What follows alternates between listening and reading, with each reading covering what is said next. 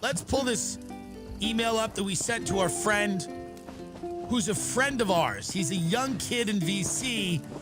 And we said, Dear Frederick, my name is Osama bin Laden. I want you to... Many people think I am dead. That is not true. I'm alive and well, and I'm very excited about the energy drink space. We have come up with a caffeine-free, antioxidant-packed energy drink called Bomb Energy, which promotes overall health while stimulating the consumer in a sustainable and vital manner. We are beginning to raise capital and are hoping for a 9/11 launch date, which I had nothing to do with, by the way. We are very interested in partnering with your venture to take Bomb Energy to the next level. Our slogan is Bomb Energy, the Jews run the world. Initial focus groups have been very responsive to this slogan. Mind you, many of them have been done in the Arab world.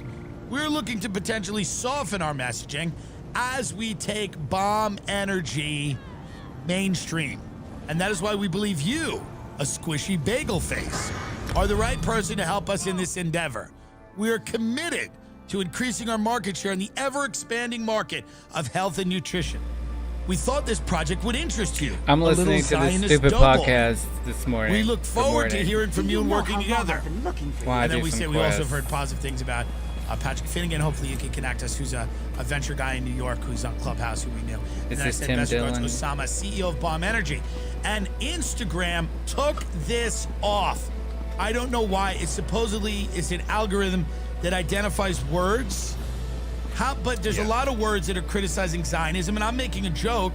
So I guess Jews or Bin Laden. I think it's the Bin Laden thing. It said when they took it off, it said an association with dangerous groups. Right. Traveler, honor and faith. I'm just getting a little. I'm a little. Be expected. Listen, we all know Blade Master capitalism Kasura has can this tell you lion's more. share of problem, but we never anticipated that one of them that would be that the CEOs of companies are too sensitive and considerate, and that's my issue now. It's one of them. Hold, adventurer. I would like people to have health care, and I would like them to afford buying a house. But I would also like, if you're gonna be a capitalist pig, be one. And tell people to shut the fuck up. Go, dude, the guy's got a certain amount of followers. He's a comedian. It says comedian in the thing. I'm not gonna whine about this the whole episode because it's boring and we get it. But they're trying to kick the Weinsteins off. And you know me and the Weinsteins are just deeply in love with each other. And here's what I'll say about the Weinsteins. I think they're smart, and I think they should be able to say whatever they want to say on YouTube. I don't care what they're talking about, whether it's the voting or the migration patterns of bees or whatever it is, it doesn't matter to me. And I think they make a lot of sense when they stick to science and evolutionary biology, because that's what you do. And I think they should be able to do it. And I want to hear what they have to say about the vaccine and what they have to say about ivermectin, whatever the fuck it is. I'm not talking about it because I don't know anything about it. I got the vaccine because I want to go to London and suck off somebody with who's uncut, who has when the skin is over the head of the penis, and I can't do it if I'm in America. Well, I can. Did it once. It was not for me, but I figured British would be better. And then you could have the roast. They have the roast on Sundays with the peas that they mash up. It's not a great food country, but they have the Indians very good, the chicken tikka marsala. My point is this: I wasn't like, the vaccine is here. I didn't change my name to a vaccine on Twitter like some mentally deranged people I know. I got the vaccine because I thought I would need it to do my job, and I will, I know, to go anywhere and to do anything. But listen, I want to know about everything. And I think it's good for society when you look at how fast that lab leak hypothesis went from a conspiracy to a mainstream news where Jon Stewart is on Colbert saying, hey guys, he's saying the exact same thing that the Weinsteins were saying 6 fucking months ago, to their credit, to Brett's credit, and to Heather Heying's credit. And I have no closer friends than those two, but, and I like them. They're just a little sensitive, but I think they're spot on with a lot of that stuff, and they should be able to go into. I don't need expertise on everything that's ever happened, but I think this is their fucking turf. Let's ride. And to get them off YouTube is fucked up, but no one cares. So there's gonna need to be an alternative. There's gonna need to be an alternative to YouTube. There's gonna need to be an alternative to a lot of these social media sites. I don't know who's gonna do it or who's gonna come up with it. But it's gonna have to be an alternative, and they gotta give me $20 million. Can we get Spotify on the phone, by the way? Can we get them on the phone right now? Because I'm a little heated. We have the Call Her Daddy girl gets $60 million to talk about anal. Joe Rogan gets $100 million to talk about aliens and Bigfoot. And Tim Dillon, who is really covering everything, gets nothing. The greatest podcast right now, the Tim Dillon Show, has been offered $0 from Spotify. $0. But we've got Joe Rogan and that Call Her Daddy, Alex. So what I'd like to do is I'd like to call Spotify and I would like to request $20 million. And that's what the show is worth. Yes. When we've done the metrics. We got a lot of people listening here. So I would like to $20 million from Spot. Is there no number we can call? No number now. Why can't we call? Because they don't have people working, and it's just an email that they get back to you like years later. This is absurd. I'm trying to see if I can find a foreign number to call. Call them in Sweden where that guy lives, the CEO. I think he lives in Switzerland or Sweden or something. Should we go there? Maybe we should just go there. I'm talking to an attractive guy from Holland. I brew fragrant elixirs and delicate. He speaks funny. He sounds like a fish. This Call is that. one in, is this Britain? Call is that. England? Okay. See if they answer that. Call that. I've had enough of not getting what I want. I don't. But my point is that you shouldn't have the kind of disposable income where you. And who wants Hunter Biden's fucking artwork? That junkie. He's moved to LA. What is he? What does he paint? His dead brother's widow's puss? What is he painting? This is the article. Hunter Biden laying low in LA, starting art career with shady dealer. I gotta be honest, it's hard not to like him. I'm trying not to like him. Can you dislike him? No. It's very difficult to dislike him. It's very difficult. He's in LA, where we'll be back there eventually. In the fall. Maybe these are the recipes and I maybe needed. we'll get him on the show, and he's becoming an artist. Great. He's doing impressionist work. Let's see if we can get through to these people, because quite frankly, the number or code you have dialed is incorrect. what is that? That's the Spotify general info number. Thanks. Fuck them. We're taking our show off Spotify, I think. Oh, really? I think we're gonna do that. We have a lot of listeners on there. But... Yeah, but there are a lot of people. So I think that's the best thing to do. Okay. Because then maybe they'll give us a big offer, which they won't. But Well, it seems like when the shows go to Spotify, they're not as big. Is that true? I know one guy at Spotify, but he just quit. So we could call him though. Who? Mike. Who is he? He's over at a different company now, but he was at Yeah. Spotify. Can you call him? Yeah. Call I'll him. call him. Call him right now. Yeah. Okay. I want $20 million. So I got that one. I just have to get the materials. What of if the- I did a podcast with Hunter Biden? Can we call Spotify and tell them that we'll do a podcast with Hunter Biden called The Laptop, where we go through his laptop and we play videos of him painting all the women he's tortured? God. I think that's a good idea. We'll stop stupid. every now and then to read an ad for Blue Chew, and then we'll go back to going over all the red rooms that Hunter Biden has spent time in, you know, Eli Roth hostile style, taking a fucking drill to some woman's eye. And we'll discuss that. It's an interesting life. He's an interesting there. guy. I bring in. Yes, Urin, High King of East. You should have a No, podcast. you were both trying to get me to go somewhere.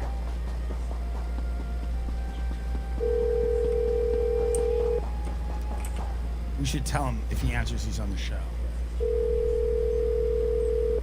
He listens. Forgot the name of what I'm looking for. Sorry. Doesn't mean we can record him without his consent. So I need Jura He's not answering. No one works. and Eben. You know? Oh, it's Saturday, I guess. Yeah, well, what does that mean? Jura. What does that mean? Money doesn't flow? Jura. Paul has it. The clown. I love Keeps. One of my good friends is experiencing hair loss, and I put him onto Keeps. The greatest thing about Keeps is it offers a simple, stress-free way to keep your hair.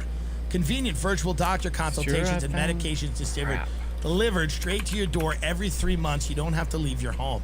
They're low cost, discreet packaging. They have more 5-star reviews than any of their competitors. Prevention is key. What Keeps does, Ben, is it allows you to keep the hair that you have on your head. It stops hair loss immediately. And they take 4 to 6 months to see results, so act fast. It's so much better than, you know, getting hair plugs. Which that comic who doesn't like me, we think he got them, right? Yeah. It's not Jude. Also, It's, you know, It's blue. any of these other things, you don't want to do those. No, you don't want to do that. You want to use keeps. You keep the hair you have. If you're ready to take action to prevent hair Changing. loss, go to keeps.com/Tim Dillon. Receive your first month of treatment for free. That's keeps.com/Tim Dillon to get your first month free. keeps.com/Tim Dillon. I'm telling you, folks, you're going to need your hair. It's the summer of fun out there. You want to start preventing hair loss now so that you're not bald by the time you finally start to do What? well in life. 2 out of 3 men are going to experience hair loss by the time they're 35. Where am I? 50 million men How in do the you- U.S. more suffer from male pattern baldness. Only 2 FDA-approved medications I don't know how to use can this. prevent hair loss. Keeps offers both. KEEPS.com/Tim Dillon. My friend probably loves easier it. just to run I'm over telling there you, and it's the look. best thing I ever did for him. Sheath underwear. It's the best underwear. You can use it as a bathing suit. It has a pouch for your cock and balls. The inventor, Robert Patron, checked the story. It's very interesting. He was the person who tortured Chelsea Manning. Right after Chelsea Manning leaked the information that we were randomly massacring civilians, Chelsea Manning was tortured in a small cell. Robert Patron did that. He tortured Chelsea Manning every day for this country. Sheathunderwear.com. You save 20% if you use the promo code Tim. He's a real deal fucking military guy who was involved in some of the craziest secret missions. We're just starting to find out details of these missions now. Operation Burn an Orphanage. That's what I need. Amazing. J, excuse Where me. what they did was they landed and they lit an orphanage on fire, and then everybody ran out of their house to help to rescue the babies, and then they also shot I went them. the wrong way. Operation Withhold Medicine from Sick Children, where your child would go to the doctor to get medicine, but instead Robert Patron would be there and he would put a gun in the doctor's mouth and say, don't give this kid medication until the parent tells us everything we need to know. So some of these incredibly vital missions that Robert Patron was, I'm proud to support sheathunderwear.com, SHEATH, sheathunderwear.com. What? A nice little pouch for your cock and balls, prevents chafing. It's great for the summer. Robert Patron is one of the reasons, truly one of the reasons that America does not recognize the legitimacy of the War Crimes Tribunal in The Hague, the International Criminal Court, because of Robert Patron's actions. And we're so proud of him. He's one of the reasons that the United States of America Fivefold veneration. refuses to listen to any UN resolutions condemning degrading, inhuman, and cruel treatment of prisoners. Robert Patron. You know, in Iraq, he made quite a name for himself. The Butcher of Baghdad, some said. Okay? The Raper of Riyadh, because he would go to Saudi Arabia and rape men and women. They're our ally. He just did that for fun. They call him the Raper of Riyadh, the Butcher of Baghdad, and he started an underwear company. Sheathunderwear.com. Use promo code Tim to save 20%. Let's go to Victoria's Secret now. Victoria's Secret is getting rid of the Angels, and they're replacing it with Megan Rapinoe, the lesbian soccer player, and who Dan Carney went once as her for Halloween, and he looks like her. You can't do that now anymore. That'd be good. Upset about that, bro. Victoria's Secret has signed Soccer World Cup winner Fivefold Megan Rapinoe veneration. and actress Priyanka Chopra Jonas. Oh, she's married to Nick Jonas, or one of the Jonases. Joe Jonas, maybe. Victoria's Secret has signed. Yeah, we just did that. The belaggard lingerie giant is relaunching and moving away from its traditionally rail-thin models by introducing the VS Collective with diverse leading icons and changemakers, including Jonas and Rapinoe, to shape the future of the brand. But don't expect to see White Tiger star Chopra and Rapinoe, who've been a preeminent voice in the fight for women's equal pay in the soccer world, posing in the firm's famously Well, I guess I flimsy, just barely won't be there able to do briefs. that quick. We are told they're both being hired as spokeswomen and will instead appear on a podcast and in marketing materials for the recovering brand. So Victoria's Secret is not doing well I can't as a find brand, this. supposedly. And None- they've none of the decided that stores what have they should do An item I need is to get craft. rid of the angels and the attractive women None of my guild and stores bring have in it. women that may be attractive So I just but have are to different gather. shapes. I don't care about this really. Well, that was a neat little crafting place I in think the desert. with the availability of online porn, Room, I don't know that random place I straight went in, men they- care that much Well- about the Victoria's Secret angels, right? Oh, cool. Desert place. It seems kind of a One quaint cool and- thing it about seems like a it's quaint just and like cute EverQuest. Like idea, if you have a but house, like if- and you do crafting writs If and you guys gain can go these online and with the click of a finger crafting, see barely legal college girls choke like down currency, cocks and then take and you shots can to buy the face. crafting And then, you know, machines for your orgies house and gangbangs stuff, and chicks getting waterboarded like EverQuest. and strangled and people bleeding on each other and And set up a crafting room in your BDSM, house and people all this getting stuff like tied that. up, choked out, punched, fingered in their eye. You know, people just. I mean, does anyone really? I think the war on the standard of beauty Oh, crap! I didn't look. is, Eben you know, Bread is one thing. not the direction I'd like to see the world go in. I think it's an unrealistic standard of beauty, but lots of things are unrealistic, right? None of us are going to have That coffee was good. a house in the Hamptons or a Maybach. But do we now have to say that those things are not desirable? The system Of course, there's interoperable trade-offs to having those hermetic things. Maybe you have to work harder. Do you Maybe know you have to how long hollow I've been yourself looking for out. you? Maybe you'll never have Keep real going to the friends. wrong place. Maybe Just tired you'll of have to be walking anyway. skeptical This- of and everyone sadly, this around is you. the place I know the Deeply best. paranoid. Maybe you have to arrange your emotions in the way that a serial killer would in order to move up the ladder in whatever organization. Do you have the is thing, paying the type of money add-on that to shows have you your those things? your I horse don't and know. you don't have But horse to and food? say that on their face, a beach house in the Hamptons or a Maybach is not a nice thing to have is ridiculous. And to say that a skinny body with big tits, I think or a that's one of the skinny things I was body with trying a to big remember. dick is not nice to have, even though it's unrealistic for most people. The idea that as a standard, and not a standard that people have to attain, but as a standard to just look at and go, huh, that's nice. You know, when you walk around a locker room and you see a guy, when I was a swimmer for years, and you see a guy with a big soft penis, which is rare. I mean a big soft penis. I don't mean like, oh, it's visible. I mean like it hangs and it just flows in the wind. That, when you go, even a heterosexual guy goes, yeah, that might be fun to have. And who knows? I don't know. Maybe there's downsides to that. I'm sure there are. Whatever, you know? Man spreading. I don't know.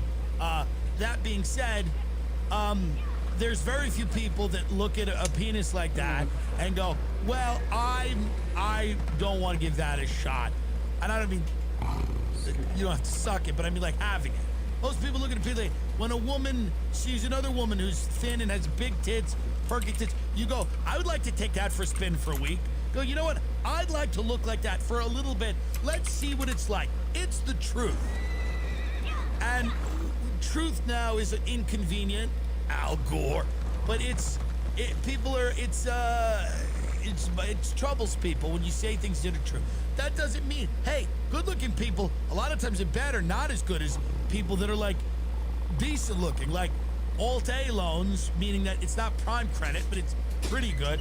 They fuck better usually than people that are insanely good looking, because insanely good looking people a lot of times are just, they're There you not go, I really sent it to you. givers or thinking about themselves. You sent me They're not something. I'm there, trying to look at it. Nothing going on When in my their head, boyfriend's whatever. dog They're not- drinks they're water, not it gets splashed passionate all people. around, so I So made a small some of these garden people, around it's the not even bowl. sexual. That's cute.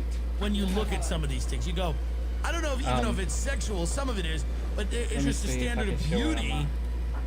I always looked at models and I was like, they're not always sexual, but there's a beauty to them.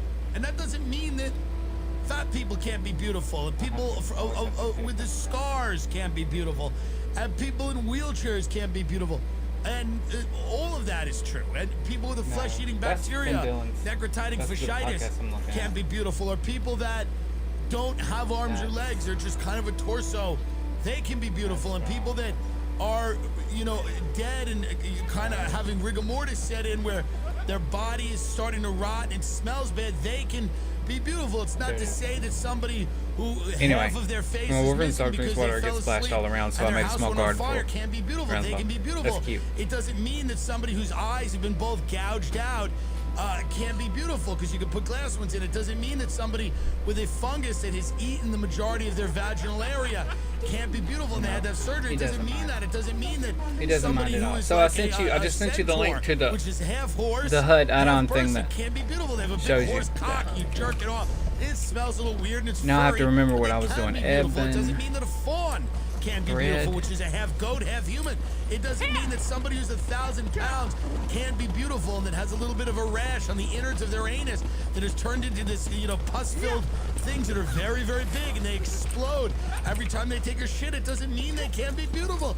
It doesn't mean somebody with the type of psoriasis that is, it's almost like a dinosaur's skin. The scales are, and they flake off and they're so rough that they can actually cut Fivefold your skin. venerations, my If you friend. touch them, it doesn't mean they can't be beautiful. What it means is that there's a little bit of a standard that's widely recognized as a nice looking. That's all. We saw a gentleman today at brunch who had was not white, which is nice. Was Hispanic and had shaggy hair. It was a very nice. You go, that's a good-looking person. That's a good-looking person. If that person Do we not have Evan was thread for 600 any or 700 freaking? pounds bigger than they are now, it might hurt the look. It may not. I don't know. But they weren't thin. That guy was not thin, right? It's like lean. I just He was don't know lean. if There this was no thing's six working. pack, but there was a leanness of. But I mean, what I'm saying is that beauty is in the eye of the beholder. That's my point, and I hope Victoria's Secret figures it out. What I guess think I is can't going to do any of happen, and that. there's nothing wrong with this, is just the Victoria's Secret fashion show is going to start, and they're just going to start in wheelchairs rolling talking out to people myself. with flesh-eating diseases. And that's Off we okay. go. I'm for that. I don't care. I'm for that. This affects me not at all. It affects Hunter Biden. ShipStation. A lot of people are making money online. I'm telling you right now, the economy is about to crash. Online commerce is the way to go. If you're running a business, I mean, you don't why want won't to it spend save time this search? focusing on shipping. That's why no matter what New you're selling, search. Amazon, Etsy, your own No. website, ShipStation, No. funnels, all your orders into one simple interface so you Delete. can manage from anywhere, even your cell phone. Delete. We use ShipStation and we love it. It's easy. This is They my work with all the search. major carriers, UPS, FedEx, USPS, Typed in my easily thing. compare carriers and choose the best Here it solution is. every time. If you have an online business, ShipStation, small businesses can access Is that it? the Yeah. same Jira. rates usually reserved for No Fortune items, 500 okay. companies without the contracts or commitment. Evan, Ship more in less time. Red. Just use my offer code Tim Dillon, No TIMDILLON to get a 60-day free trial.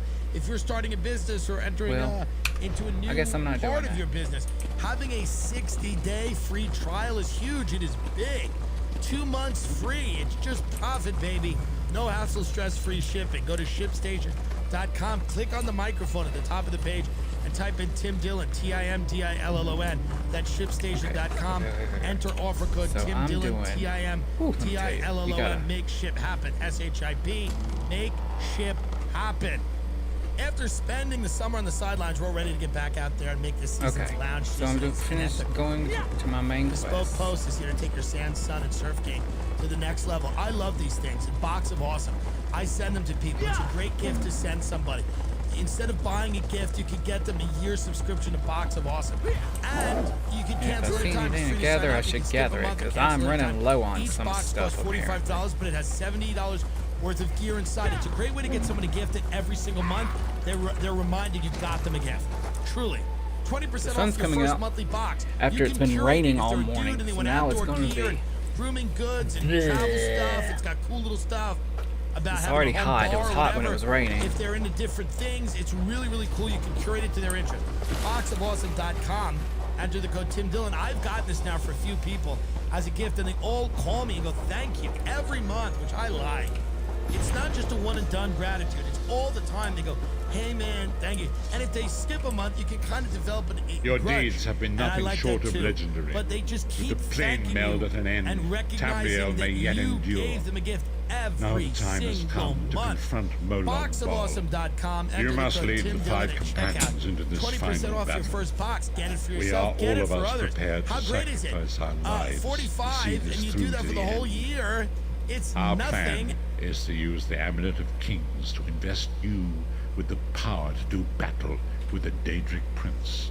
No doubt the God of Schemes has rallied his most powerful servants to his side, but his arrogance has already proven to be his undoing. He I'm may ready. not-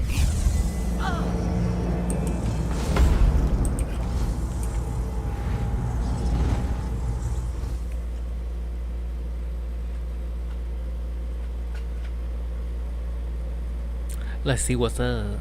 Let's see what's up with this. What are runestones for? Wow. I'll never get used to this place. What do you mean? Come here, You mean the Vestige. stuff to gather? I'd like a word before we Enchanting. skip off merrily to our doom. The time is at hand. Stop second-guessing yourself. Stop questioning your resolve. Just stand up. This is it. The beginning of the blasted end. There's no point in pretending this isn't happening, or saying we're not ready. Anyway. There is always a choice. But you don't get to choose what is true. You only get to choose what you will do about it. I'm getting ready. I'm ready. So this is where I came. This is Cold Harbor.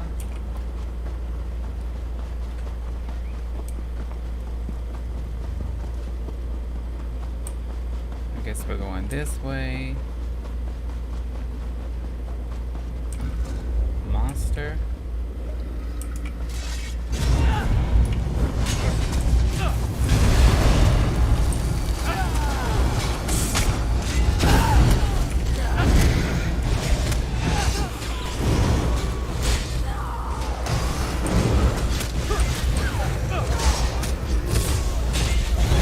I suppose you'll work this knot out of my shoulder while you're at it.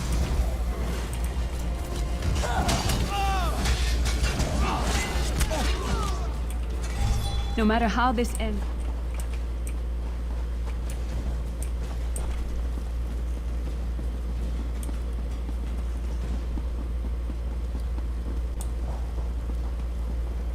Step into the light.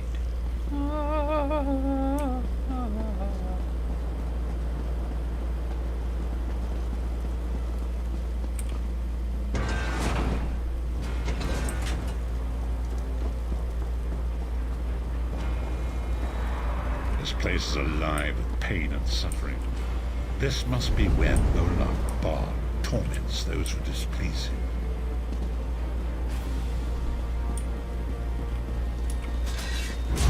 Beck, I hope you're watching.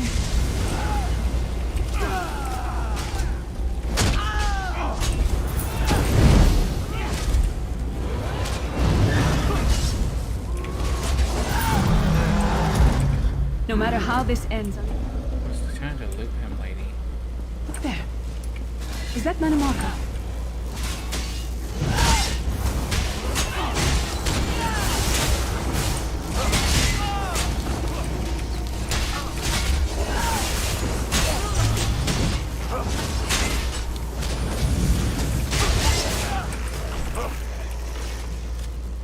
Courage, my friend. You come Manamaka. to gloat my torment. What is your... I am neither alive nor dead. I am trapped in a couch of ash. My end is plaything, and an abject lesson to others who would thwart him. I'm here to defeat him and take my soul. Flawless, arrogant, presumptuous, egotistical twaddle. A bit of costume jewelry is nothing compared to the Master's power. I could release you if I See you. wish. After all that transpired, I killed you, you simpleton. I saw your life gutter and fade like a candle flame in a tempest. My undead servants drank your blood, and I reanimated your corpse. So be it. Manamaka. He was a backstabbing hypocrite with delusions of godhood. The fool got Naive precisely what he fool. deserved. Future generations will pay for your weakness. Are you insane? That worm didn't deserve your mercy. I know, but I just wanted to see what happened. Why do I get the feeling we're going to regret this?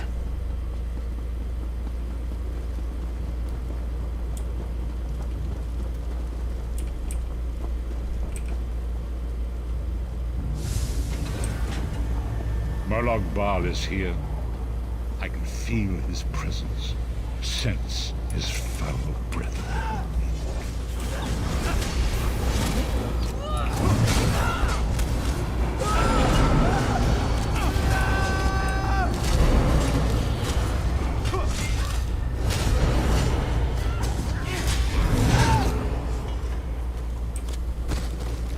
I'm still here.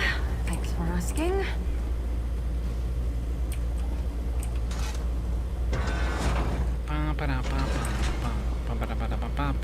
There. That place shall serve us well. Let us assemble and prepare the ritual. They walk so slowly. What do you Come suppose on. this place was? A temple of some kind. The Dark Anchors may have pulled it into Cold Harbor. Perhaps it was created by the Daedra to mock the Divines. What does it matter? We can't wait any longer. We must perform the ritual. Vestige, it is time for you to make your decision.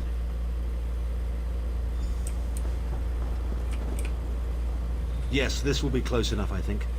Are you prepared? No one is more surprised than I. They are willing to sacrifice themselves to save the world. I've no idea. Speak to them. We've already been over this. You need an infusion of divine power to even consider challenging a date. The Amulet of Kings is a relic of Akatosh, the dragon god of time. Remember Vestige. We fight for our very little. The scrolls can see many things, even possible futures, but there is no such thing as a safe choice. I'm gonna choose Lyris. We've had some crazy... My father once told me that the most important... I feel like I've already lived. Position yourself over there, Vestige, and brace yourself. Snow Lily, no! Don't do this. Please. Death is simply life's next great adventure, and I am prepared to make the journey. I hope to see you all again one day, in Sovngarde. Until then, it has been my greatest honor. History may not remember your sacrifice, but those present here will never forget it. Divines of Tamriel, with this vessel of your power, the Amulet of Kings, I call upon your strength. Let this noble sacrifice be a testament to our desire to set things right and restore balance to the Mundus. Your champion stands ready. Accept this offering and imbue this vestige with your glory. Let the will of Molag Bal be denied.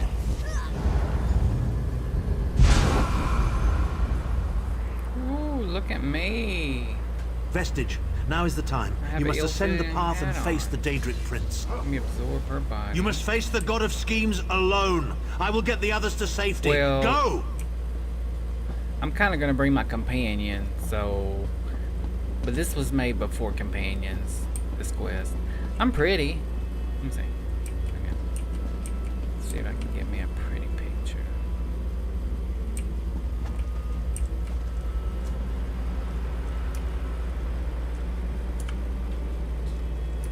Well, that's close. I'm pretty, I'm shiny. Shiny!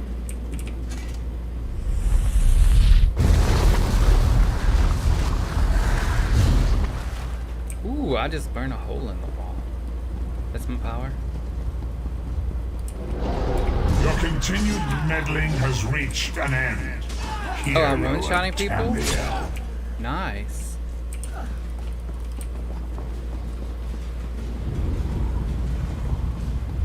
Nice, I'm doing that one shot. Sure doesn't help me. Listen. Everybody here is smackdown. Look at you. You get my powerful smackdown. Powerful smackdown. I've got an Amulet of Kings. Ooh. What is this Shit. foolishness? Has your tiny mortal I always mind end up with things that are snapped? giants. Do you really think you can defeat me? Yes, I do. Because I one-shotted everybody else. That means that I can hit you a couple times. Blah, blah, blah, blah, blah, blah, Blah. I need this tower in PvP. Blah. PvP. The dark machinations of Oblivion are far more complex than anything your mortal senses can comprehend. Where am I going? I really don't like your odds. Well, me either, lady, but...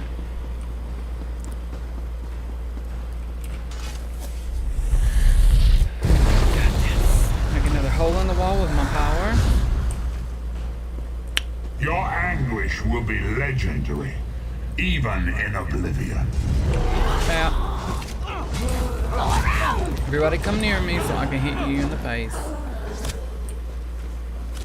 Well, you did.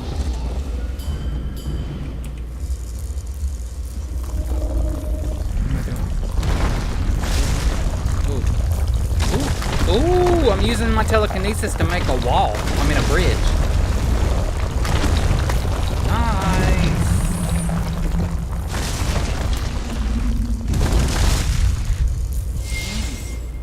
Husband, you should check my stream out so you can see my telekinesis. Are you here? Are you? What are you doing?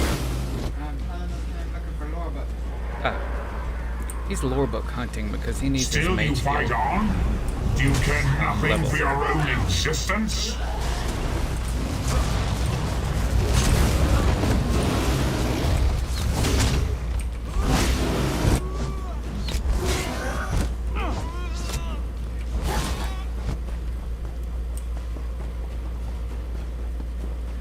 I could probably just ran through all these, but...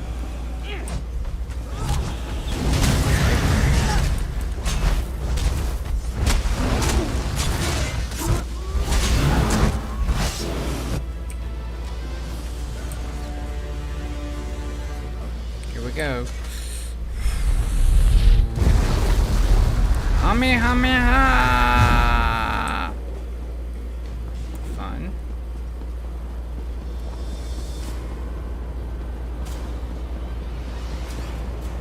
I am God of Oblivion.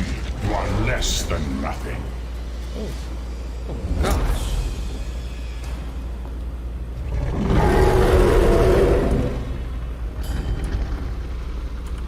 Scare me.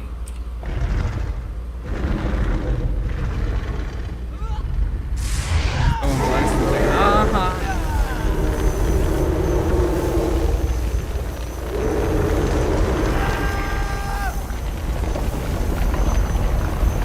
Oh man, that amulet got you, didn't it? Holy shit. Look Your at you. pathetic Adric trinket can't defeat me. What? I am Molag Bal, Listen, Molag Bal. Lord of Domination. You are a jerk.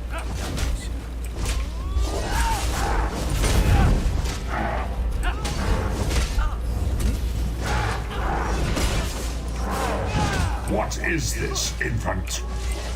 Do you think your toy can slay a god?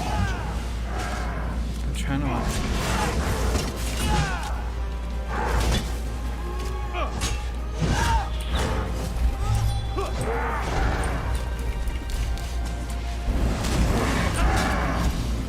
So I'm supposed to... Your mind is naked to me. I can taste your fear. You are fertile Can you ground taste for my the rainbow? seeds of eternal torment.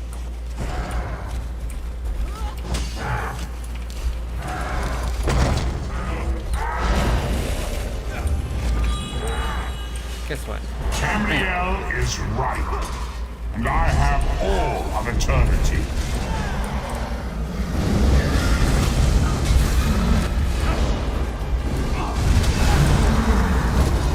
These things can't hurt me. These things can't hurt me. These can't hurt me. I'm amazing. Where you at?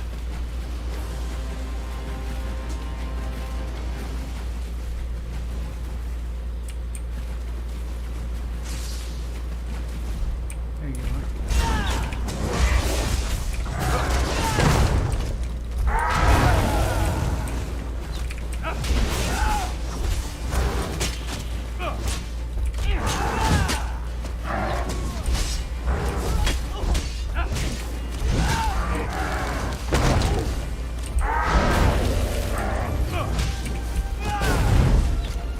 am the face of pain.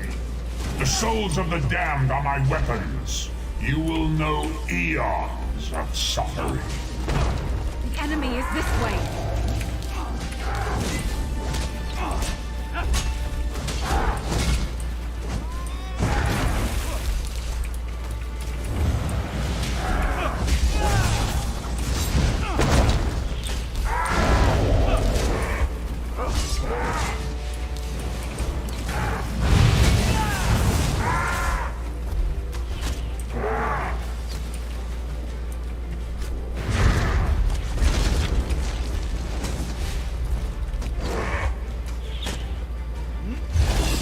Oh, Lord. Oh, dang.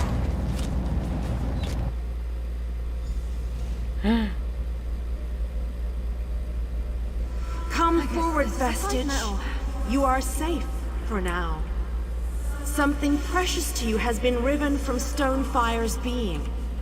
I have brought it here for you to reclaim. Ooh, it's my soul, right?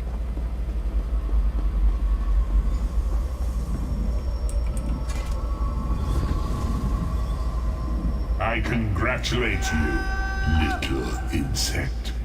Your sting is formidable. You have bested me and released 1,000 times 1,000 souls back into the Mundus. For the moment, your world is spared. But my grand scheme has only begun to unfold. Excellent. Your power shall prove useful in the coming conflicts. You've made a great and terrible enemy this day. Your world would have been better off if the plane meld had succeeded, had you bowed before me and accepted eternal servitude. I would have protected you.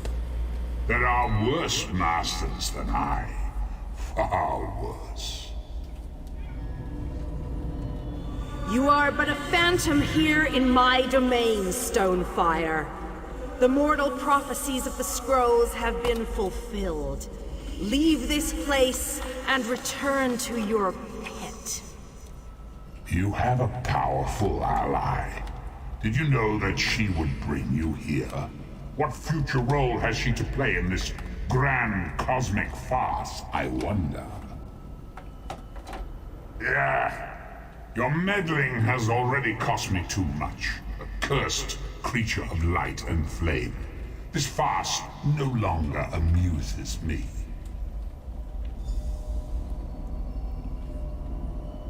Get to talk to my radio again. Your soul is restored. Thank you. I can see its light within you. And you have saved your world from a great calamity. But know this, mortal. The forces of Oblivion are legion, and the God of Schemes is but a single player in a complex battle for supremacy. You have wounded him gravely. It will be some time before his power is restored. Where's the amulet, lady? As your enemy fell, the one you call Abner Tharn took Chim El Adabal and fled. He returns to the land from whence he came, the place you call Cyrodiil. The amulet's power has been expended for a generation or more. The Imperial will not be able to use it, nor will he profit from it, though he will spend many frustrated years in the attempt. Did we succeed? The tear in the veil between Oblivion and Nirn has been repaired. Your world is safe for now. Gone forever, but their memory remains. I can see the light burning brightly behind your eyes. Your friend is a part of you now, just as the strength of the Divines burns like a flame within your renewed soul. What about me? Your story has only begun. Molag Bal still has plans for you. In many ways, these events played out to his advantage. And you have attracted the attention of the other Daedric princes as well. What must I do? The war between mortal kingdoms is still ravaging your world, but your true enemies are not mortal. If you are to be prepared for the coming conflicts, you must fully comprehend what is at stake. You must live among those you make war upon. The other alliances? Indeed. When you return to Tamriel, go to the place you call the Harborage. My gift awaits you there. It will allow you to travel to other lands and hide your true nature from those who would see you as a foe. I have no more desire to keep you here than you had to remain in Cold Harbor. I shall return you to your little den in the wild. Your surviving companions await you there. Are you prepared to leave? Yes.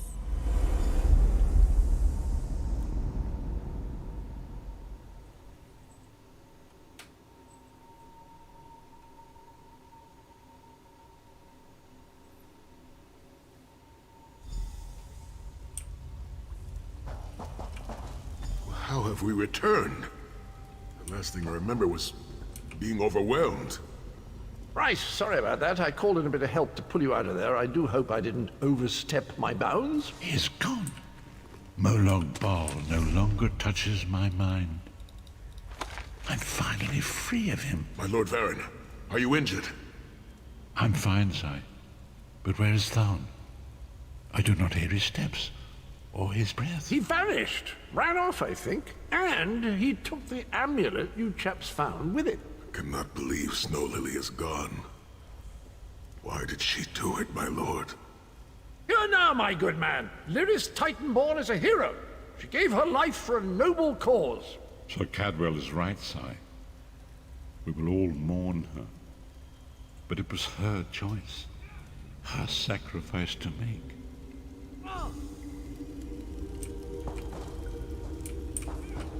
This is pretty. What is this? I don't know what's pretty. Honor and faith to you always, my friend. My part in this is over. What you doing? Snow Lily is gone, and I will mourn her passing. But my duties are not yet finished. My Lord Varen and I will travel to the Abbey of Blades to help rebuild. And I will devote myself to the creation of a new generation of Blade Masters. Will we meet again? Who can say? I can, because I saw. I do know that I need time to heal. Things will be alright. Forgive Sai Sahan for his anger. Ultimately, it was Lyris's decision and her sacrifice to make. Where will you go? I will travel with Sai Sahan for a time. Then perhaps I will return to the Moth Priests. The scrolls may yet have secrets to reveal about the coming days. After I become a soul little Meridia, so we're still dark days. Though Meridia came to your aid, you must never put your trust in her. Everything she did was to achieve her own ends.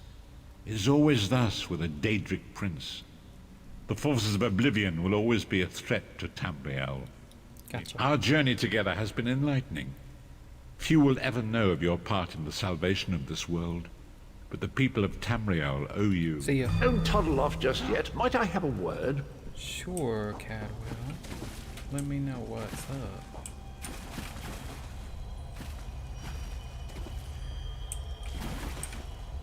I take it you ran into Lady Meridia. Lovely woman, charming. We get on famously.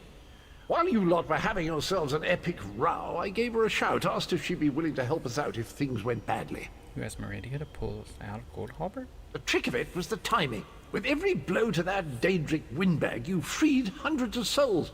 She was able to catch yours before it wandered off. Jolly good trick, that. This is delightful. World saved, heroes gone their separate ways, and this knight has a new mistress to serve. Bravo. Couldn't be happier. Smashing. Truly. Mother Morrowind has her Lyris, eye on she you. will be missed. Her light may have left this world, but her spirit lives on in you. Perhaps even in a literal sense. Take comfort in that. And she did give her life to save this world, didn't she? Although I can't understand why you're so fond of it. Dreadful place. Well, it's horses for courses, I suppose. That's all well and done then. Just one bit of business left. It's you, over here, quickly. I've got something exciting. I'm positively chuffed things have gone so well. To be completely honest, I didn't think we had a ghost of a chance. But then, if we went up against overwhelming odds, we wouldn't be heroes, would we? What should I do now, Cadwell? Still itching for more adventure? Smashing. Have you ever wondered what would have happened if you'd woken up somewhere else? Washed up on a different beach? My new mistress provided me with the means to help you if you're up for the challenge. Touch Meridia's light and see the world through the eyes of your former enemies. But fair warning, you will no longer be seen as a great champion.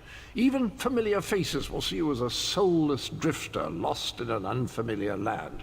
What say you?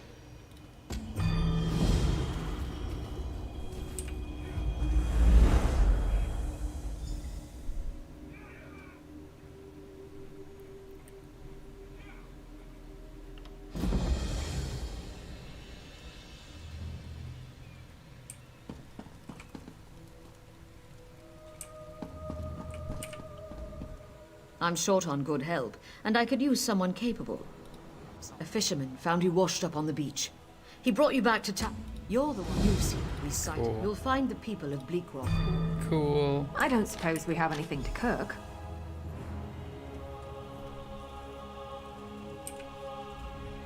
Darge went to... I'm not a Scot. I'm not a Scot. Or upstairs. Downstairs. Downstairs.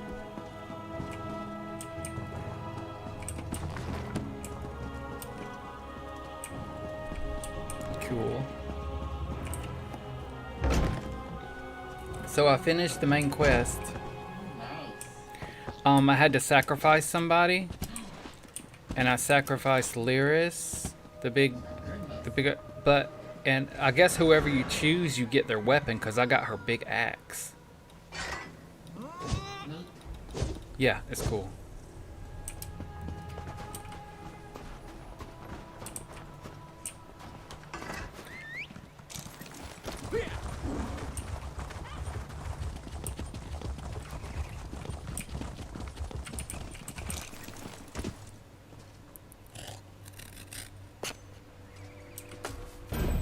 I found some Jera. Thank goodness. But it's supposed to be blue, isn't it? Or did it just show blue on? I'm gonna turn my thing back on. And you give somebody the whole year. It's great. If your son or daughter is going off to college, this is amazing to do for them. Okay? If somebody you know is moving What are you away, doing? you go, hey, we've curated this cool box you're gonna get in the mail every month. It's great for somebody with a new house, new apartment, going to school. It's amazing. 20% off your first monthly box.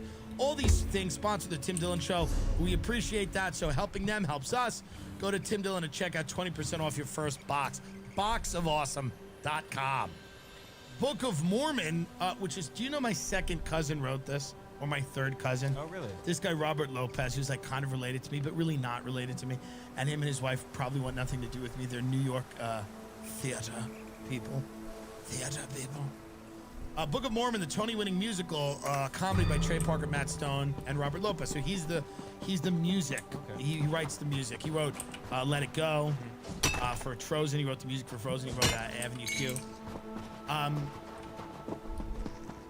The show's irreverent depiction of Africans has been much discussed topic in theater circles since matters of Broadway's entrenched racism took on a renewed scrutiny followed last summer's BLM protest. In a People TV interview, original cast member Josh Gad asked about a potential film adaptation, said, I don't know that the show could open today and have the same sort of open arm response never have that enough it of did that. then. It's not to say that it's less significant or wonderful or incredible as a musical. I just think the nature of the art to adapt. Isn't it a book about Mormons who are ridiculous? Yeah. Where? These people believe in magical underwear and that the Bible was dictated to a guy named Joseph Smith who was like staying in a Holiday Inn or something. Yeah, so the whole you're gonna have musical to is a brilliant hunt the royal satire family, somebody in the about royal how family. insane that is, to a degree, right? And I guess they also they're slightly tone deaf when it comes to Africans because it's satirizing Mormons something as who are short as probably yes. racist. The barrels. Right. That's the whole point, right? The whole point is for you to go, look how ridiculous. Right. Look how absurd. Not, oh, they got a point. Right. But that's the fear. The fear is that people go there and they sit down in a Broadway theater in the middle of Manhattan and go, yep, they're right. They're right about black people. They're wrong about everything else they believe about magical underwear and Joseph Smith, who's like some drunk, who came up with some dumb, like, they're wrong about all that, and the temple, you have to go. Yeah, they're wrong about all that, but so it's absurd to me. This is the Nothing wrong with a successful little Broadway show, opportunistic harvesting. other than Hamilton in like history. Book of Mormon was so incredibly successful. Nobody was upset at Book of Mormon. It was widely understood that this was a parody of people that believe absurd things. Okay? And now people are going, we have to adapt. We have to change it. It's interesting when you look at Trey Parker and Matt Stone, who are probably the most brilliant satirists of our time, and political, social commentary, nobody really does it better. And people going, let's change it. Yes. Let's take a step back. Food. And let's change it. And I don't know, it just seems Nice like hole. it's never ending. And then In the Heights comes out, Lin-Manuel Miranda. People go, well, it's colorism. The Latin people are not Afro-Latino. I don't know. Listen, you know, at the end of the day, it's like, it's a great quote. You're letting the perfect be the enemy of the good. If it is good to have more representation, which I think it is, clearly good, as long as it's based on talent, right? And merit and finding people that are really good at what they do. And not softening the entire space where you're elevating mediocre people based solely on, box checking. But if you have people that are super talented, which in many cases they do, this is a great positive thing. But let's not let the perfect become the enemy of the good. Nothing's going to be, and it's also whose idea is perfect. We don't know what perfect is. But certain people's idea of like everything has to check every box and be the most. And it's like we're losing. Art can't function like that. It can't. It just simply cannot. And all the people that dismiss these concerns and go like, this is all old people that are like, hey, I can't go on stage and hate transgender people anymore. Sure, there's an element of that. The more, reasonable people are saying all these things are a net positive.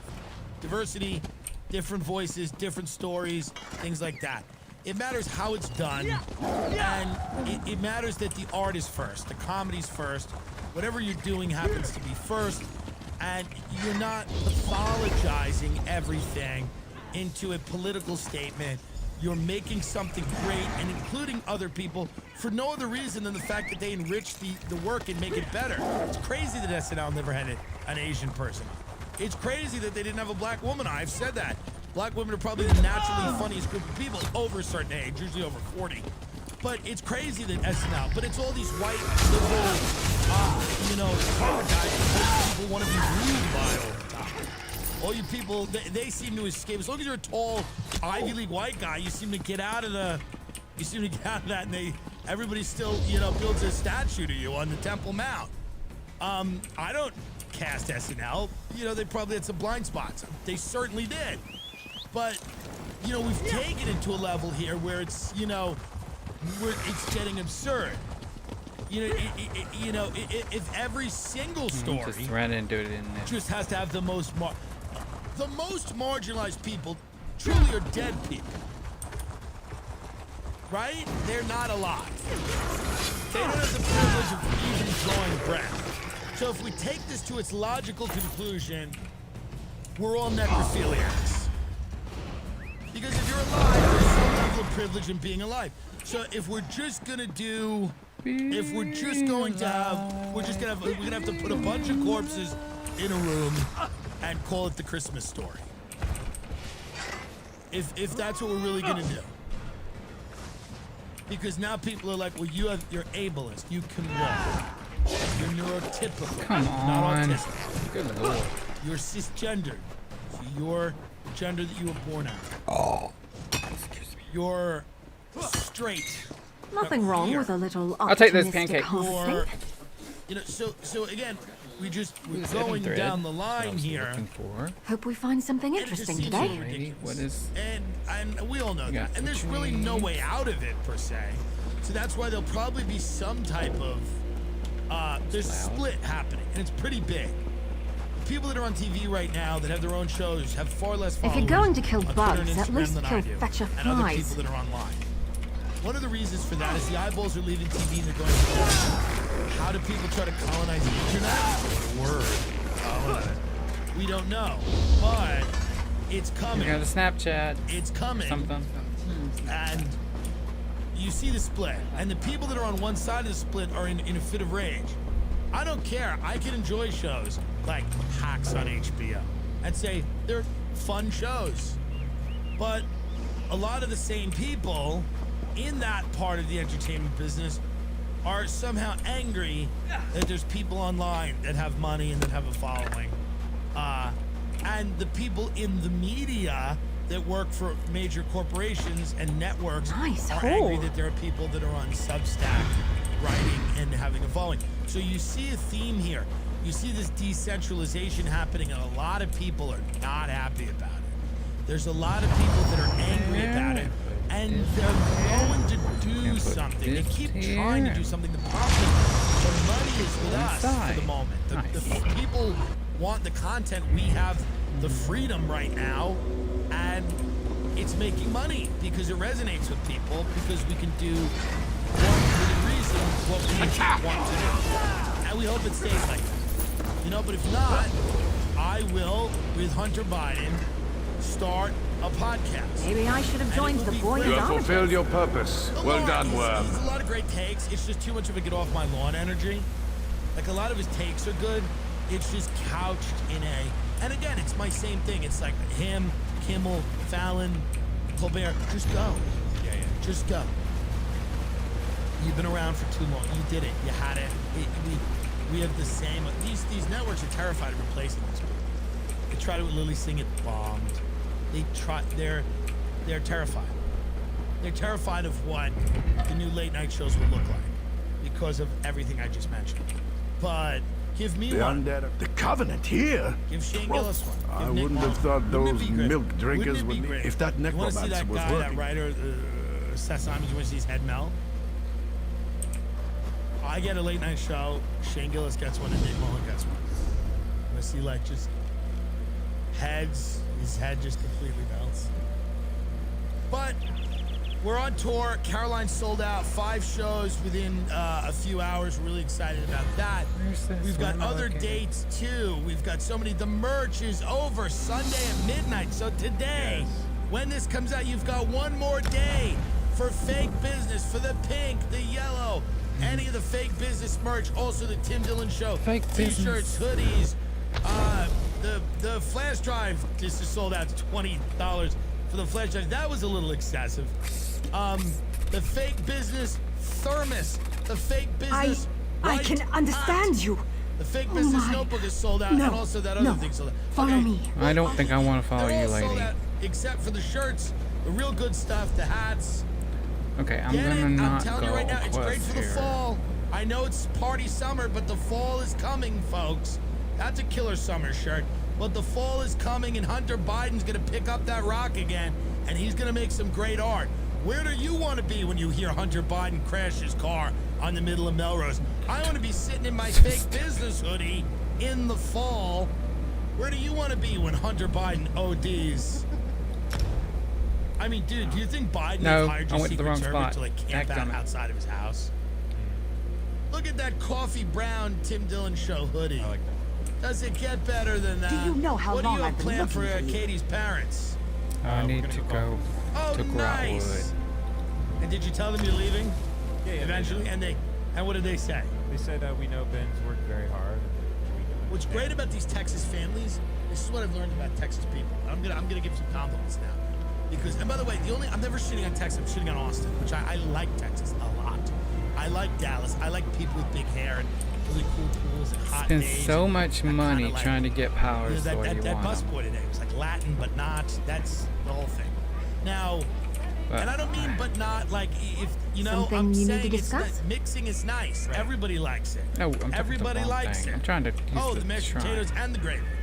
The point is, Another 8K press. what I'm saying is that these basically. Texas families stay out of your fucking business. They stay the fuck out.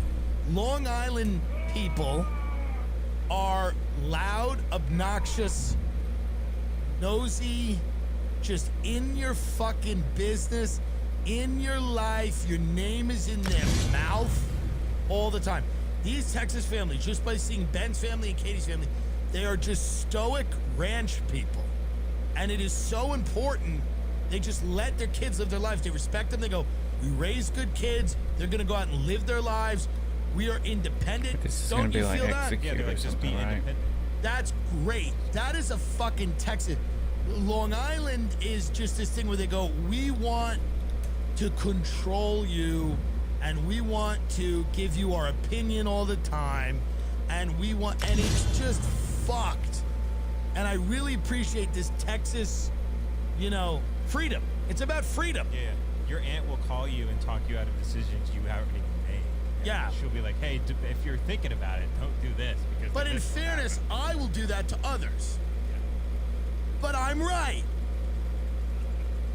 I have that Long Island thing too, where I will call people and tell them what to do and how to live. But I'm correct. I guess she thinks she's right. That's the problem. But she's not. But I am. Denver Comedy Works. To try to get tickets. We're trying to open them up at full cap the 23rd through the 27th. This is the only time we're going to be in Denver for a while. We're trying to open this club up. Try to get tickets. Keep trying, because every day they're adding more tickets. Raleigh, North Carolina, the 8th through the 10th. New York City, Caroline, sold out. 15th through the 17th. Boston, Massachusetts, Wilbur Theater. There are some tickets left. July 21st through the 23rd. Foxwoods Casino in Connecticut. There are tickets left on the 24th, a few of them. Irvine, we're adding shows. Keep checking.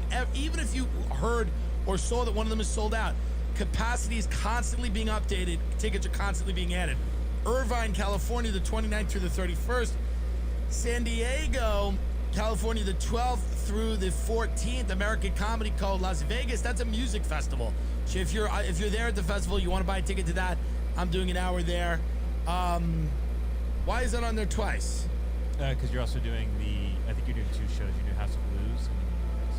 Am I? I think so. I thought it was one show. We'll have to figure that out. We'll call our agent. He's probably at brunch. He's at Twitter. Oh yeah, what? Watching the U.S. Open? You're so jealous. You just hear like it's very quiet on the green, and then you just hear him with the potato chip. And who are they? They're all there, like Brooks Koepka and all them are there. Yeah, Brooks, Bubba Watson. Is, here on the green, and we're just waiting. Chicago, Illinois, the 24th through the 28th. We're trying to open that up too. Lori Lightfoot's a menace. Grab tickets to that. Thursday, September, Baltimore, the 23rd through the 25th. Milwaukee, October 7th through the 9th. And then we got other stuff as well. And we're taking a little sabbatical, I think. And then we're going to start our move back to what is California? The Sunshine Golden State. Golden State. Yeah. And then Caroline's, did it sell out completely? I believe Caroline just sold out completely. Also, up is Joe Rogan's Comedy Extravaganza, the club in Austin, Joe Rogan's Comedy Hut. It is me, the lineup is sick. It's me, Brody Stevens, Gary Shandling, Joan Rivers. It is an insane, and Bob Schimmel. So it's Robert Schimmel, Gary Shandling, Joan Rivers, Brody Stevens, and Tim Dillon at Joe Rogan's Comedy Hut in Austin. Now I have not spoken to my father in almost 3 months. So for Father's Day, I thought it'd be very nice to call my father on this show. Let's give him a ring and we'll see what happens. Not spoken to my dad in 2 months. It's almost 3. Hey, Slot. Hi. Oh my God. You caught me at the weirdest time. Oh my God, my slave is here, and he just like flipped the script and he's being dominatrix. It's insane. Hold on 1 second. Oh my God, he wants me to sit on this NutriBullet. Oh my God, Dad. Hi, Dad. Happy Father's Day. How are you? Hey, Slot. Well, I'm doing pretty bad. I just stuck with my slave, and he flipped the script and he's saying like dominatrix. It's insane. So, I don't understand. So, you usually dominate him? Oh my God. Yes, he's hired as the slave. He's being fucking crazy right now. Oh my God. He wants me to sit on this nuclear bullet again. You think I should do it? Should I do it? I mean, it's Oh my Father's God, Day. this is crazy. Happy, oh my God, you're such a sweetheart for calling. Hold on 1 second, sweetheart. Oh my God. By the way, how's school? Hold on 1 second. I'm gonna sit down. Oh my God. Oh my God, Timothy, I'm so scared. It's the big cup. Okay, hold on. Oh, yes. Yes. Oh my God. Oh, What the like, hell? It smells like Alyssa Milano's asshole in here. Oh my God, it's fun though. Thank you so much for calling. I mean, how are you? It's good. Is this safe? Is everything you're doing safe? Oh my God, please don't worry. This happens all the time here. Holy fucking shit. He just hit me in the asshole with a pan. Oh my God. This is crazy. This is like a service that you have come to your home? Oh my God, yes. Listen, enough about me. How are you? How's Austin? Do you like it? You know, it's an adjustment. I think I'm going back to LA. I think it's more my Isn't speed. it beautiful? What are you saying? It's beautiful in Austin, and the talent there. Oh my God, Timothy, stay. Give it a chance. I don't think I God, can. Look at this. Oh my God, he wants. I am not putting that down the garbage compactor. Oh my God. Timothy, is this a bad time? No, it's a Why don't I call you back? It's a great. Why don't I call you back? It's a great time. I just want to wish you happy Father. You know, we hadn't talked in a while. I wanted to make sure that everything was okay. I never thought I'd enjoy a steak. Yeah, this is Sit it. down on it. Sit on it. I'm not sitting on that. Oh my God. Yeah? Timothy, it's your high school trophy. You can join I any. cherish it. No. Let's sit on it. Is this okay, Timothy? Yes, if you have to do it. You go to the mage, We've got to lube it up. I have to. the mage guild in any city. Yeah. I'm in charge. It's insane. Oh my God. You should it's do the so mage good guild on and the fire guild, Okay, I've got the head. and probably the thieves guild too. Down by the waist. But that's an Oh, expansion. Timothy, I'm so or sorry. I know you DLC. love this. We'll clean it up. silly. Yeah. Oh God. Well, I'm glad Yeah. you're having a good weekend. Thank you so much for calling. If you go to the Volker, whatever, Volker Guard, Power dynamic between you and the dominatrix. I like the hope first you place guys figure that out. in the Oh my God, I hope it flips. starting some kind of point. area. Oh God, thank you so much for calling, and thank There's you for the one there. flowers. It's so sweet. Yes, well, you're Any place you're, out there is I like a appreciate it. trading Give them place your and life. all that stuff. A trade skill place and all that. And there's one, if you're in Blackwood, that main city on the left, what's it called? Starts with an L. Thank you. That they have it there. That is my father. He seems well. He seems like he's doing it. He's doing the right thing, and you know, If you go to Blackwood, hey, Leowin, just happy that he's doing well. Seems good. He's very good. Okay. Well, happy Father's Day to everyone out there, and I hope your dad is having as much fun as Blackwood, Leowin is the city that you probably know the most because it's where you've been playing in Blackwood.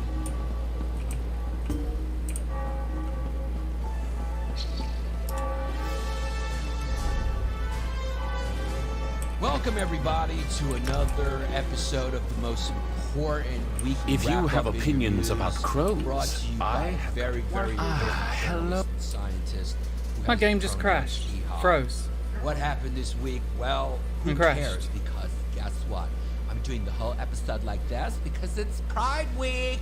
Time to see guys in assless chaps walking down the street so I can just be scared to talk to my daughter about gay pride. Can you please move that fucking festival of leather to the nighttime? We support... So stupid.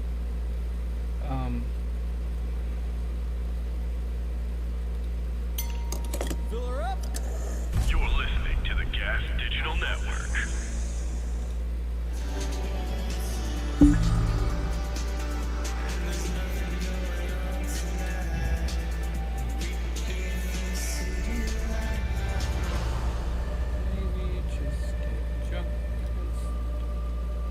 I don't know if that's copyrighted music, so I'm just probably turning it off. afternoon, Michael Malice here. Let that be your welcome for the next hour. This is an episode that is going to be very geeky and intense because we have with us a very special guest, Elizabeth Spires, who's one of the few people I can say that I am in awe of, who has been a very good friend to me, a bit of a role model in your career.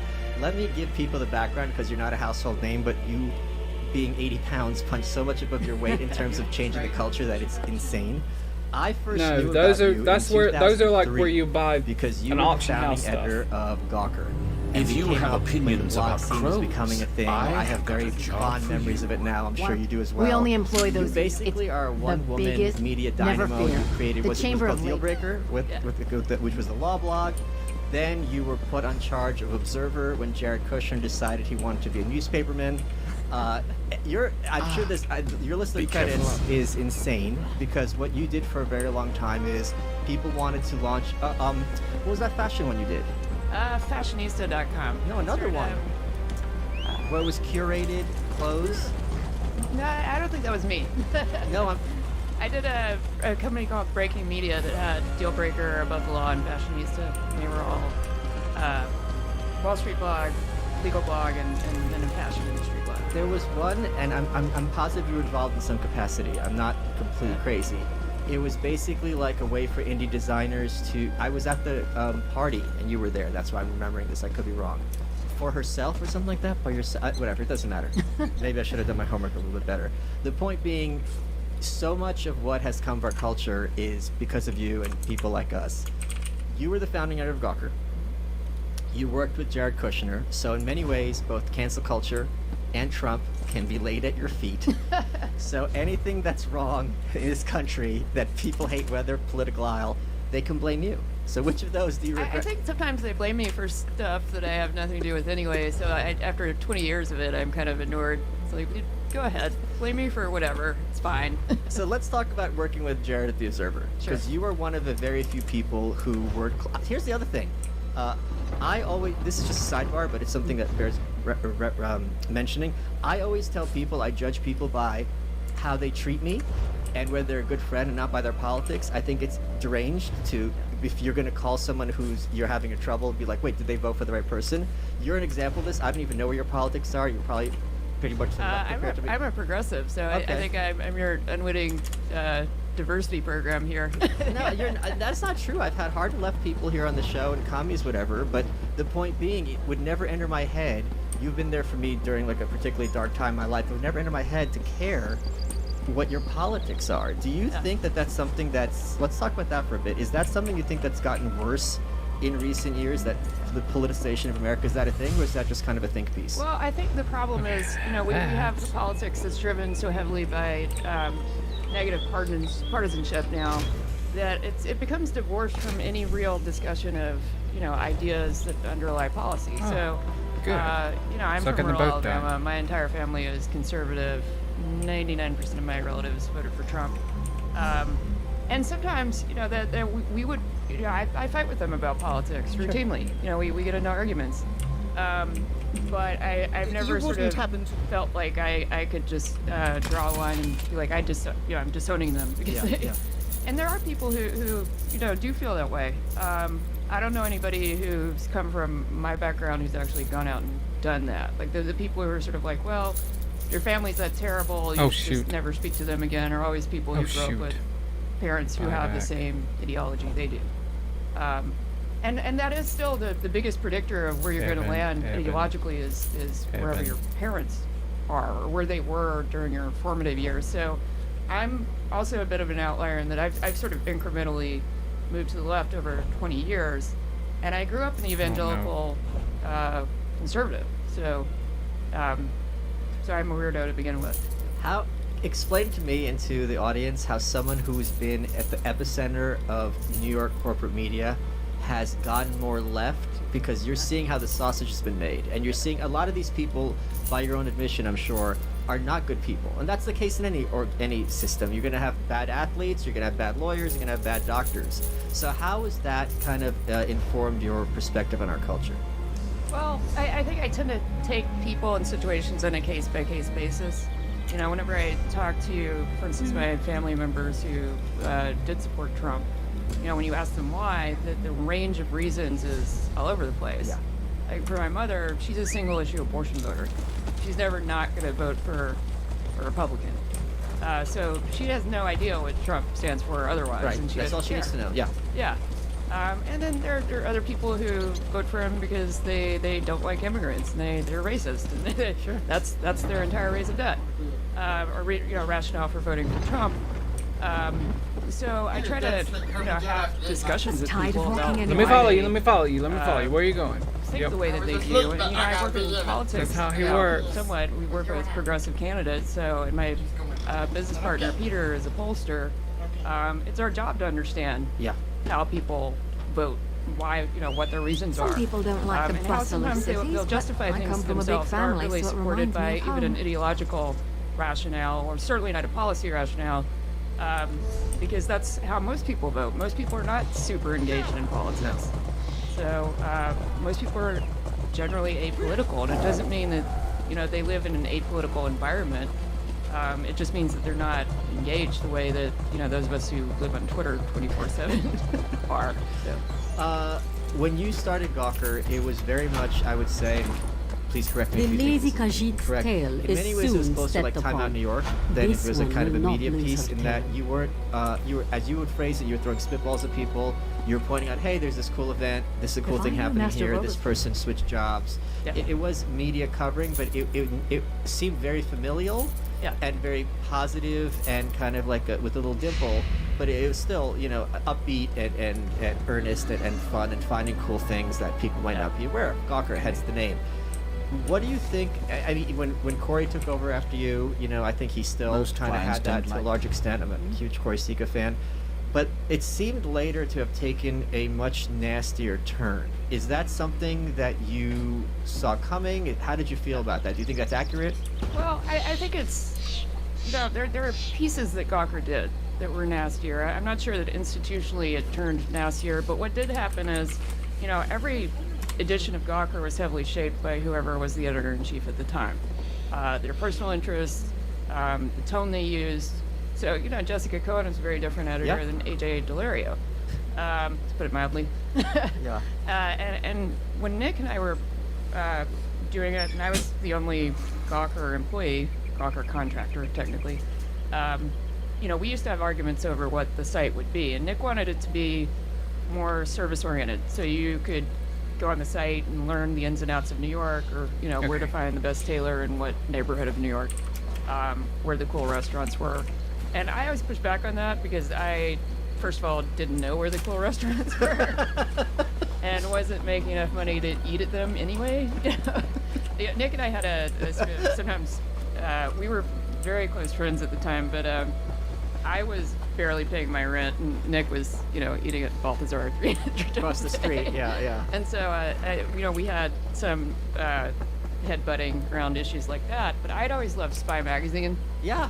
And Private Eye. So I wanted something that was more in the vein of Spy, where you could sort of read between the lines that the site really loved New York as a city, and could dissect how it worked and how power worked in New York, but with wit and with a sense of fun to it. And another thing that happened with Gawker is that it just became more national in scope. Its sort of scope of what it was trying to do became a lot more broader, and it became more celebrity oriented, and it had more of a tabloidy feel. And in some ways that was not a good thing, and in other ways, they hired people who certainly had better reporting skills than I had whenever we started Gawker. So they also broke a lot of stories. They were first to the Weinstein story. They published Jeffrey Epstein's Little Black Book. Adrian Chen did some great reporting around Guccifer. What do you want and for us to have email for dinner? hacks. And those things would not have been possible when I was writing Gawker. I was writing 12 posts a day, 7 days a week, so none of them were going to be super substantive. So. Let's talk a bit about the Observer, which you ran under Jeremy. Do you want to do the And daily? Given my background and do you want to do the associate daily with, I get World a lot Boss? of anti-Trump heat sometimes For on me? Twitter, and one of the things that people like to throw out is like, ha ha, Jared Kushner, whatever, blah blah. And I'm sitting there thinking, like, I know all the Trump people. No one likes Jared in Trump world. You like, can teleport to me. I'm near a he's shrine. not like they like Junior, right? And I'll Junior, share like, the has quest. memes, but like Jared, everyone's just like, oh my god, this guy's the worst. So, is he the worst in real life? I don't know. Like, I think he's worse. I certainly, my opinion changed of him. I would say my opinion was never great of him, but we didn't, whenever I left The Observer in 2012, I wasn't angry at him. I didn't think, Did you get I it? thought he was a guy who cared about status to the exclusion of literally everything else. He was a social You have a climber. reign of frogs? He was not exactly the best boss I've ever worked for.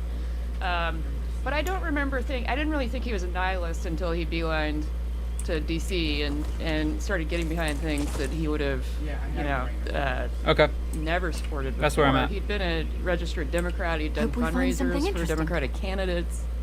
And that was, slightly enraging. So, it's in terms of whether he's the worst, it's like, no, I think there are people in the administration who are worse. I think Stephen Miller's worse.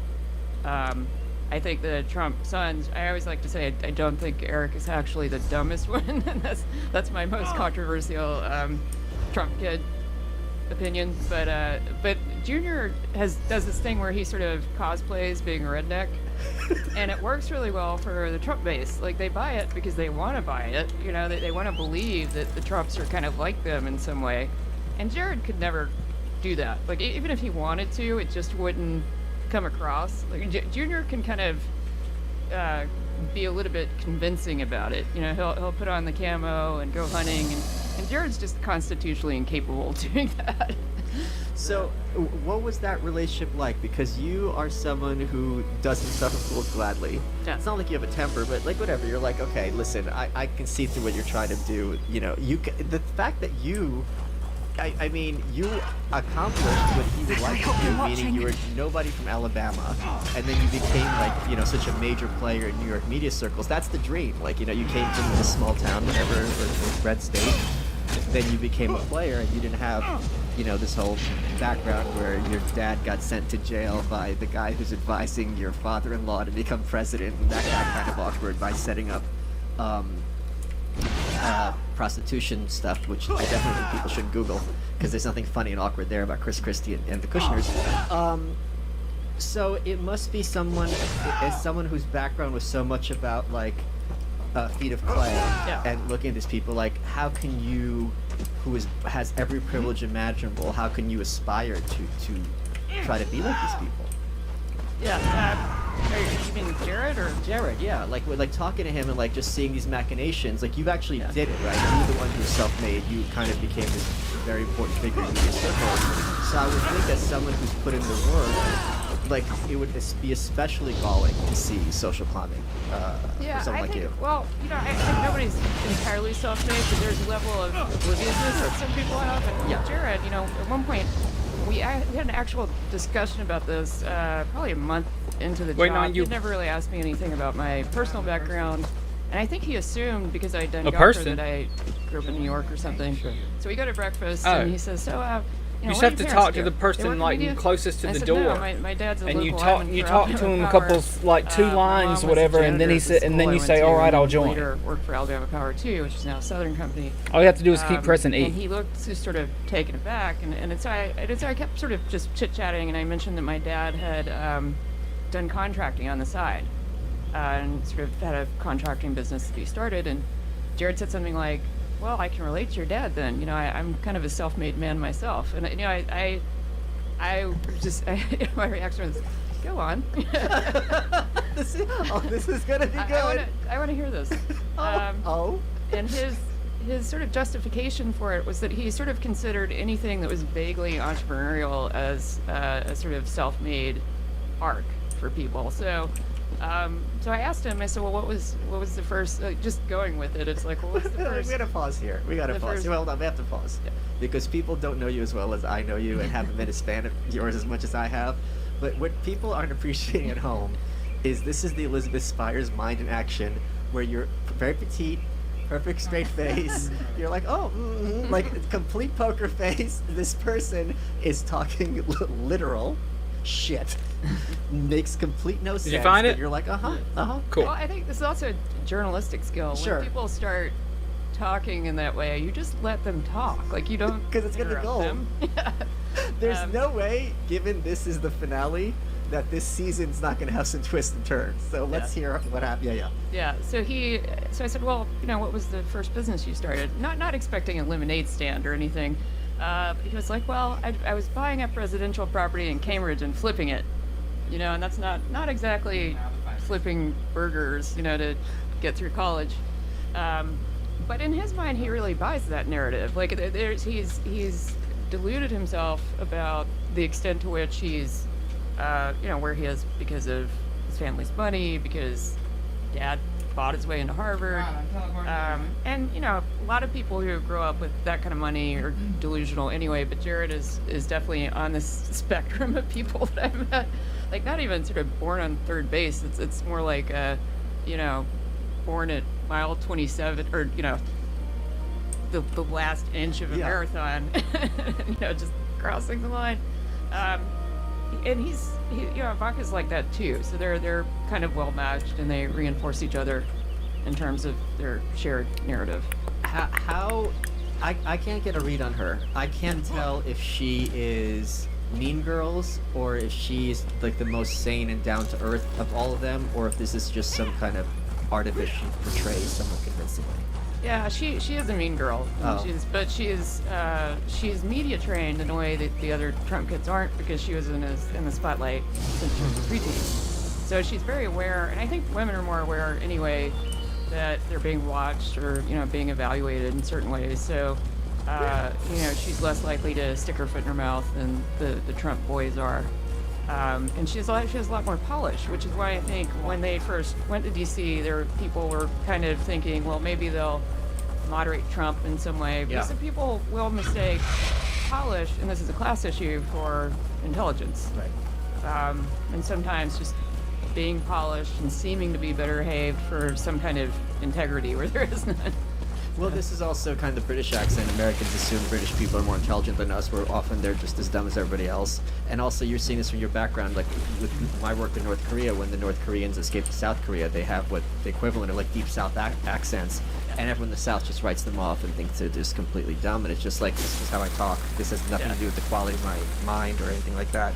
Hey guys, want to talk to you about Blue Blocks. That's BLUBLOX.com. They've got a huge sale going on. You get 20% off any order under $160 with the code SAVE20. 25% off any order over $160 with the code SAVE25. What are they? Blue Blocks are these incredible blue light glasses that block the blue light coming off your screens that's causing your eye strain. If you've been spending all day looking at your phone, let's be honest, it hasn't during the pandemic, looking at your computer, looking at your TV, you're starting to get headaches or feeling like your energy is low, or you're having trouble sleeping. Blue Blocks is here to help. They've got over 40 pairs to choose from. Look at me in this ad. Doesn't I look pretty cool? Unlike that punk who's the latest designer model. Anyway, if you go to blueblocks.com, BLUBLOX.com, use promo code SAVE20, 20% off, SAVE25, 25% off orders over $160. They're available in prescription, they're available in non-prescription, they're available in trade with every need, and every pair you buy, Blue Blocks donate a pair of reading glasses to someone in need. That's pretty good. Less headaches for you, more eyesight for them. Let's get back to the show. What is your thought process? I would love to hear this. It's going to be a long, hilarious answer. Of watching Trump announce, then watching him get the nomination, then seeing him win, where this is like a boss back. And also, as a fan of Spy Magazine, people don't realize that the jokes that Trump's fans came from based on Spy Magazine. But Trump will this is something Spy did very well, this is Rocket very well, they have to epithet to people. Like, but with Trump, it's stubby finger Bulgarian. Short fingers Bulgarian, yeah. Well, I mean, Kurt Anderson, he was one of the co-founders. I don't know if this considered a siege. Use your ultimate for more damage, that'd be helpful. They were maybe hoping, I guess, that Spy wouldn't, destroy this phenomenon. Just Donald Trump, by just exposing what a charlatan he was. They did some really great reporting on bankruptcy and corruption. And it's kind of surreal to live in New York and kind of know who Donald Trump is, because he's been around forever, he was president for the time. that's part of the reason why they didn't take him seriously and they're not because he'd done it every single cycle since, like, the late 90s. And then he got some momentum the last time, in part, I think, because the Republican Party was so slow to get behind a more moderate candidate. And so, I mean, they were sort of taken by surprise when the moderates started splitting votes. I don't know if you Stay alive, run in a circle. And then they were stuck at them. So yeah, that was... Trump was running in 2011, I think, whenever I took the Observer job. So Jared and I had some fights about it because we sort of determined that there's no way the Observer could cover Trump objectively when the box was put out. But you can't pretend that he doesn't exist. So our sort of compromise was, we'll aggregate other stories about Trump, in the politics section, but we're not going to pretend that we can profile him or do anything like that. And it wasn't an optimal solution for the politics stuff because Trump was starting to get a little bit of momentum then. And so Jared and I had one showdown fight where my office was a kind of plexiglass office with a door that could let out to the bullpen politics desk right next to my door.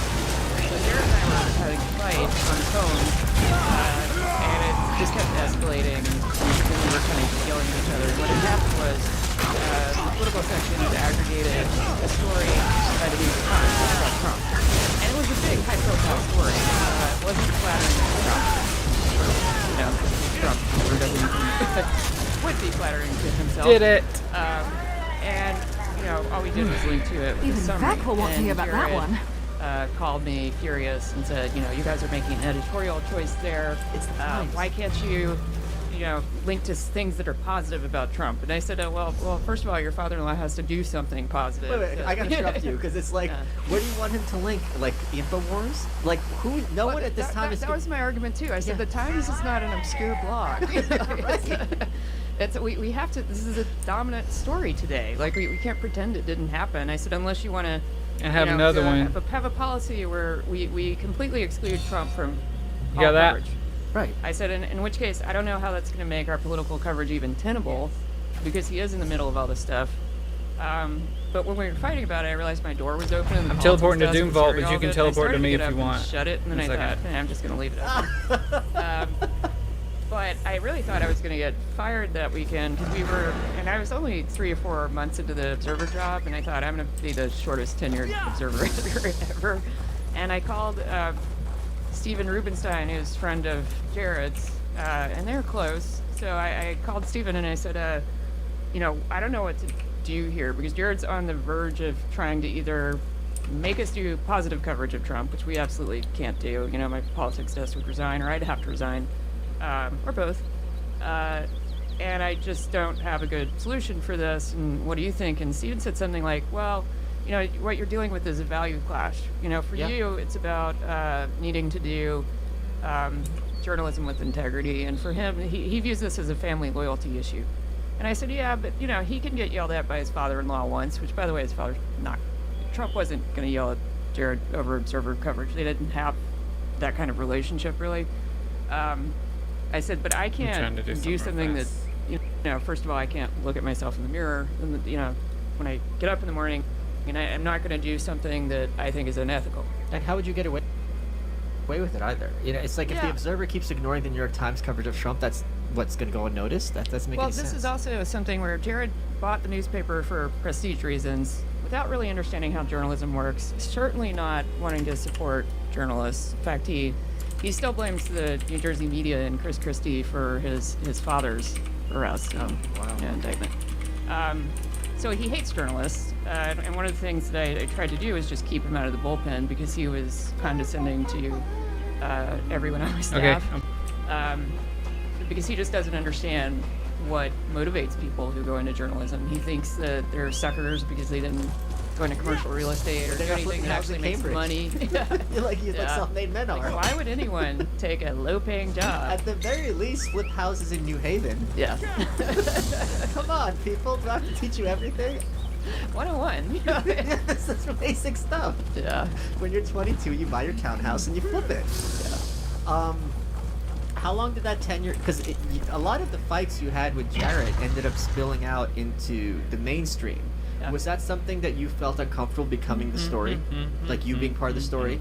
No, because I think I was used to it. Like I didn't from Gawker on. You know, every time I did a new media venture, somebody would cover it. So it wasn't like, at least within the context of media coverage, I was accustomed to that kind of scrutiny. Guess I'll be going and I a also long just way. remember 'Cause that when I was was a at wall. Gawker, Nick and I had these conversations about Lore. leaking from the journalism side, and who would leak and why. And so anytime I talked to staff or wrote a memo, I just wrote it with something in mind. Like I want to be able to have everything I do feel good enough to me that if I read about it in the New York Times the next day, I'd be fine with it. Yeah. So with that as kind of an overriding principle, it definitely clarifies like what you can and can't do and should be doing. So yeah, I mean sometimes it was uncomfortable because I don't particularly like the spotlight. I like people to read the things that I write, don't want which is to a very hurt different you, impulse. but now I'm going to. But it's also, it comes with the territory a little bit. So if you want the big fancy job, you get the scrutiny. Yeah. So. What advice would you give to people who are having to talk to journalists about how not to have a good bad experience with them? What are motivating journalists so people have a better understanding? Because it's very easy to just, regard them as them and then your SOL. Yeah, I wrote something pretty recently about this. I also always had a, one foot in the tech industry, kind of in digital media. There are And, still others trapped. I wrote about the Do Slate not Star let the Codex cultists story open that their the Times doors. done. Scott Alexander, yeah. Yeah, I have a Substack. It's called, what my new band is, .substack.com. And the angle of Here it is. my thing was that the people who are big fans of the site were attributing all kinds of bad faith to the journalists. Did who you get did credit the for that? Story. But in ways that were so over the top that it was more a function of just not really understanding how a newsroom works, not understanding what motivates a journalist. So I kind of said, look, one thing you need to understand, this reporter is working on probably 8 stories at What's once. wrong? He's not particularly invested in Scott's life. He's not sitting around thinking, like, how Didn't can I you make just this go guy to the miserable? doctor? That's not how anybody approaches journalism. Not how any serious journalist approaches journalism. But it's also not that guy's job to be a PR person and this is a big problem in tech. Like the tech industry was not covered very aggressively for decades because it wasn't a center of power in this country, and then it really became one in the the end of the last century. But only now is it getting the kind of scrutiny that, for instance, Wall Street has gotten for a century at least.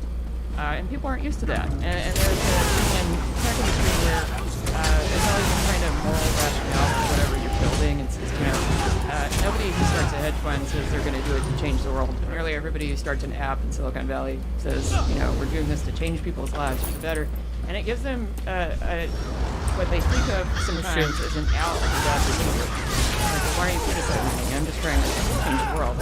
And because the scrutiny is new too, they're used to trade coverage, which is overwhelmingly positive. Don't get That's cute. how trade coverage It's operates. copy and paste from a press release often. Yeah, or it's just repeating transactional information. And so sometimes they conflate purely dirty stories with, legitimate journalism. So there was a post by the CEO of Coinbase the other day where he said something like, what needs to happen is all these companies need to deal directly with their audiences. That doesn't really do that. You're writing this in media, you're already doing it. And I wonder why you don't have the credibility of like the New York Times in doing that. It's because you're an unreliable, reliable narrator of your own experience. And also, of course, your view of your own company is going to be unalloyed positivity, because you're not capable of being on the outside and looking inward at yourself. So some of it's just I people like to not think I'm understanding agreeable. what the point of journalism is too. It's not to have this discussion with people I respect in the Valley. It's not to promote tech or support tech. They're coming for us. And be removed enough that when bad things happen, you can talk about them. And so a question that I get whenever I say that, like I said that in a Clubhouse chat a few weeks ago, and they were like, well, but why aren't there positive stories? tech is industrial. We have a negativity bias naturally as humans. So you pull out an issue of that company, 90% of coverage is positive. Apparently. But if there's one negative story, It's like, oh, here's this new app. It's helping people date. Right, you can register positive stories. Register as, oh, I'm learning information about this app, but it is positive. Exactly. Yeah. So what advice would you? I had a friend who's a publicist, and it's exactly what you were speaking about. How people in the Valley think of media. Like he got hired as a publicist by these big startups. He would email various reporters about, hey, here's why it's up here on the ledge. Startup. I got Here's this. why I think this would be a good story for you. A, B, and C. These are the So I talking missed. points, and he'd give it to the clients. We to missed the look one in the over, middle. and they would like cross it out and just basically put all their slang and jargon and like all their little catchphrases. I think that's about because I their didn't app, realize and at that he's- point he that just we would were having to ignore look around He's for like, it. You don't understand, like, because in their head, they're like, I built this app. Yeah. I'm hiring a publicist, paying him a lot I'll run of back money, and get it. and that publicist is going to be able to, like, touch the journalist in the head, download all these words, and the journalist verbatim will be like, oh great, you wrote the story for me, I don't have to do any work. That is completely removed from how the process actually is. And not only that, in my experience, and please correct me, journalists I want get, Chinese food. Resentful when you're trying to spoon feed them how the story should look. Yeah, I don't know if I then can they're do like, okay, this is going to make me look bad if I'm just a stooge. How do And I- What are you not trying to tell me? Yeah, well, I think it's more I think most journalists have a sort of skepticism inherently when they're covering stuff like this. Yeah, will you go back? So if Thank somebody's you. really going out of their way Because I'm going the to be wrong way. evasive or, you know, I read the not map wrong. answer questions directly, that's always kind of a red flag. What is it that you don't want to tell me? And there's also some misunderstanding about how the process works. So I had a conversation with, I really got along with Josh Kushner, Jared's younger brother, who's the venture capitalist. He's probably not allowed to speak to me anymore, but we had everyone in that family is. But we were having a conversation. I started a tech site called Beta Beat for The Observer. And it had The Observer's usual kind of, you know, dark Good. bit, Yeah, that's sometimes snarky tone. It how it wasn't is. particularly reverent towards Awesome. the really industry. don't like your odds. I don't think it was So I guess we should teleport. overly negative. In fact, it was pretty in line with The Observer's coverage generally. But the first day, I had a guy who was doing a column that would just kind of skewer whatever he thought was the worst tech idea that got Back to funded Leia that when. week. And he wrote a I'm column going- I'm about a teleporting company now, called if you wanna save money. Hashable that's no longer around. And talked about why he just thought it was dumb. And the tone of the column was like an Andy Rooney kind of thing, where it was just, I'm gonna get off my lawn, and it was a funny piece, but the entrepreneur was enraged by it, and you know called or was sending the guy who wrote it like threatening emails. He was sending the guy's editor threatening emails and saying, you know, if you do this again, I'm gonna make you pay, and you know, if I see you in person. Do we not complete it? And one of his I'm relieved investors, we don't have any who I more know work and for you like, today. you know, emailed me and said, you know, congratulations on launching the site, but I have to ask you, you know, if you're negative Oh, it's about supposed to tech go all the somewhere time, else. who's going to talk to you? And I said, well, first of all, how many negative stories do you think we did this week? And he said, I don't know. And I said, I think we did 35 stories this week and 3 were negative. And but you're only remembering like the 3 that were negative. And I said, people will talk to us if they feel like what we're doing is reflective of reality on the ground. And I had the same conversation with Josh Kushner where he said, I think we wrote something negative about someone he was friends with. And Josh never really pushed back on anything that we did. In fact, he told me at one point he refused to read Beta Beat specifically so that he wouldn't get into arguments with me about it. Okay.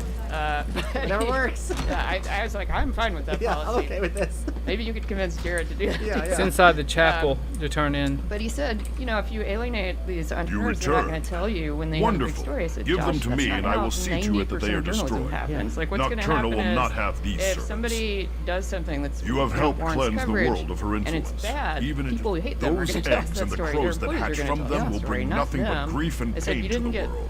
They Woodward are and evil. Bernstein didn't Thank get you. Watergate Rest from assured, Nixon. I will Like, destroy them immediately. It's just a complete misunderstanding of how the reporting process works, how sourcing works. but it's not uncommon. Like there are, so the people you're talking about who expect stenography from journalists, it's because they usually have some experience of that actually happening that way, you know, and it comes again from, I think, trade coverage. But then some of the trades do operate like that. They're Oh, you know, sure. yeah. Because again, it's a lot easier just copy press release, but that's very different from like a Beta Beat or something like that, or a Fast Company where they're speaking to a broad audience and not just inside house. Where It people is good to understand see these are you press again, releases. my friend. I am Why sure. do you think hello, journalists have such a bad reputation in America in 2021? And what advice would you give them as an occupation to try to turn that around, or is it not their fault? Well, I think some of it's their fault and some of it isn't. You know, one of the things that we see across the board is that confidence in institutions is declined across the board, and that includes media. Oh yeah. It doesn't help when the president gets up and calls the press the enemy of the people, or they try to completely discredit the role that a free press plays in you know, making sure we have a healthy democracy. And there's a kind of neo-reactionary undertone to some of these discussions about tech and journalism that sort of revolves around the idea that maybe democracy is not a legitimate enterprise. And so the people who really believe that, and they're a little fringy. That's the you know, Peter Thiel's Balaji Srinivasan. They understand that free press is directly related to the ability to maintain democracy, but they're just not that pro-democracy. Have you seen the note? You know, they Peter prefer said explicitly democracy and liberty are not compatible. Yeah, they'd prefer to live in a kind of corporate state where a kind of feudalism is acceptable. The next one? So I don't think it's a coincidence. You mean to that turn it they in? have issues with the kind of journalism that actually is about fact-finding. And that attitude, I think, has been perpetuated by some people on the right who are particularly sympathetic to Trump because, you know, he's always been able to kind of get away with things because nobody could ever hold him accountable in a way that had any teeth. Right. I mean, it's so much debt. The worst that the banks could do is just cut him off. You know, where people have tried to investigate him, he's never really faced any consequences, and that might change now. It's hard to, you know, tell where all the stuff that's winding its way through SDNY is going to end up. But when you're used to that, you develop a sense of entitlement that anybody who's putting out an alternative narrative is persecuting you. So Trump is, in ways, you know, manipulating his constituency and using the media to do it. Yeah, hold on, because you could say it with a straight face and even believe people have been trying to get me for decades. I'm not in jail. Nothing's come of it. I still have my solid gold toilet. Yeah. This is just personal animus because I'm a winner and they're a loser, and they're not going to give up because I keep beating them at their own game. Yeah, That's the psychology. And he's a narcissist, and he's got a sort of arrested development thing too that I think people don't understand. You know, they tend to project strategic motives onto him, and when I think a lot of his behavior is just, you know, it's much simpler. There was somebody who knew him growing up who told me that because Fred was so abusive, The dad. Yeah. he would come home and Fred would just, you know, scream at him and hit him, and he would just try to say or do anything that would make him stop or make him, you know, behave more favorably to him. And he would just try things until something worked. And so if you think of it in that context, you know, it sort of explains a lot of his behavior across the board. He's kind of like a human A/B test. He'll throw something out and see how people react to it. And that's why, you know, he changes messages every other day because what works today might not work tomorrow. Yeah, he hires somebody, Secretary of State. This guy's the best. You ever seen? Where'd this quest come from? It's like he was a moron. Why did I hire him? He was a complete script from day one. Oh, you're just doing Blackwood's quest? Yeah, no fear of being inconsistent because that sort of A/B strategy is. Are you sure you turned it into the right guy? And I Because guess protected him probably as a kid. What was it like for? So I have defended Rosie O'Donnell on many occasions because I've said because she's tweeting. We can do it. She paints Trump all the time and all this other stuff, and I said, listen, if your bully became president, you'd think reality is having a breakdown. Also, I mean, whoever pushed me around back in the day, and now that they're in the White House and they're shaking hands with Kim Jong-un and Netanyahu, I'm like, I don't understand what's happening on my screen anymore. Like, this is not real. Yeah. What was it like for you? Having had that relationship with Jared and the family, seeing him in charge of American Middle East policy? I mean, it's still surreal. Okay. It's especially for somebody who is, Jared is maybe the most incurious person I've ever worked with. That's a really bad word. Yeah. That in this context, that's really bad. But keep in mind, he also, if you consider that the one thing he cares about more than anything is status, you can also sort of figure out, like, everything he's done, it's been predictable. Because he wanted to be in situations where he would be in the room with people he would never have access to otherwise, and he knows that. But he's never been interested in politics or policy or, any of that. So, so when they went to Washington, they had to sort of concoct this narrative that they were there for a reason, that they had, real public service ambitions, which that's maybe the most laughable part of it. But it was strange to watch people think that, again, because they seem relatively polished, compared to the rest of the administration, that they might be the voice of reason in any of this. And to me, it's like if Jared Kushner is the smartest person in the room, that's more reflective of the room than Jared Kushner's intelligence, and the state of the room. So, it was strange to see. Also, it was strange to see mainstream media people who should really know better, the Undertow attributing all kinds of capabilities and strategic thinking to him, just because he seemed like the sane person in the room with all these lunatics, and they couldn't really understand that might Okay, be I'm true teleporting in that to the specific area. room, but if you put Jared in any other context, he's unremarkable, demonstrably not interested in politics or policy, and he took on this wide portfolio. So if you want to things TP because to he me. thinks of it like I don't know, like, okay, I'm gonna dip my finger in all these things where I want to have some influence, but I also don't want accountability for any of it. This place has and a that's kind of that was a recurring another quest theme and also a Scotch for shard. him. Can you come over here and help me? Decision, somebody else's fault, and he would declare it a success.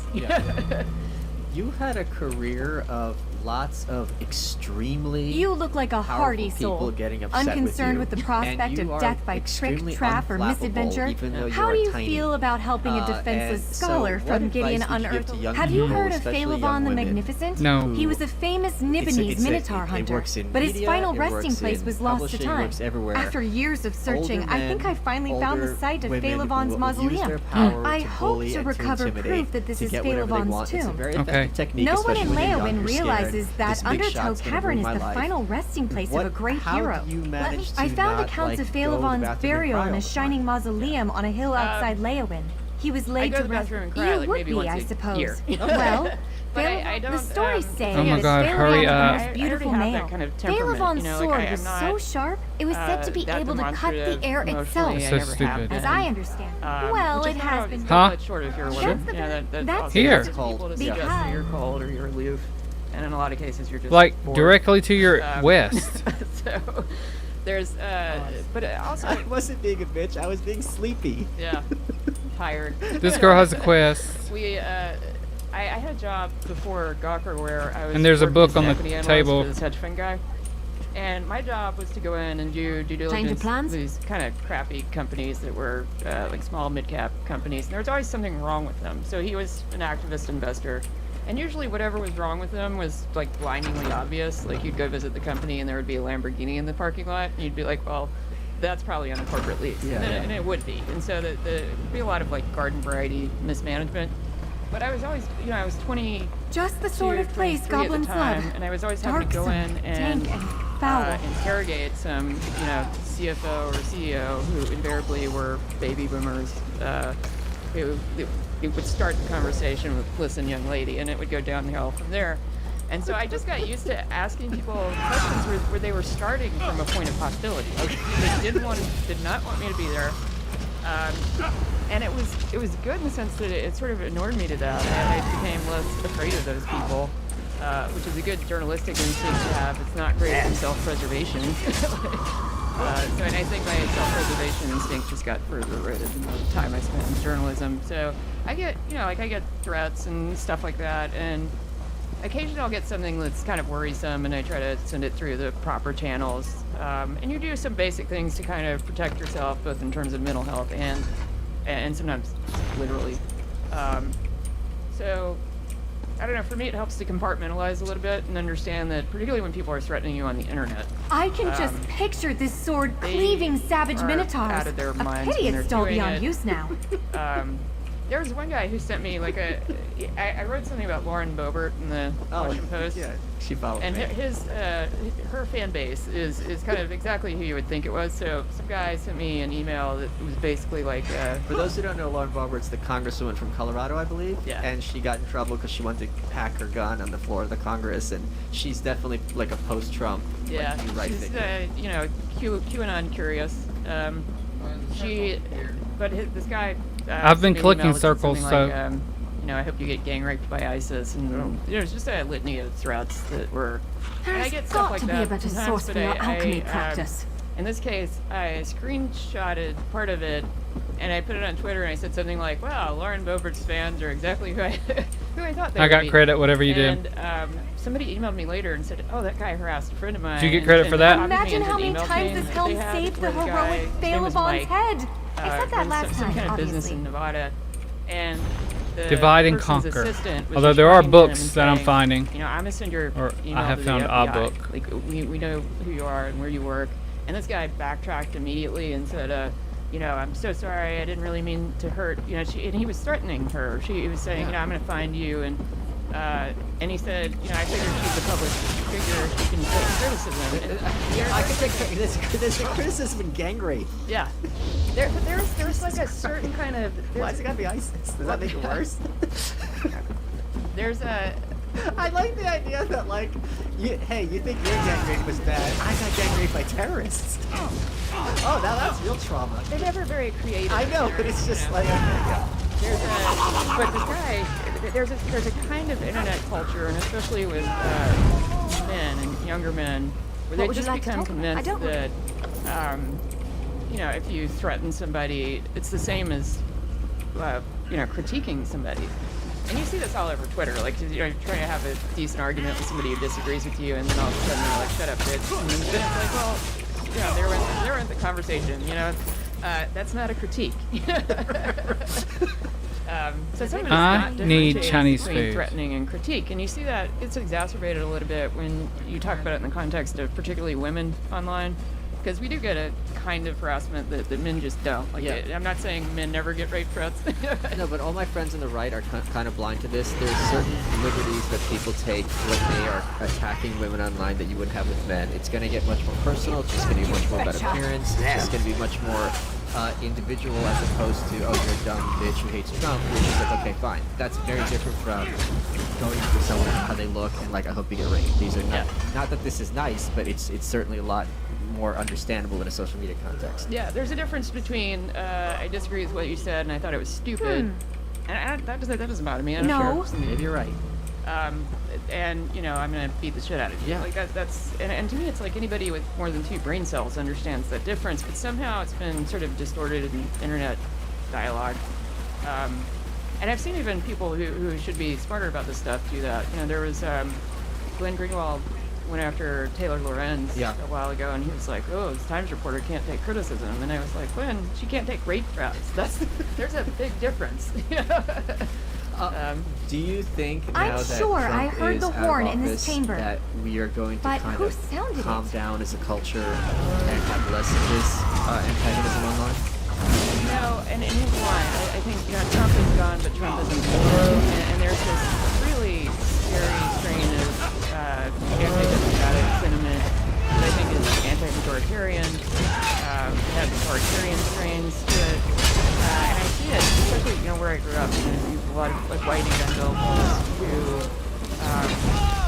you know, and you saw it in the January 6th situation. And there are people who, because people are not necessarily ideologically consistent about, and they a lot of cases not aware that what they're advocating for is this strain of authoritarianism. But you see it in particular with, I think, this sort of libertarian types who are also like waving Blue Lives Matter flags. Balavon's horn! And not concerned at Just all as about the like stories described it. over-militarization of the police. Did this goblin sound the note we heard? That's been my issue, yeah. Yeah, so... If you're going to kill and those bugs, things, at least kill there's not a fetcher lot of flies. room for people to actually synthesize these positions into anything resembling a consensus. And especially if your narrative is, you know, I'm being displaced in some way. Like, it's disturbing to me to see replacement theory coming into like mainstream media context, and then there not being much reaction. You know, when Tucker Carlson gets up on Fox and basically advocates for it. And I don't know if it's just people are exhausted or they can't really wrap their heads around what the possible consequences to all of this are. Hey guys, today's episode is brought to you by Sheath Underwear. Go into Sheath my makes circle. The most comfortable box briefs I've ever Huh? worn, and their latest underwear model I just ran is south. such a hunk and a stud combined. I mean, You if know you're what I'm going saying, all the Colin? way north, It's is that just what you're... amazing. We get so many emails. Who is this hunk that's in your ads? Well, you'll have to see it to believe it. If you go to sheathunderwear.com and use promo code MALOS20, you get 20% off your order, and what you get is boxers that are made out of moisture-rich technology that are super soft, with everything cool, smooth, and in place. I'm wearing them now, and what makes Sheath unique is they've got this dual pouch technology for both parts of your man stuff. Or is, You try do them you on, see a you're sky like, shard "What's in here? happening here?" And then you're like, oh, I get it. This stuff is really, really great. Did I mention that their latest models are real stud and hunk? If you go to sheathunderwear.com and use promo code MALOS20, you get 20% off your order. I You kept could try seeing their the new thing bamboo for underwear. it. You could try their mesh underwear, and Yeah, I let's get see back. one on the I see one Well, on my my... concern, I said this when I was on Rogan, is I spent some time in the Midwest not that long ago, rural Illinois. It's not on my and screen, it's they on were my ready for compass. guillotines. Like, you understand this from Here it is. of being savvy in terms of, you know, population reading between the lines. And I said this on Rogan, Shit. I go, you guys are playing a very dangerous game, that when you have a population Yeah, I got up that there is by, you marginalized go up and and is you also turn. then by Yeah, you you're up made here now. into the butt of jokes. In every other context, you understand that young men who have nothing to lose, who are in this corner and keep poking them, some of them are going to do something you really, really don't like. And when you really don't like, it's not like rape Never threats. used It's like to like this really much, doing till I met you. depraved, horrific things. Yeah. And you need to appreciate that this is a situation that's going on It's right now. And I said, right you know, here. if they started putting up guillotines, I think a lot of corporate journalists You would be see? tripping over themselves and laughing at how dull the blades are. And I'm glad you appreciate that there Save us is now. just how bad the subtext is in terms of, Right here. you know, violence sings its own song, and if things like this get out of hand, take it, even just the protest versus the rioting. It's not last on mine year, either. Once things get out of hand, you don't want that to happen because it's really gonna kind of snowball. Yeah. Well, there's also, to go back to the trust of the media issue, people, at least in polls, they do trust their local journalists. And there is a problem. It was on my where compass, so it just much wasn't of the showing on media my that they mini-map. watch is very disconnected from where they live. So I go home and you know, I have relatives who are like, you know, fucking liberal media people, and I'm like, I'm the only liberal you know, I'm the only media person you know. And then they're like, oh no, I'm not talking about you. But they have this caricature in their heads of what a journalist is, you know, what a journalist looks like. In their minds, they're all raging leftists. And then some of it is they don't have a connection to the media industry. They probably don't know anybody who's a journalist at all. Or if they do, it's maybe a reporter for their tiny Sure. newspaper. And those publications, in a lot of cases, are covering, you know, community stuff, but not broader issues.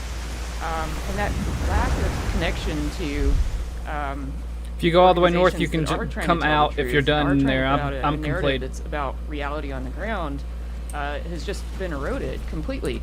And partly because local news is dying for economic reasons. But the upshot of it is just that it makes it so much easier Finally, for people proof to of buy Phaelon's into legend. conspiracy theories. I want to take them back to Gideon and prove, you know, every once time and I for get, all, you know, that my my dad right now family's is story a little is bit vaccine true. hesitant, and you know, You're right. went home for Phaelon's my magnificence grandmother died a few deserves weeks to be ago, and I went home for remembered her far funeral. and wide. And we talked I'll take about these it, historical and, relics you to know, he Gideon sort of and went over prove the truth of objections my that he family's has, old whenever I would legends. ask him for, We may be you know, bruised, where did battered, you- and wet, where did you get but that? these He said, well, relics tell a I've done my magnificent research, story. which is sort of I my hope to nightmare see you phrase again every time. sometime. Although I must confess, Exactly. And don't it's worry always about something me. that if it's I not a should- literal meme somewhere, it's like a. Wait, I love the boomer brain. Well, listen, this meme had 8,000 words on it, so that is research of a sort. Yeah. Let's But ride. It's also, you know, when you're in an ideologically monolithic area, I can tell it's not my dad Googling things. It's him being surrounded by other people who believe exactly the same thing, and they are more credentialized in his mind than a legitimate news source. And for whatever reason, I think in the Deep South, because there's a lot of vaccination resistance, especially among white, non-college educated evangelicals, which is my dad. That's the mark of the beast. No, I mean, that was a concern.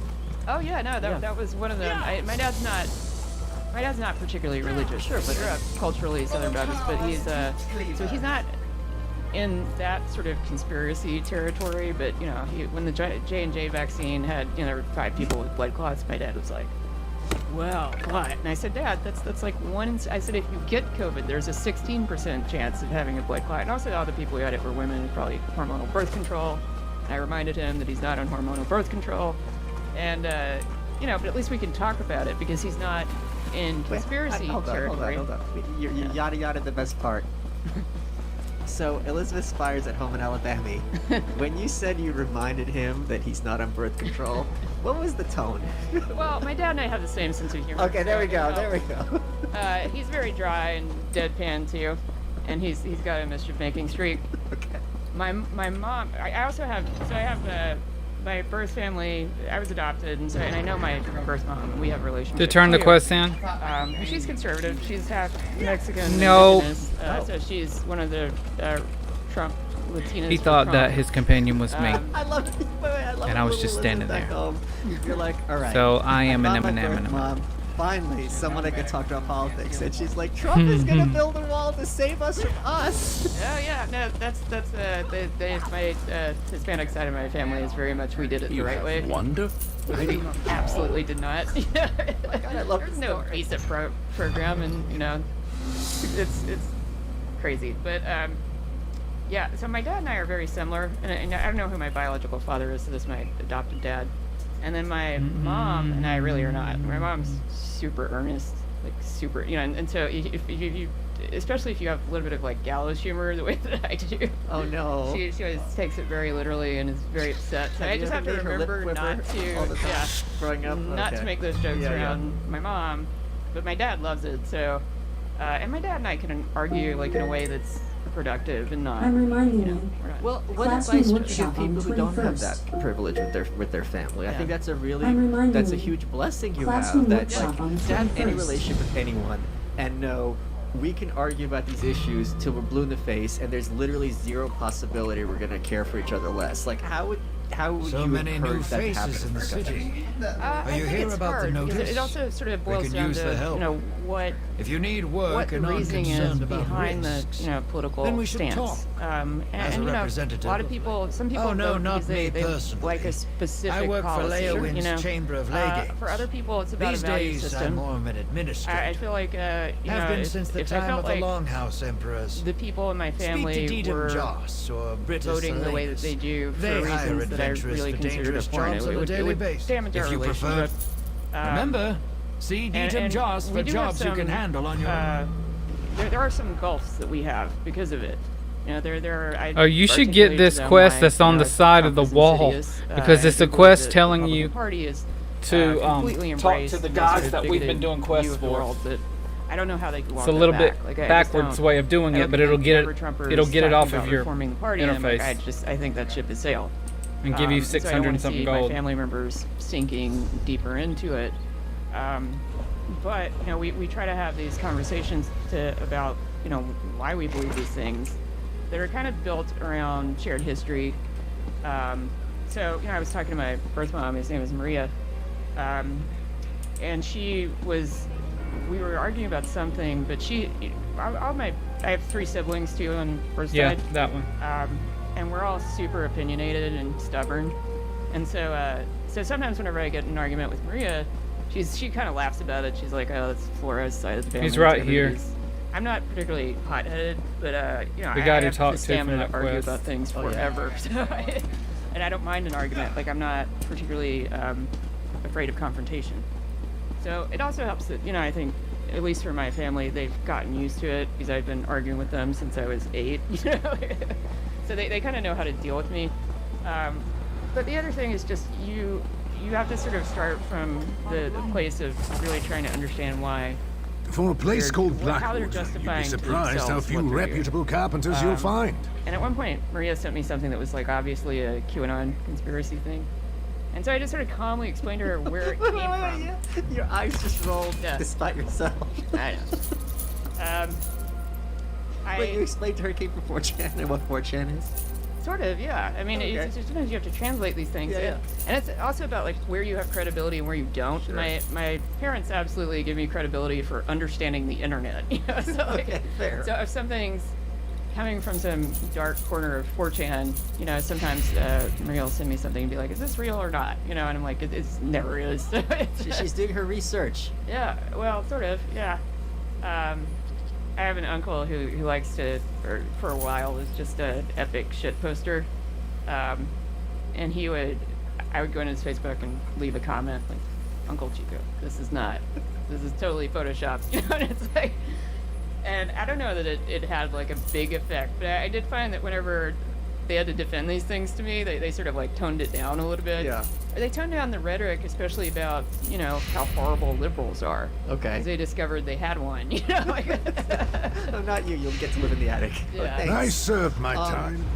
I have someone I know, and they were doing a podcast, and they're half Lebanese, and he was like, "Oh, blah blah," talking about Lebanon, and she was like, "Oh, I only learned I was half Lebanese 5 years ago," and the interviewer didn't pick up on that. I'm like, that's a really interesting point. So what I want to know is, what was it like for you learning that you're a woman of color? well, I found my original birth certificate when I was like 11 or 12. Okay. And my mother's last name is like a super common Hispanic name. So I figured it was likely that Okay. she was. So, and also I knew I probably wasn't entirely white because I look in the mirror sometimes. And first time I met Maria, I was asking her something about my grandfather. And we both have my grandfather's Authentic nose, but blood. she sort of like smiled at me and sort of did this. Yeah. So I kind of had a hunch, but I think my parents, because it somehow had not occurred to them that somebody with that name might be Latina,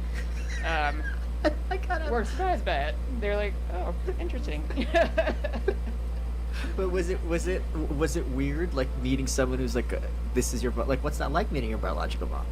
Well, I had a actually really good experience, but not everybody does. Yeah. You know, so I tried to find my bio mom before, and I'm Got pretty plenty decent of public vegetables records for being, sale. You know, being a journalist, but there was no father on my birth certificate listed, and so and you know, public records are usually if it's a property record or something like that, and man's name because Sure. patriarchy.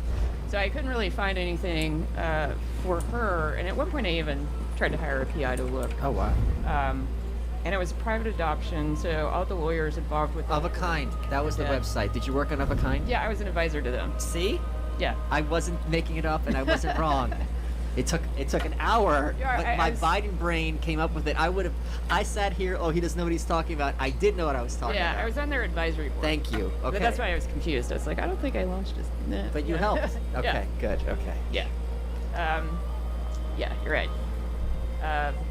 Yeah, so I found my uncle via 23andMe. Wow, So okay. somebody in the sort of like California part of the family, which most of my ancestors moved from like Mexico to California and just stayed there. But my grandfather joined the Army and was in the 82nd Airborne, and he ended up stationed in Georgia and then Alabama. So then he married my grandmother. They had 7 kids, all of whom grew up in Alabama. And my grandfather, I think my mom kind of passes as a white person, but my grandfather definitely didn't. And then my generation, everybody passes. Okay. So, but when I met my mother for the first time, she has the same kind of like dry, deadpan thing I do. So she was standing outside of her house, chain smoking, wearing a T-shirt that said something like "Don't mess with old ladies who love Aerosmith." Yeah. And we look exactly alike, like in a freaky way. So I'm like, well, that's what I'm gonna look like when I'm 70, I guess.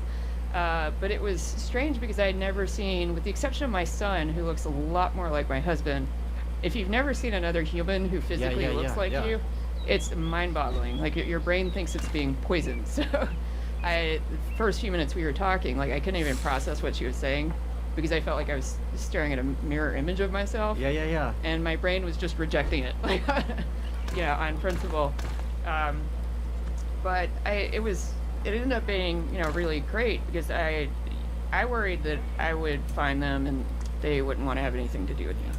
and it was quite the opposite. They had been hoping that I would find them. Oh, that's And I had 3 siblings. 2 of whom were older than I was. So my sister Bobby, who just retired from the National Guard like a couple of months ago, sent me this Facebook message when all this was happening, and I was doing jury duty in New York, or grand jury duty.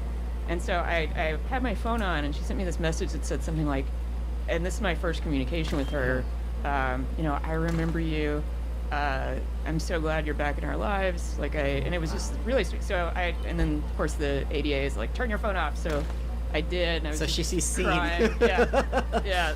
And, the ADA is probably like, why is your 20 so emotional? Why is over this an Mexican iPhone?" lady crying? So I feel like I won the lottery in that respect. Although weirdly, my biological family lives like 15 minutes from my adopted family, so we probably walked past each other all through my childhood. I worked at Walmart in high school and as a cashier. There's statistically speaking, they probably 100%. Yeah, we saw each other probably. You're very, very lucky, because I know people who have tried to reach out to their biological family, and their family said no, and I can understand why the family said no, because look, I closed the door, and now I'm gonna feel a lot of guilt and things. So I understand that perspective. Or when people meet them and it's just there's just nothing there. So I think that's really, really great that happened for you, and I think it's a very moving story. We're gonna have one last question.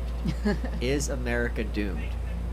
I hope not. I mean, I hope not. I'm not kidding when I say I'm really concerned about this, anti-democratic, anti-majoritarian thing, because I think it's growing, and I worry that Democratic leaders don't understand the gravity of it, especially the tenured people. I agree completely. They're completely out of touch.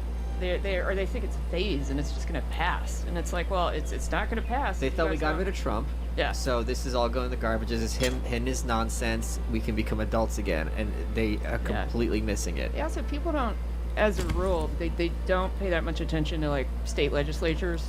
People who are not highly engaged in politics to begin with, and a lot of the really bad stuff is just coming out of state leg. Can you give me some examples? Sort of anti-voting rights provisions that people are passing.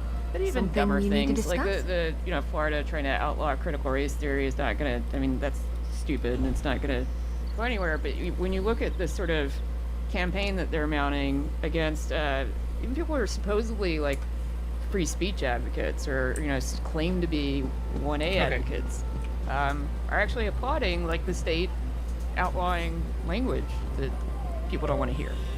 And there's no kind of reflection about it. There's no introspection on the part of the Republican Party about these things happening, because on some level they assume that this is the only way for them to maintain power, is to really have a structure that is anti-majoritarian and protects power for just a handful of people. But it's also one of these things that's been moving so slow. It's this little bit of frog being boiled in water kind of phenomenon, where the people who aren't taking it seriously enough either think they have time to deal with it, or they think it's a fringe thing. And I don't think it's a fringe thing. I think a lot of these people are Did still you in finish a world the, where Fox News is the most right-wing source of information in our zeitgeist, and they are so removed that from turning how the quest ideas for the move in our culture that to the, the new queen and all that. Yeah. It's a real situation. Okay, we're running out of time. What has been your favorite part of this interview? Well, seeing you. I think the last time I No, saw you I'm was talking when your from the Hardy other day Harper in came Southern- out. It's been a long time. Elsewhere. You are welcome. Because you logged off because you thought it was all that was to do, but you have to.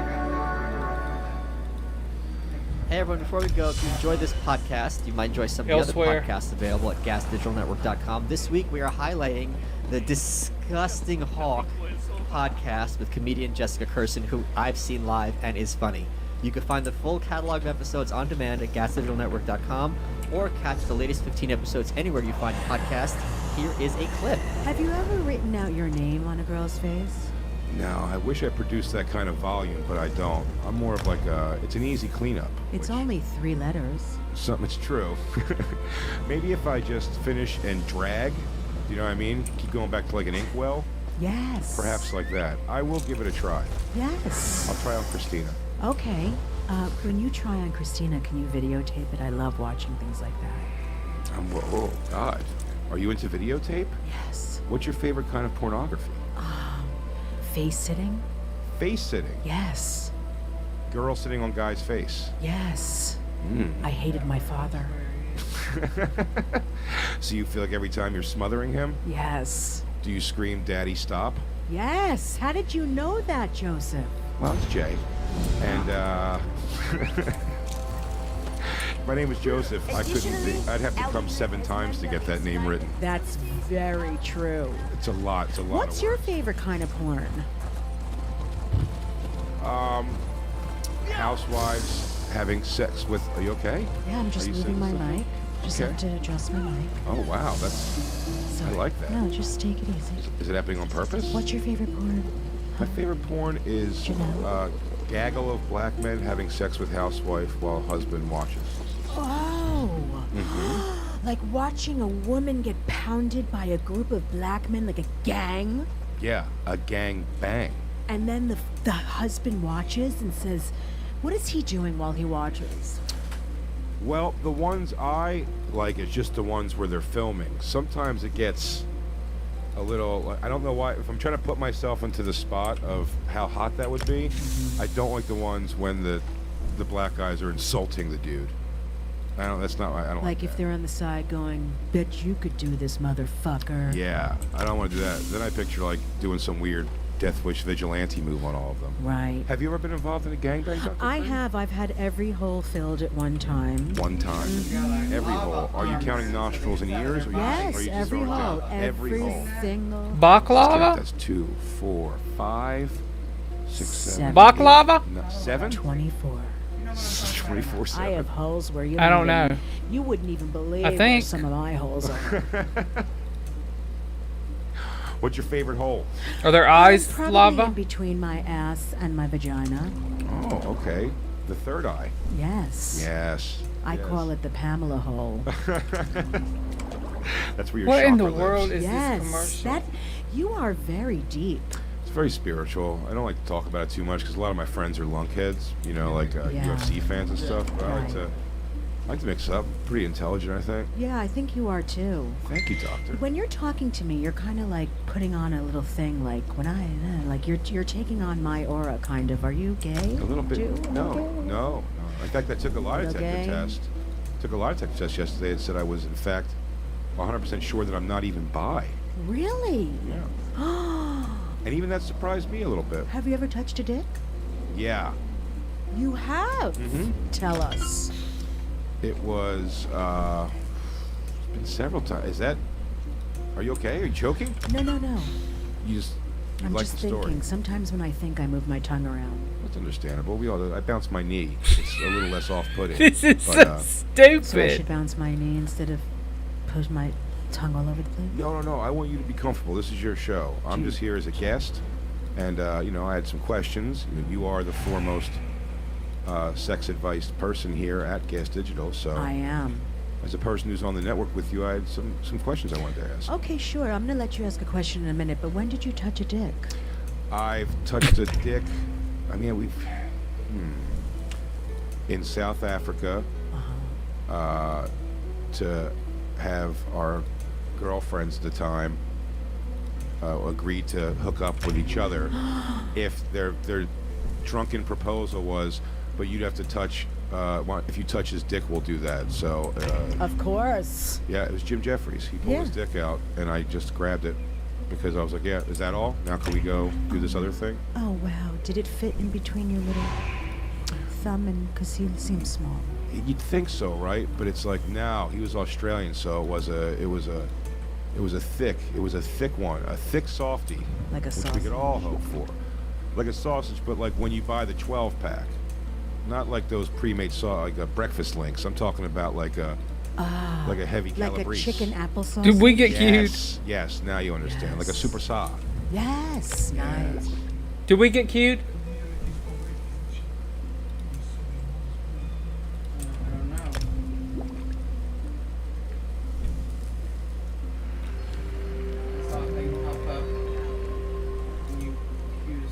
How's everyone doing today? Okay, so far all these talks have been, I think, very interesting. Talking about how to hack your mind, your body, your habitat, how to improve yourself and your surroundings. Well, you're about to hear a minority. Because what if you decided to create an environment that's utterly hostile to flourishing? What if you wanted to make a world where happiness is as difficult as possible anywhere in the world? It would look a little bit like North Korea. You're listening to the Gas Digital Network. Continuing series of crossovers between me and comedian Dave Smith, comic Dave Smith, 1/3 Legion of Skanks, host of Part of the Problem. And you were just recently on Rogan. I have to make a confession. I not only did not watch your Rogan, I haven't even watched my Rogan or my Lex. Like, I am at a point where I don't watch these podcasts, which is not a commentary on you. But what I can tell you is that all of my people at malice.locals.com, on Twitter, they were all completely blown away. They're always fans of yours to begin with, but they're like, you really knocked it out of the park. So kudos for you. I am super impressed that, you know, a lot of times you and I and people who kind of work in the same space we do, there's a lot of hand-wringing. What are we going to do? You know, yeah, you spread the ideas of anarchism, blah, blah, blah, blah, blah. But for you to be the guy who is like, look, this vaccine passport crap, if we're not against this, what the F good are we for? And this is a very concrete example of our principles being put up against the wall, and we being the ones who can take lead and provide a rational alternative based on principles of liberty. So I think the fact that you have been so forthright and so aggressive, for lack of a better word, has been absolutely awesome. Were you nervous? Because you're obviously not a doctor, you know, Joe Biden. Were you nervous? No. And you never will be. That's for sure. Get that idea out of your head. Although, to be fair, at some point you might be changing Big J's diapers. So maybe there's a little Venn diagram there. I mean, I love you, Jay. Were you nervous? I mean, this is kind of a stupid question, but like, is there a part of this? Wait a minute, this is such a complex issue. Even doctors disagree. Like, I gotta be careful not to stick my foot in my mouth, because they're gonna look at this little thing I say to be like, look, this guy's an ass, he doesn't know what he's talking about. And you know, you and I discussed on this show previously, like when you'd be on CNN and you'd be talking to Esther Cup about the Middle East, and she's like, okay, let's pretend I don't know anything. I've got Comic Group Smith on one hand, and then I have like the heads of the Joint Chiefs of Staff on the other. Who would you pick? And you're like, yeah, that's a very rational choice. If someone doesn't know, go with the Joint Chiefs of Staff. So I'll leave the floor to you and your thoughts on everything. Yeah, well, first off, thank you to your, not to you, you're too good to listen to the episode, but to your people, who said I did a good job. Don't address me on You brought them up. And now I'm putting it back in the stool where they belong.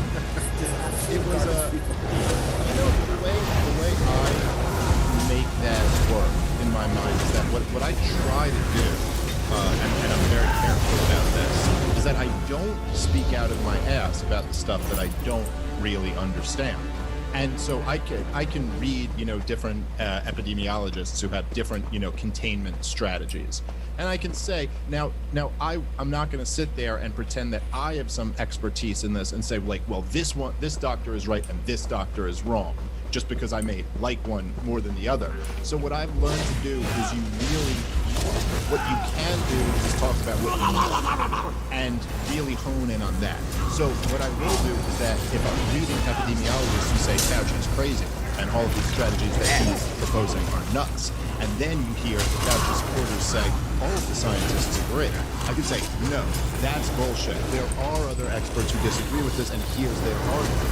And so what I really focused on on the Rogan episode was just like, look, I'm not even going to get into the debates about the science of all of that.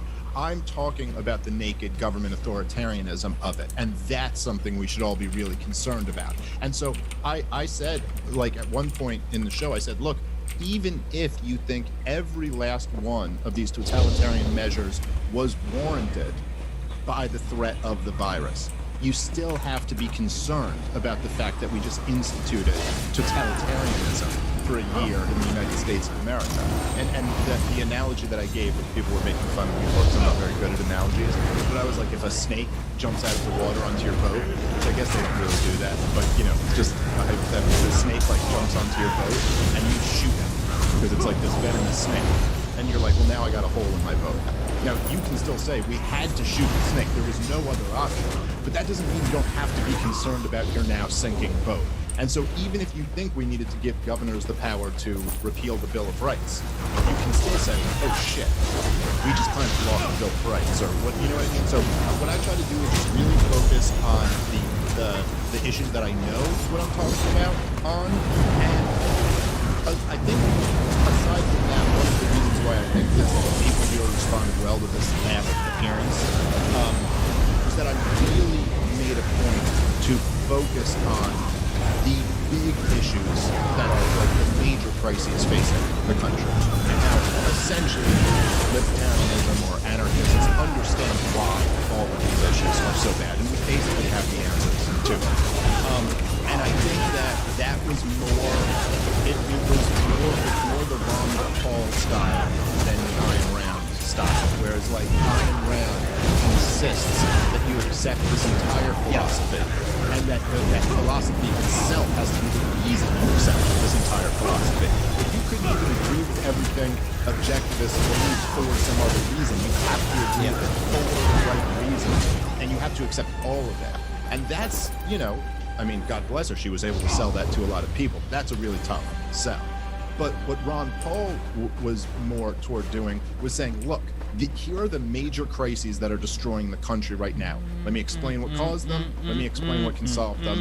And like it or not, you have to admit that that is you know, an argument that needs to be dealt with. So I really just focused on that, and I think that you know, it's very like, you know, I've seen other people go on Rogan's show and try to like sell him on, you know, really like random little things about you gotta run this or that or that. And it's like, listen, man, if you're taking something that I interviewed about for 2 years before I was sold on it, I'm probably not going to sell to somebody in a conversation. So let me just focus on the big issues, and I think we were able, you know, I was able to do that. As a zoology person, let me defend your snake metaphor. First of all, it's absolutely not at all impossible that a venomous snake would fall into a boat. Maybe it would jump in the water, like anacondas are waterborne, but they're not venomous. But there's certainly many tree snakes which are extremely venomous to the point where they can kill a person, and they can fall into a boat very easily. So that anyone who's saying that can never happen doesn't have to jump in the water. You can just jump from the tree that's overhanging the boat, or ship, whatever they want to call it, but it's there. So they're full of it. And I'm also very impressed, and I'm going to get fully pedantic for people to become more educated. I'm impressed that you said venomous instead of poisonous, because venomous is something that is injected into you, whereas poisonous is something that is used. So a venomous snake would be edible, whereas a poisonous animal is inedible because of the parts of suffering. So venomous is correct here, and they're not edible. So you were right on every level. I easily could have yeah, but you did. And the point is, anyone giving you crap is like when the people are laughing at Trump saying coyotes were bringing over like kids from Mexico, and they're just like, oh, it's like, no, that's a term. Like, you heard of the term drug mule. They're not literally like opening up a mule, putting drugs in its stomach, and getting it across the border. So that analogy is perfect. Maybe it's not accurate in terms of shooting a boat. I'm not a boatsman. You know, I like that.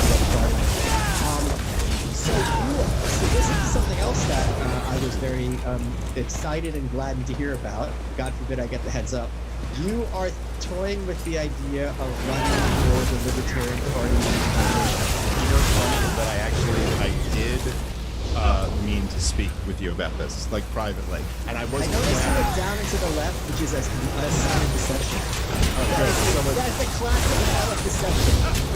Tom was holding up a little sign right here. I just read it. I was just telling you a bit about the game. All right, I'll tell you. For those who don't know, Tom Woods is this very failed podcast you probably have never heard of. So just waste your time doing it if there's no information about it. And all of it out there is free and worthless. You can't find it. Anyway, if you Google Tom Woods and you find someone, that's not the guy we're talking about. That's probably some other Tom Woods. It's a common name. No, I mean, I wasn't even planning on saying this, but it just kind of came up, and so I did. But I've been giving it a fair amount of consideration, and if nothing else, just because it's like I know how to explain this libertarian shit, and everybody's always so frustrated that the libertarian party doesn't do that, and so I've been convinced by enough people that it's like, yeah, I think that like if I were to do this, I think I can do a really good job of explaining this stuff and generate a lot of excitement. And it bothers me that, you know, the Libertarian Party is the party of Harry Brown, Ron Paul, just these great messages. Yes, great messages of that, you know, and like people like Tim Pool likes to share this a lot, but it's a meme for a reason, and he's not wrong to share it. Yeah, I know talking about libertarian ideas, libertarian candidates, and there's something about that. Like, and the meme is, by the way, it's like there's a Star Fox, and then there's like a rotten stuff down and yes. And for people, obviously objectivism is its own thing, but for people who are like, you know, influenced by Rand, and, you know, like, for people who are influenced by Ron Paul, or for people from like the Harry Brown people, none of us ever felt that way. None of us were ever like, oh, these ideas are great, but this messenger is just so terrible. Even Bill Barr or Bob Barr, why did he get a congressman? He wasn't horrible. Well, these messengers were fantastic. They were great at spreading the message. I mean, even like, you know, like Milton Friedman on Donahue or Ayn Rand on Donahue. There was no part of you that was like, ugh, I mean, the ideas are good, but this person's just doing such a bad job. Like, you were like, no, that person is kicking ass right now. Thank God they're the one up there doing it. And so that just bugs me when I see that. And I'm like, yeah, it doesn't have to be this Mom and way. Dad give their best. There's no reason why the Libertarian Party that has by far That the guy's name best is platform of any political party in the United States of America is seen as a joke. It shouldn't be. That's why we need a comedian. Okay, I guess we're leaving this. Ironically, yes. An ironic comedian who has no punchlines. You're modern day Hannah Gatsby. Punchlines are old. What is this? What, 20th century? Punchlines. This is part of the future. By the way, I will say with a straight face that I think the greatest moment of libertarian history is when Ayn Rand was on Donahue and she was asked by an audience member if Atlas Shrugged was written by the Illuminati. The fact that happened, I am like, all right, yeah, check these. I've got nothing can ever top this. So let me ask you a few questions about this this situation. I don't understand, and I'm being quite literal, how a system works, and walk us through this. Well met. How a system that led to George Jorgensen being the nominee, and this is not to have any disrespect for George Jorgensen, but I've been in this scene for a very long time.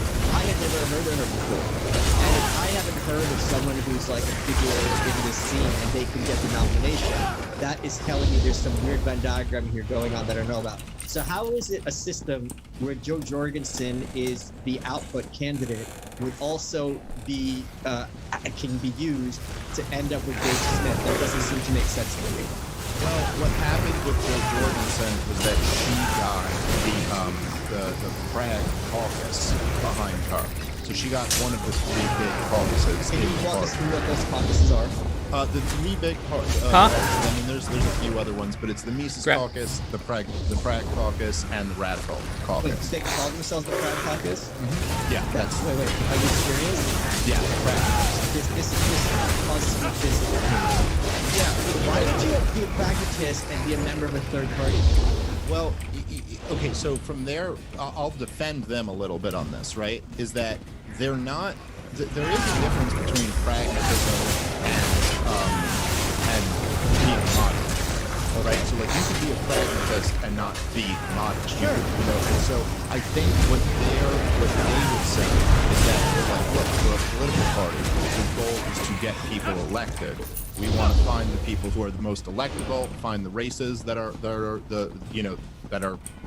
winnable, and attack those. And that's what they're there for. I found the racist. I'm looking at him right now. But so, so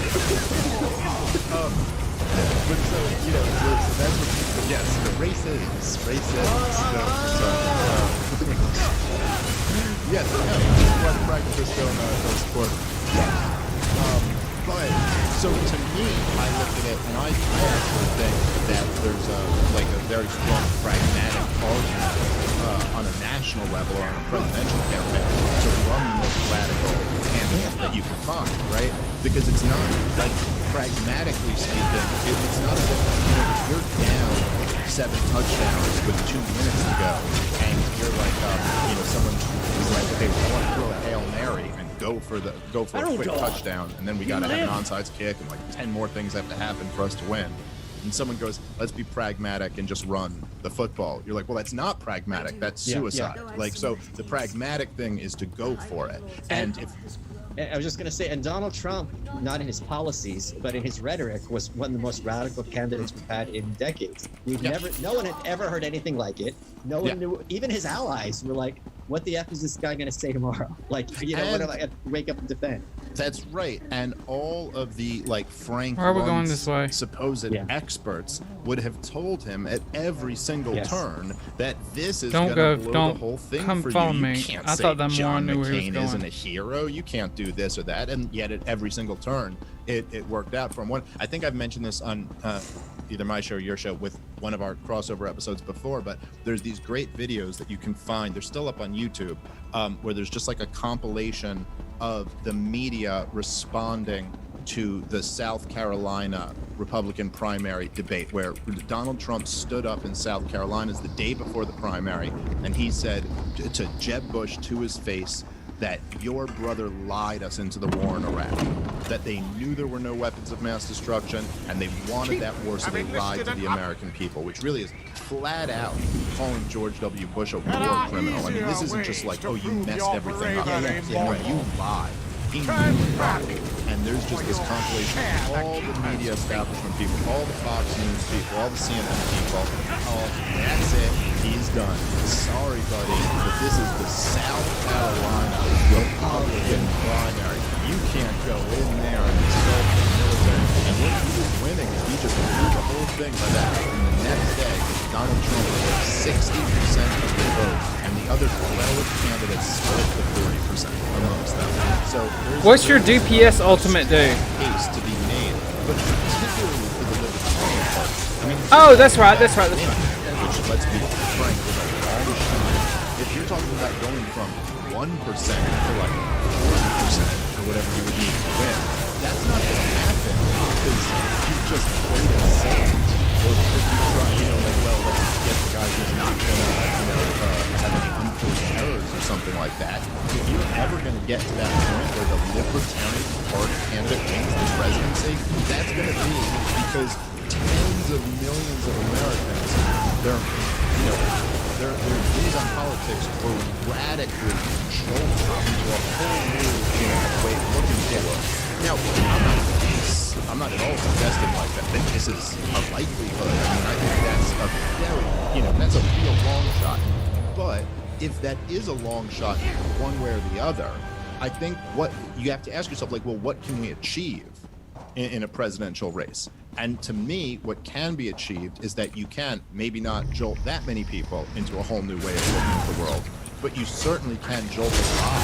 And to me, that's what, the value of Connie Iran going to Congress, or the value of the Ron Paul campaigns was that it was a megaphone to reach a lot of people who have really never heard ideas like this before. And there's still a lot of those out there. Sometimes it's easy for people like me and you to lose touch of that because we live in this world so much. There's still a lot of people. I remember you talking to me about that when you were writing the last book, and I'm sure you have the same feelings writing this next one. Okay, so I have to interrupt because it's important. Sure. The Anarchist Handbook is going to Amazon today. And I'm going to have the proof copies hopefully this week, so it's done. So you're the first person to know it, and the audience. That's incredible. But I know you get this feeling, because I remember you talking to me about it with the last one, where it's like you get this feeling like there will be somebody Yes. who reads this book, who has never, you know what I mean, like thought of things this way before, who's being introduced to these ideas for the first time. That's probably even more so true with the anarchist. It's book, where Moranil. it's really, you know what I mean, Hold like on. you know. See to him. And there's something really beautiful about that. That you could kind of be that, you know, gateway for that person. I gotta tell you, you just really kind of hit me right in the feels. Because, you know, I didn't think about it in those terms. I'm thinking so much, let's get this book out. There's such a need for it. But to realize, and this is just stupid that I didn't think in these terms because I'm just so laser focused, that I'm going to be the guy for many people, even if it's 1,000, who used to to Lysander Union. Like, that is really a great thing. Because I'm sure you remember and I remember when you read that. And the fact that it's so old.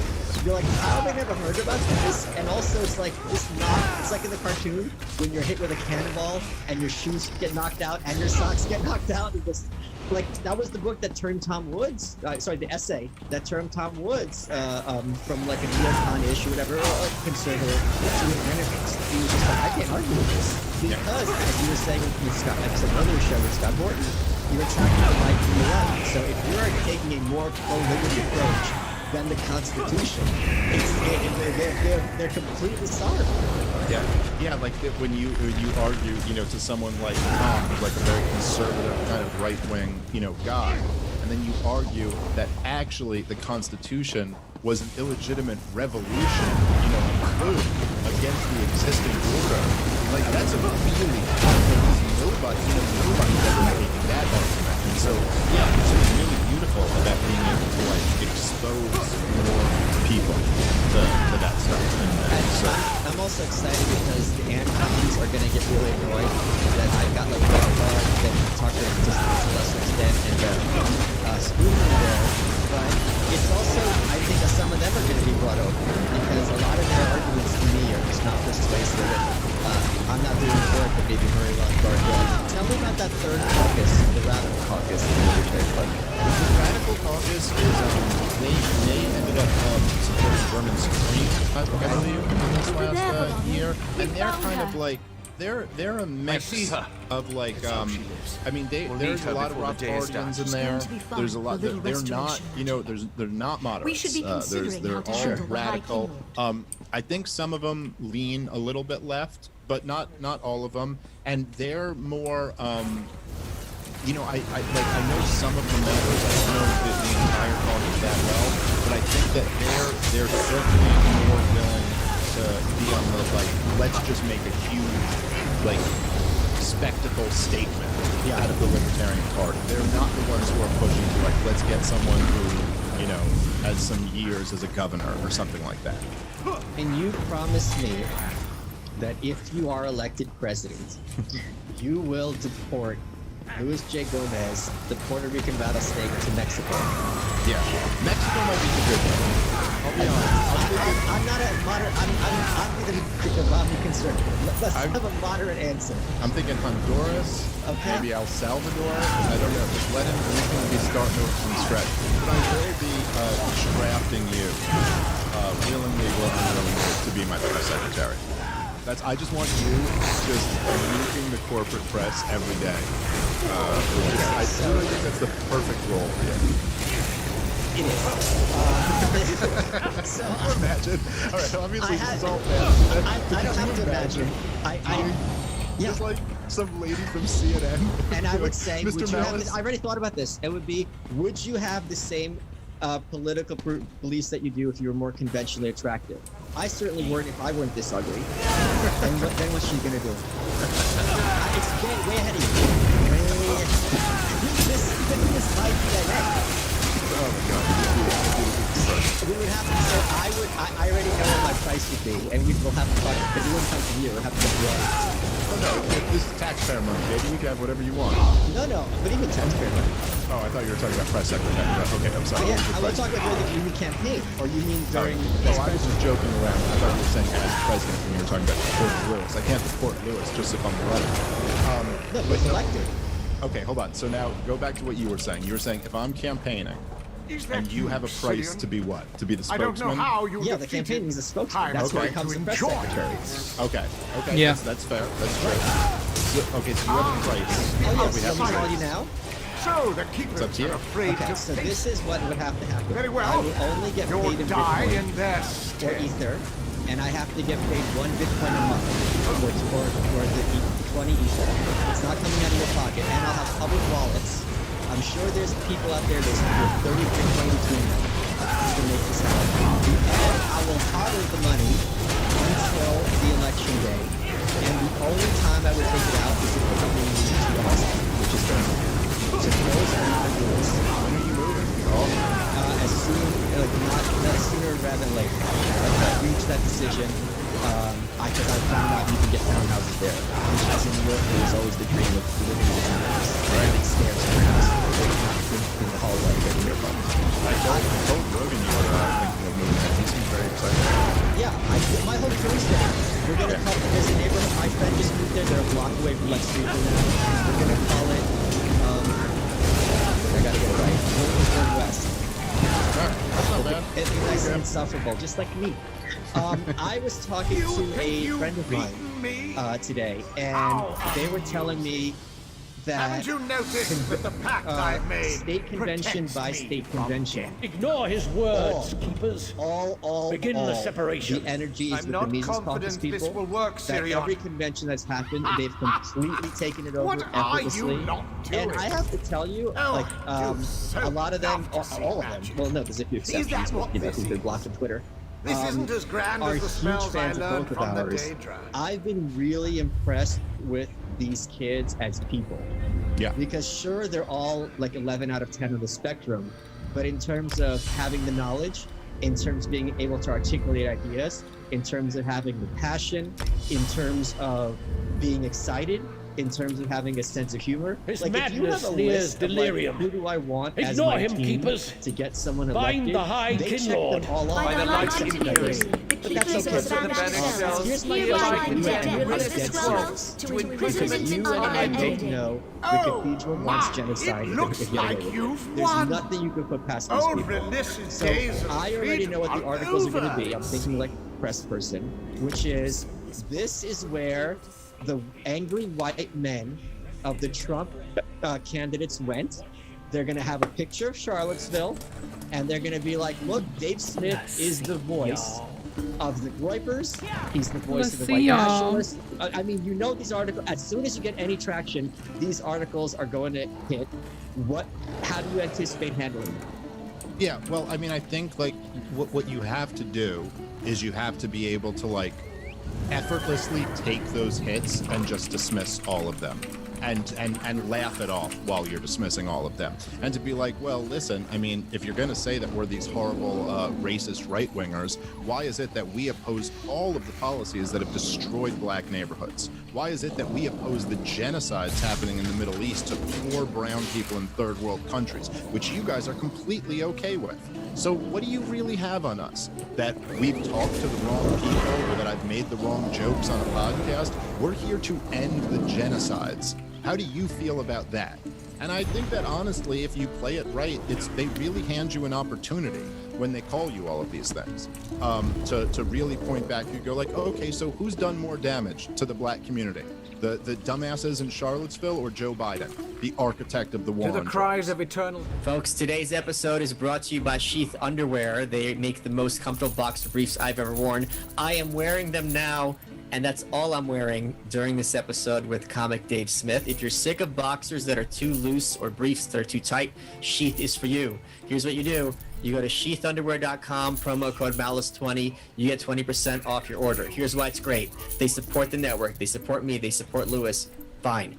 You get a product that is awesome because Sheath has this dual pouch technology for both parts of your male anatomy. And when you put it on, you're like, oh, this is kind of fun. I can get into this. And that's why I wear Sheath all the time. It's the kind of small, independent, creative business that I am happy to wear and support. If you go to sheathunderwear.com, use promo code Malice20, you get 20% Okay, I'll off leave your you order. alone so They've got you new that materials. I won't They've got get mesh you out of ones, that which instant. really give you a nice breeze, if you know what I'm saying. And bamboo. They have not sent me the bamboo underwear. I'm gonna have to talk to It the doesn't manager. even matter anymore. Let's get back to the show. Oh, here's another great one. Like, which of us is going to abolish the police which are terrorizing these neighborhoods, according to your articles? It's us. It's not you. It's not your people. Well, listen. You'll have a cop as VP. Oink oink. Yeah, there you go. I mean, it makes it's fairly straightforward, and the truth is that the policies that actually screw over black people in America are the biggest ones are like you said, the cops, the war on drugs, the Federal Reserve System, Public housing. public Where- housing, where everyone's public locked- education. You know what I mean? And also the military-industrial complex, which goes around and sucks up a bunch of these young men into the worst situation you could imagine being in, and destroys so many lives that way. And we oppose all of it. Do you know what's insane? Is that I just posited an article, which would be inevitable if there was some kind of traction with this campaign, and within literally seconds, we already have a press release response. Yeah. That would just kick that reporter on their ass. And this is just us spitballing Yeah. in 10 seconds. It's not even us putting like the real, okay, let's sit down and really make this perfect. And the reality is that these things are they're fairly What you easy doing, Miss Pixie? to slap down. You know what I mean? Like, because and a lot of times when they will, and this Say hi is, to the you know, camera this real goes quick. to like Say kind to of the the point I was camera. making the other day when I was Can you channeling. be seen? I know because you're I a already strong, know what we would do. independent It would be black like lady. The New York So Times, it's- comma, can't which be has a seen in the history light, of being right? sued for racist light practices, be comma, has accused da da da. There we go. Here are the facts. There you go. And that's Yeah. how you open it. Yeah. Oh no, it'd be beautiful. Yeah, you really you got to get you that Bitcoin a month. You're going to be really good And at I this will job. have those addresses public so people can check on it. Yeah, it's just, but you know, a lot of so this is the other Oh, episode, she's one of the so last ones that we were doing together. I was channeling what Curtis Yarvin said, which I think was a really good She's like, point I was that he going made to when he sleep, said, you you know, turd. a lot of people who are rejecting who are reactionary So what's gonna against the happen right now? cathedral. You know, and the Someone AFK cathedral will for a say, minute? well, basically, if you don't think everything that's happened over the last So I can talk. I'm gonna go AFK for a minute, and I'll be right back. Okay.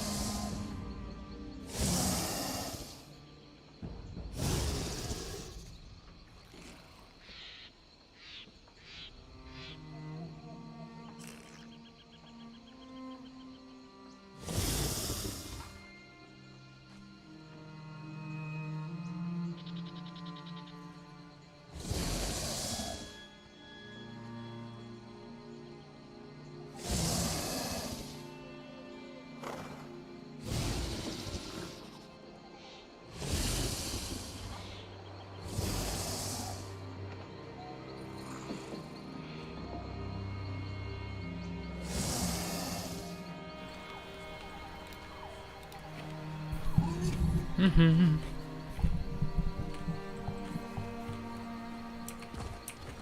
Okay.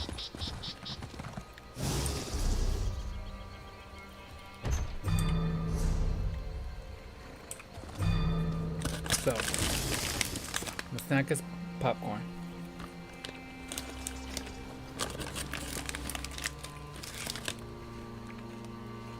Crunchy Munch.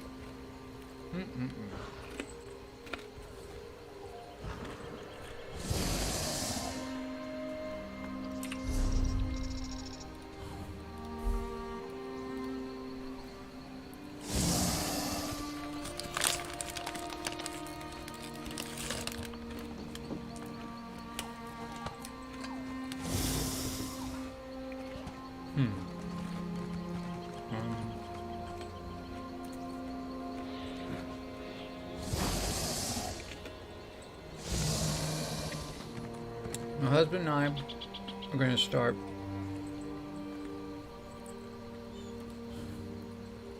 quests.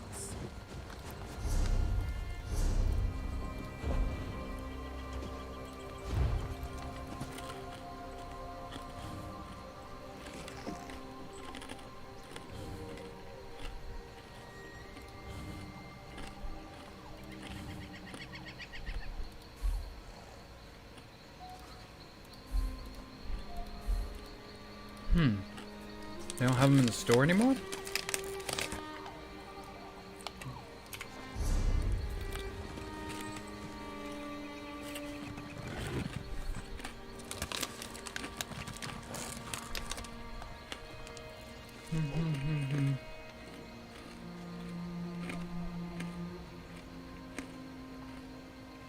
Oh.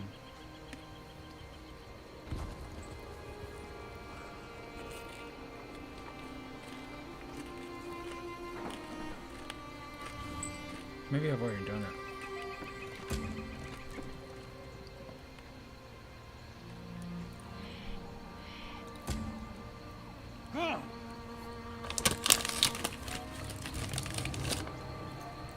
Oh. I'll have him do it.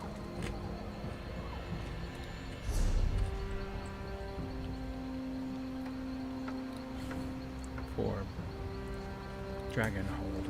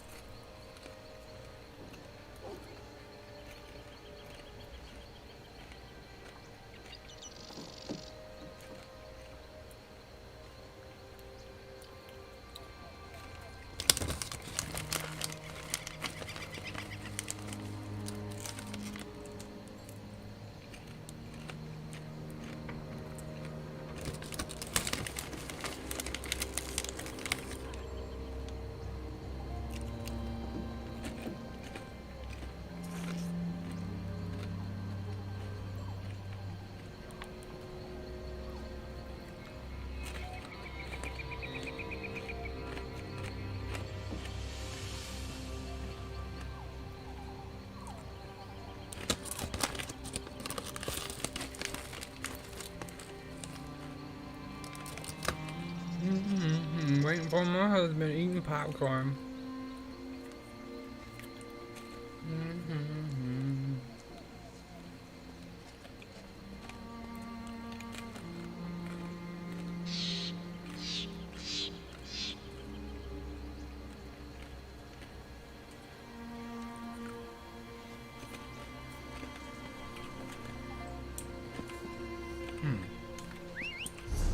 Off we go.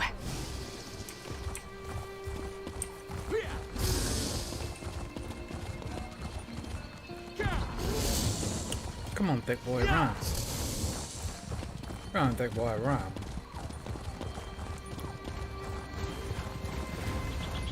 Hold. We've observed your travels through Grotwood and have need of your particular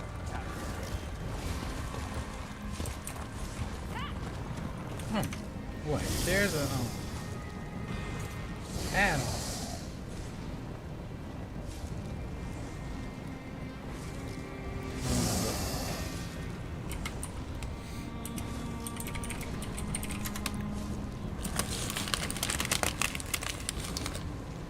Ooh, that was his 2015.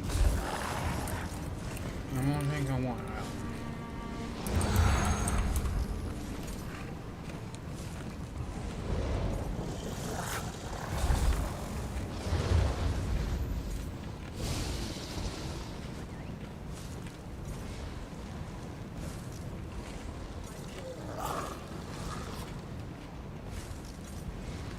65 best add-ons? Now, as I'm sure you've all noticed, the Elden Tree is impressively tall. Equally impressive is that King Cormoran Aradon's throne lies in the tallest branches of the tree.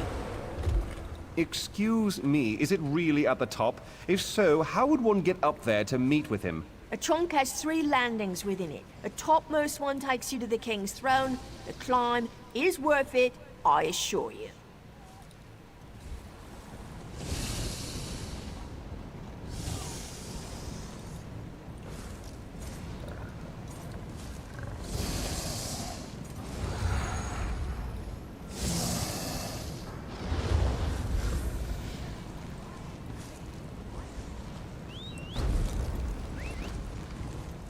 As you may have encountered, all throughout Valenwood live the Spinners, the most faithful devotees of Ifrit, our most important god.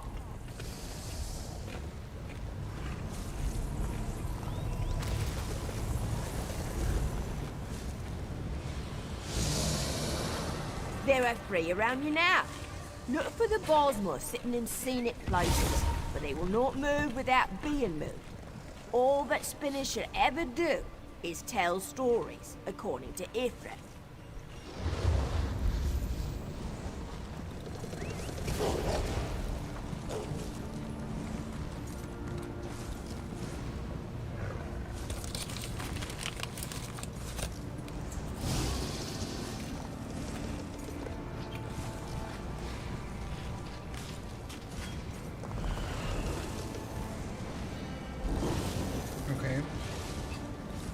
Additionally, Eldenroot has many of its labor facilities, homes, and other elements of the community suspended within the Elden Tree's branches.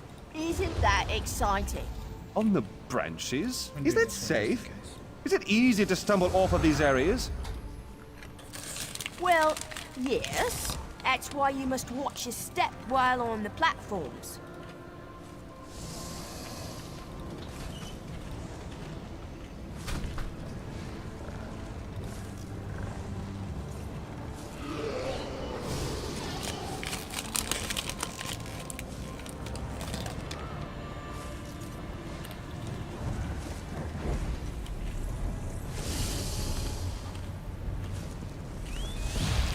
Additionally, Eldenroot has many of its labor facilities, homes, and other elements of the community suspended within the Elden Tree's branches. Isn't that exciting? On the branches? Is that safe? You can't just take Is it things that easy to aren't stumble yours. off of these areas? Well, yes. That's why you must watch your step while on the platforms.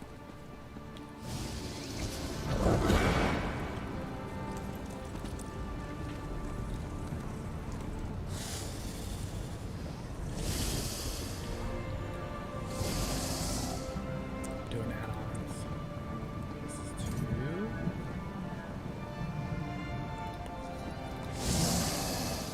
As you may have encountered, all throughout Valenwood live the Spinners, the most faithful devotees of Ifrit, our most important god.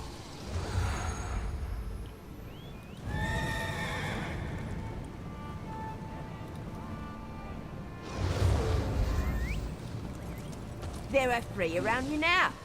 Look for the Bosmos sitting in scenic places, but they will not move without being moved. All that spinners should ever do is tell stories, according to Ifrit.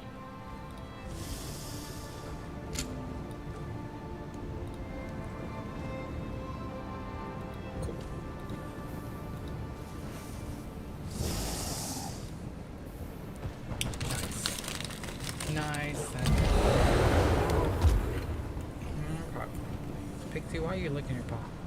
Additionally, Eldenroot has many of its labor facilities, homes, and other elements of the community suspended within the Elden Tree's branches.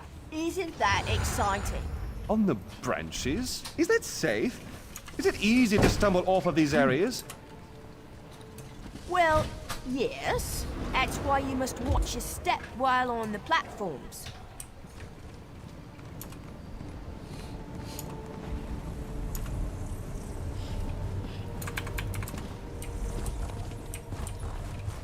Yeah, I should restart. Okay. I think I'm surely gonna have to I'm about to close and restart because of that funky now that I'd updated my add-ons without closing the game out.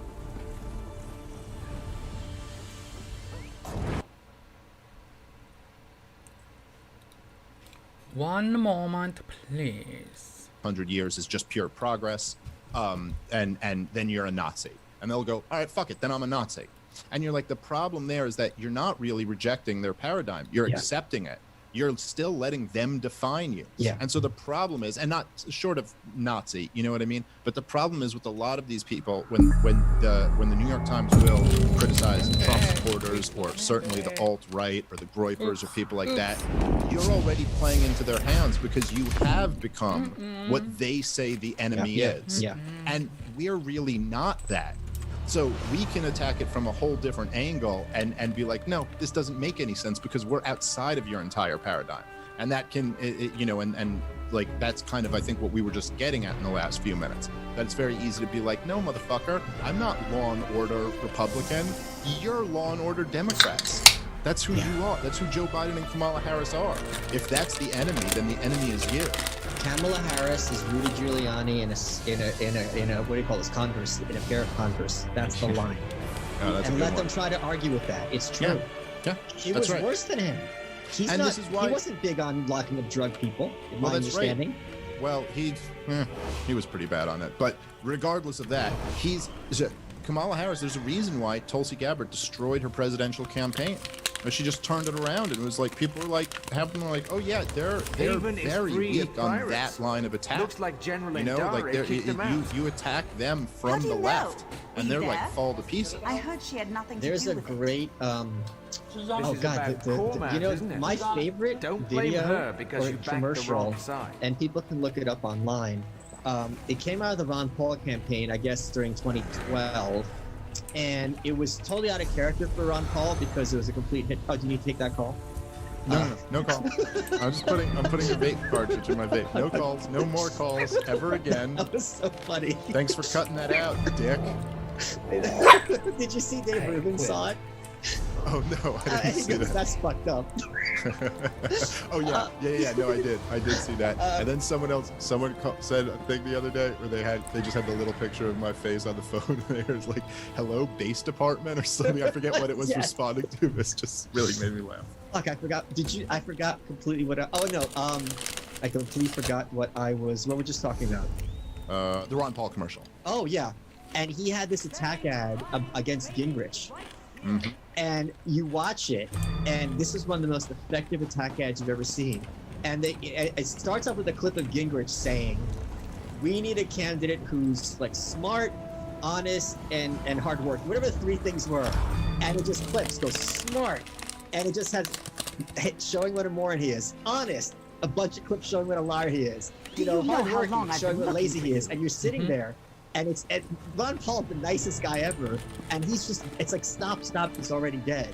You must So be here all that about would the have leaf. to happen Our society is headlines stuck to a few more punctuated connected by rapscallions Kamala that can Harris is we're laughing for no historic, reason certainly in the middle of a might, sentence. as we And you plan watch to. it, and it's that they Just live quote. moment. No, not where it's specific. not like, I oh, maybe- this I have person other agents wrong, I that- disagree, whatever. It's like, oh, this is literally a psychopath. or someone who at least is acting in completely ways foreign to my understanding of normal human behavior and thinking. Yeah. And that kind of stuff goes very viral because what Trump did very well is he denigrated these horrible people to their face. And people across both parties and independents, there is an enormous amount, and this is America at its best, of extreme contempt for those who hold power. And even if you think, okay, they're better than us by some metric, If you're looking for information, then you've come to the right place. Well, information is my primary business, and business is good. The best kind. One that benefits us both. That's not America. There's always been a really healthy amount of skepticism for the political and media elites. The in black America, man. like all the You way, don't from the think very beginning. It's this part of the one. reason why we're such a successful country. Jefferson was talking about this. Yes, like from the very beginning. Just for the audience, I know you know this, Dave. For a long time, being a journalist was one step away from being like a prostitute. Damn the wall. Like it was really regarded as this trashy, and that's not to disrespect prostitutes, but in terms of like you can tell your mom what you do for a living, you know. But being a journalist was really this grubby, kind of low class job.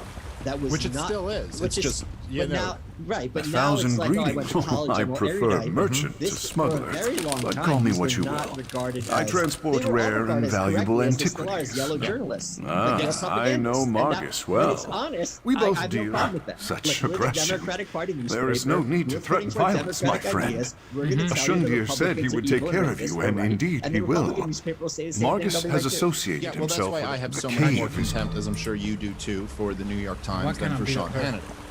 Because at least Sean I Hannity, knew you're you'd like, be look, back. he's done. That is my business, He's like, after hey, all. I'm a Republican But get Trump to it. supporter. The and here's information why I is hate like the mammoth Democrats. milk. And you're kind of like, okay, at least he's not, you know what I mean? There's no blatant deception in that. I mean, he And may get some Sean things Hannity wrong. isn't trying to get public schools to teach his dopey books, Well, unlike that's the right. 1619 Project, Yes. which is why is a newspaper rewriting history.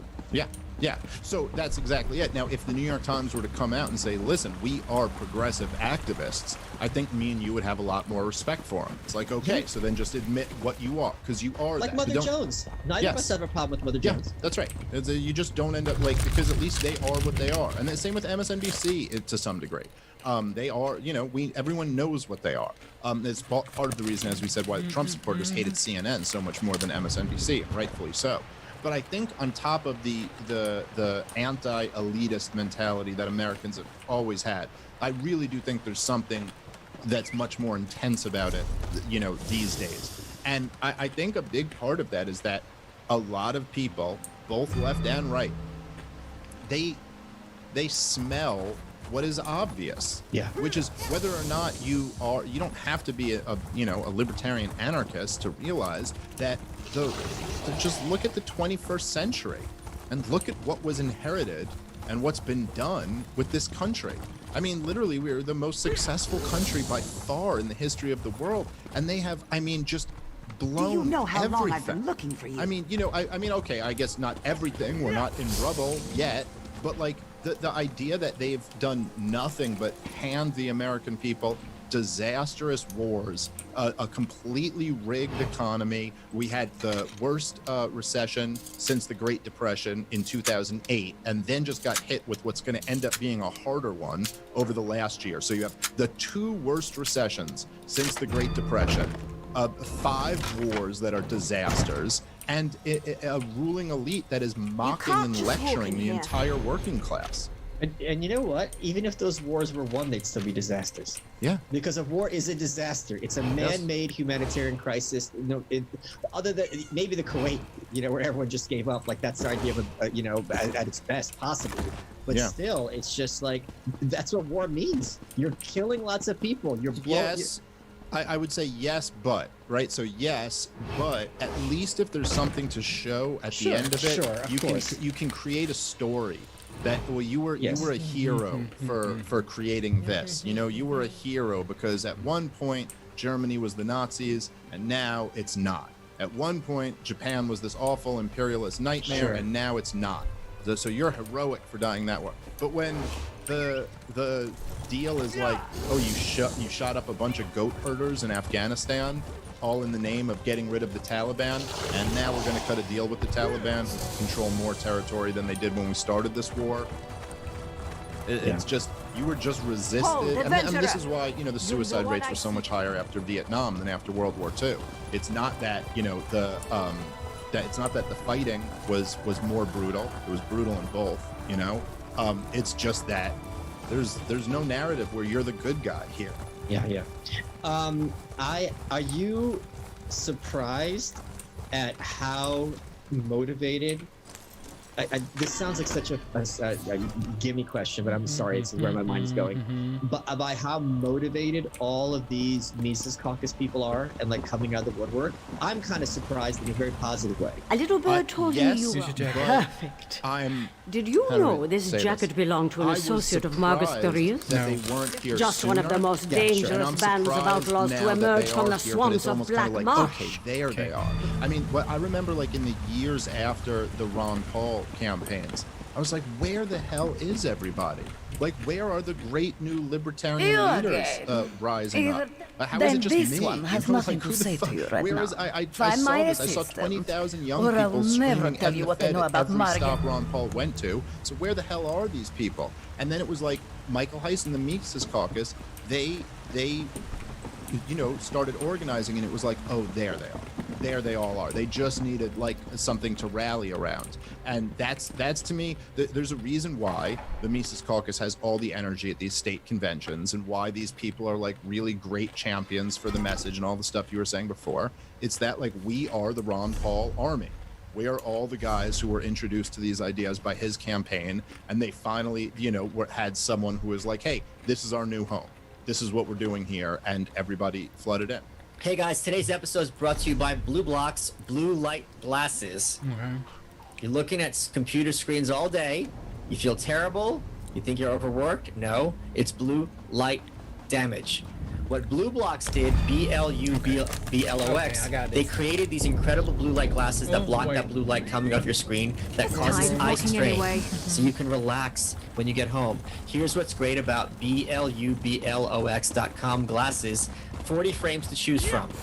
Prescription, non-prescription, readers, frames for every need, but for every pair you buy, they donate a pair of reading glasses to someone who needs them. If you go to BLUBLOX, BlueBlox.com/you're welcome, or enter the code WELCOME at checkout, you get 15% off of your order.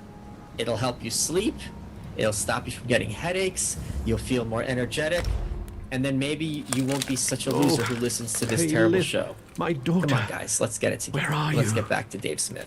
So here are two other potential candidates. Oh, but the veiled Spike heritage. Cohen, who was the VP Oriel, of protect. Joe Find Jorgensen her. on that ticket. That would be a natural person to run for the presidency next time. Have you spoken to him? What are your feelings toward him? I know he's been on your show. Yeah, I had him on my show once during the campaign, and then I had him on my show a couple months ago. And me and Spike message back and forth occasionally. We're not close, but we, we're friendly, and we communicate from time to time. And I actually, as I've said publicly before, I think Spike has been doing a really great job since the campaign. Particularly, I think he's been really great. His messaging has been on point. I really like his appearances on Kennedy and stuff. Like I've shared a bunch of clips of his where it's just like, God damn, he said it perfectly. Like, right, what should be said it perfectly. And so I like Spike a lot, I don't really have any other thoughts on it other than that. I think he's good. Let's talk about another potential candidate who's the highest ranking libertarian ever in office, which is Justin Amash.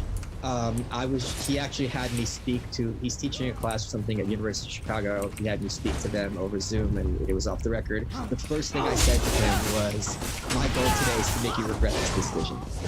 And he tweeted that he did not, so I guess I'm getting weak in my old age. Do you have any idea because he decided against running in 2020 when I think the nomination would have been his for the asking, do you have any idea of whether he intends to seek the nomination? Have you been in contact with him? No, I don't.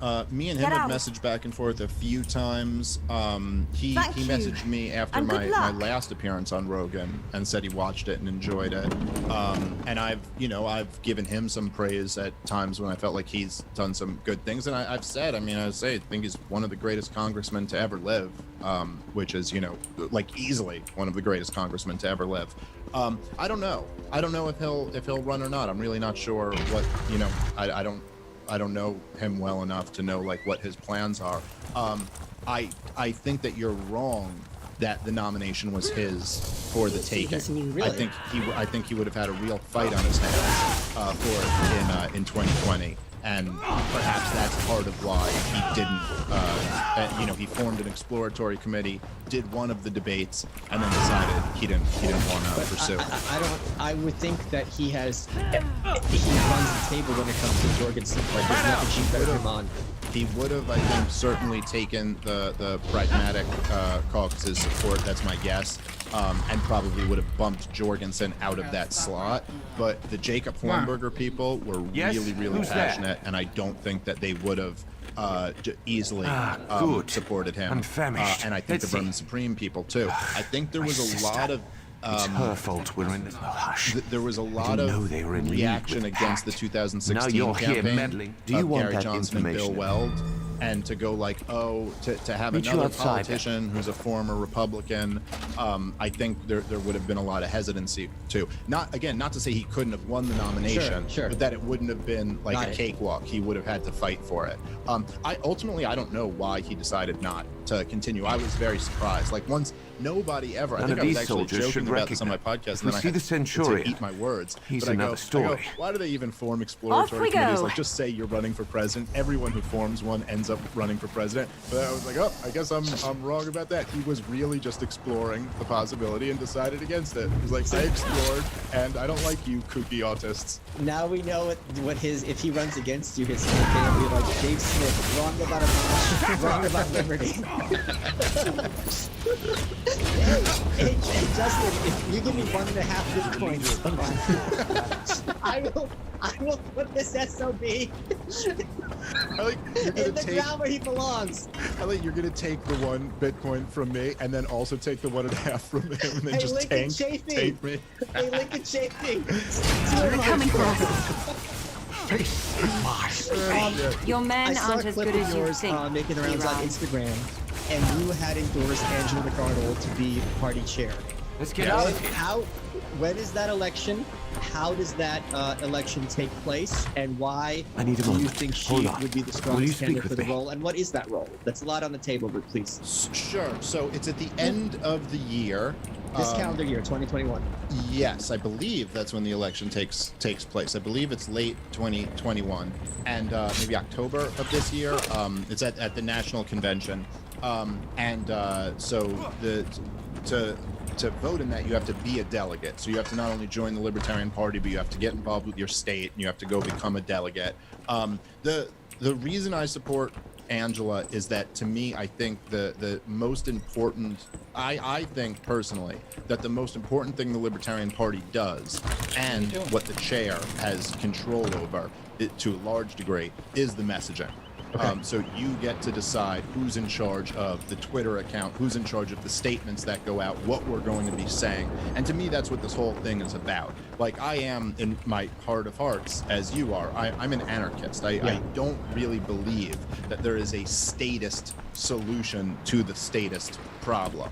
But I do think that spreading ideas are very powerful and important. And to me, the Libertarian Party should not exist with the hopes of this fantasy that we are going to take control of all reins of the federal government and then piece by piece roll it back. Now, if you can win local elections and get people a little bit more freedom, that's fucking great. I mean, that's an unbelievable thing to do. I mean, if you can win some local election and get concealed carry, legalized in your, locality, that's incredible. You just got real freedom for some real people's lives. If you can save lives.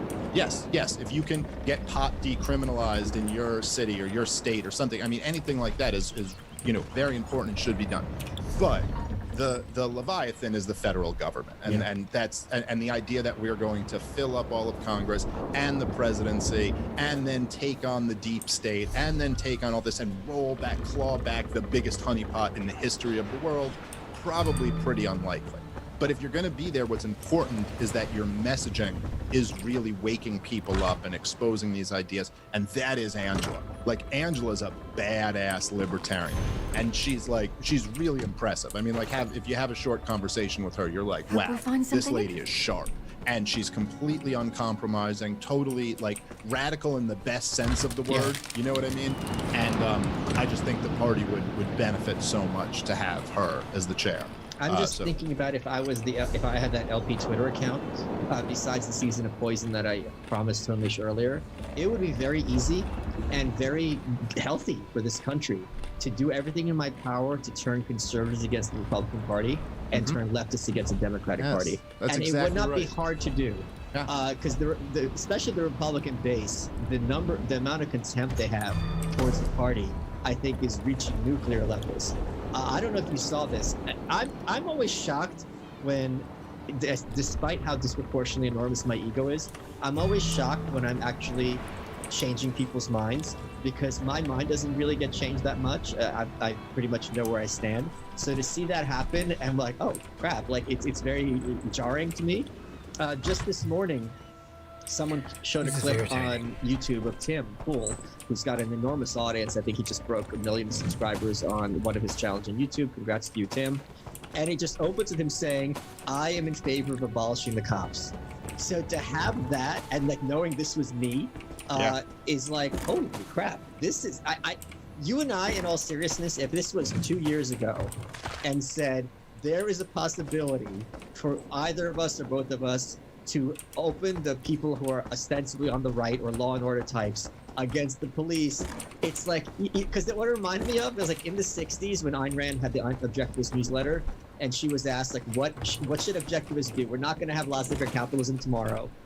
The two issues she chose were being pro-choice, legalizing abortion, and the second one was repealing antitrust laws. And I'm like, you are like, lady, I can't think of anything that would be a harder sell than like the one law we need to repeal is what keeps ostensibly monopolies from running this country. It was like, damn, you are so. But to me, the idea of like we're gonna turn people against the police is like, sure you are, sweetheart. It's never going to happen. Right. Well, I don't know what to do. That happen at all? And obviously it's the cops' fault largely, and the fault of responsibility of social media. I'm still very taken aback to have had even a little bit to play with. He's underwater. Yeah, it's such an interesting concept too, where you see you saw these like people on the left who were pushing this defund the police thing, and then you saw a lot of people on the right initially reacting against it, and then understandably, sure, but then as you start to like think through the implications of it, you just realize that there's actually a lot more for the right to really enjoy about this, and a lot more for the left to really be concerned about with all of this stuff. And you're kind of like, okay, so if there's riots going on that are, destroying private property, and we're a country with like 400 million guns in it, how long you think that's going to continue? If the cops aren't prosecuting the people who defend their property with their guns, like this will probably get cleaned up pretty quickly. And you start to realize like every single one of these taxes and regulations, all of them need to be enforced somehow. So you're going to defund the enforcement mechanism? Like, okay, but like it's just, anyway, it's been really interesting to see how the left had to start walking that back and going, they gave it the believe all women treatment. We never meant defund the police. We meant spend more money on college. It's that's not really synonymous at all. It's like, it's someone, I saw one of these blue checkmark progressives who was saying that, he goes, what defund the police meant was explore alternative options, sometimes increasing the funding of police departments. And you're like, oh yeah, no, that's totally, I don't know, how would anyone be confused by that? Because defund obviously means spend more money on them. That's English. I always wondered, do you think this guy's believing his own bullshit, or this is just blatant propaganda and backpedaling? Yeah, I have to lean toward the latter on that one. I mean, that one to me just seems too much. On the nose? Too ridiculous. Yeah, but at the same time, never underestimate the human ability to sell yourself on your own bullshit. And humans are very capable of that. And we are proof of this. That's for damn sure. I'm gonna run for president, and this is a good idea. I gotta tell you, in all seriousness, when I first heard this, I'm like, this is stupid. And then I'm like, it's not stupid, and here's why. Jesse Ventura is I mean, there's 2 hurdles. To get to, even just getting to 15%, which is not at all impossible, is already a huge revolution. Can you imagine if Ron Paul had been on any of those presidential debate stages, how wonderful that would be in terms of furthering the cause of liberty and many other things? Because at the very least, you're going to have those other 2 parties co-opting those ideas, because you don't want, Uncle Grandpa Ron to have these votes. So yeah, this is when Trump was campaigning, and he was saying, I'm going to audit the Fed by executive order within 100 days. He doesn't know what the Fed is or what it does, but he's like, okay, this is what got the Ron Paul outsider vote. Someone's in my ear. Yeah, sure. Yeah, well, that's right. I mean, you can really, control, you can force, it's like a 2-prong attack, right? Like, you can introduce these ideas to a lot of other people and try to build up our numbers, which I really think is crucial. And I think that there's something me and you have discussed before, that one of the things that it's almost like being stuck in this democratic worldview, that people feel like we need to get 51%. And actually our goal is much more attainable than that. Like, we need a strong 5 to 10% of the population who really believe in this stuff, and that can make all of the difference. So our goal is to build toward that, and then the secondary goal is to also control the discussion as much as possible. So it's kind of like, hey, Democrats and Republicans, you guys want to talk about this, but we've decided we're talking about this. Yeah, force them to fight on your field and force them to talk about things that the other party will never call them out on. Yeah, and that's going to make them very uncomfortable as individuals too. And there's real easy ones. There's ones that are enormously popular.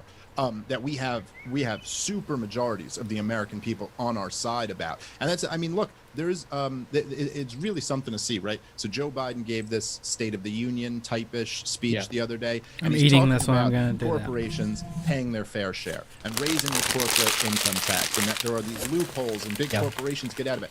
We're coming off the year where more corporate welfare was given out than any year in human history. And he's talking about how he's going to close loopholes on the corporate income taxes. So there you see a very clear example, right? He wants to talk about corporate income taxes. He doesn't want to talk about corporate welfare because he just signed the biggest corporate welfare bill in the history of the country. It's amazing. Amazon, of all companies, they've got an account, I forgot what it's called, where it's just about being trolls or shit talkers, shit posters. And Biden was saying how, Amazon doesn't pay its fair share in federal taxes. And they go, this is how much we paid. We pay what we're supposed to. And you wrote those laws for 30 years. Well, so what are you talking about? Right. But what we can do is almost say hey, listen, we're not talking about that. We're just not even talking about that.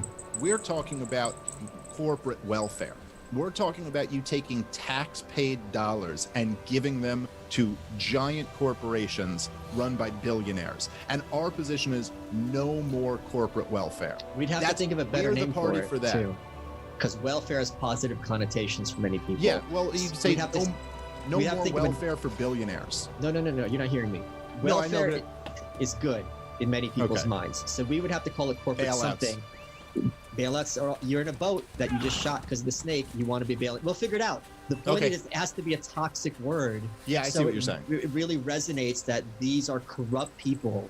Because welfare is I want some people to have welfare. If someone's hungry, I want them to have food. I don't really care. No, I understand what you're saying. So yeah, it is a positive word, but I think throwing billionaires in there makes it a little bit more obviously they don't need it. Sure, but it's not about they don't need it. It's just how evil it is. Yeah, if it was just wasted money, I don't think I'd have anywhere near of an issue as much as this is money taken from people who need it much more. And who are all more creative and who are the ones who are driving and innovative. Steve Jobs, it's just an inversion of values. I mean, this is where the Randy in me comes out. It's not just that it's bailing out, you're wasting the water. It's this is really perverted in its incentives and design. And this is not salvageable. It's not let's cut it by half. It's this is wrong on principle.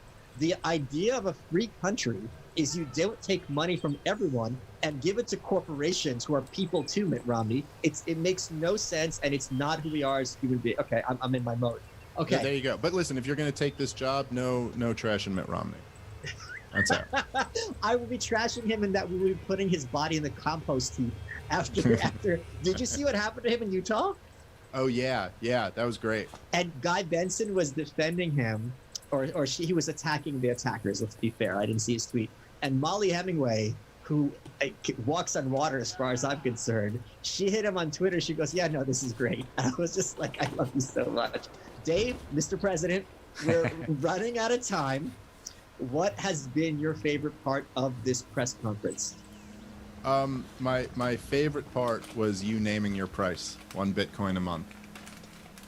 You are welcome.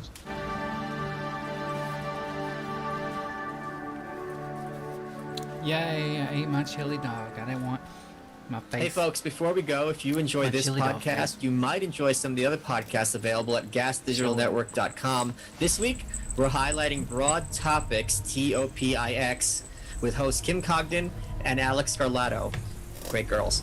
You can find the full catalog of episodes on demand at gasdigitalnetwork.com or catch the latest 15 anywhere you find podcasts. Here is a clip. So we go to our one last garage sale, and we kind of move out of the nicer neighborhood into like this little like trailer park area, which was so cute, and the energy there, top notch. Everybody was it was a mobile home. They were the happiest people I've ever seen in my dang life. There's a difference between trailers and mobile homes, and I'll tell you, I've lived in both. I don't know the difference, I'm sorry. A mobile home is just a classier trailer park. It's for older people. Trailer parks are for meth addicts and people who got pregnant by their daddies at 11. And a mobile home is just people that want to save some money, live small, buy a big camper. No, these were like classy people. Those campers looked nice, all right? Problem, that Sarah? Looked like a expensive camper to me. And change of plans? We came upon this old lady having a garage sale. Something new? That like she was just starting to pack up a little bit. When we got out, she was done.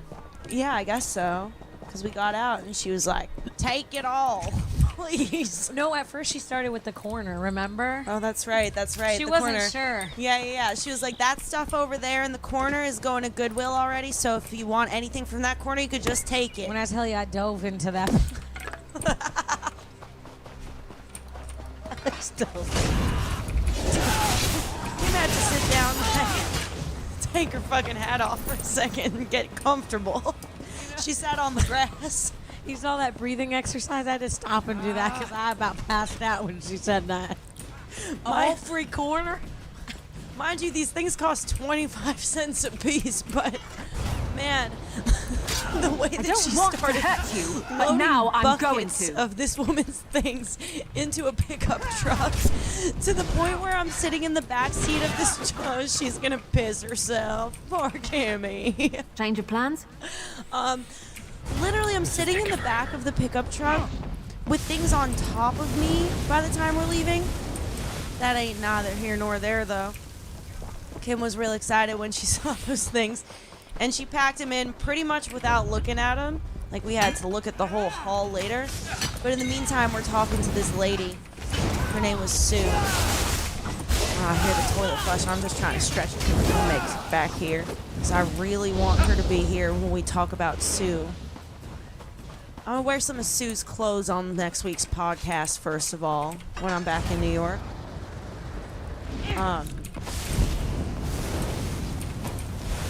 Remember when we met Sue?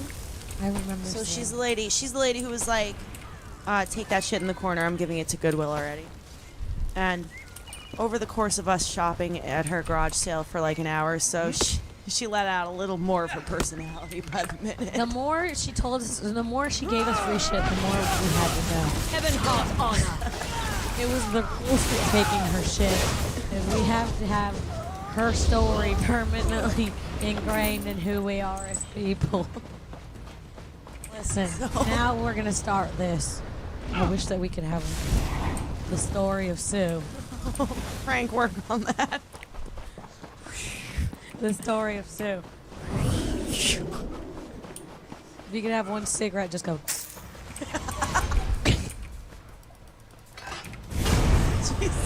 So she's like this petite old lady, right?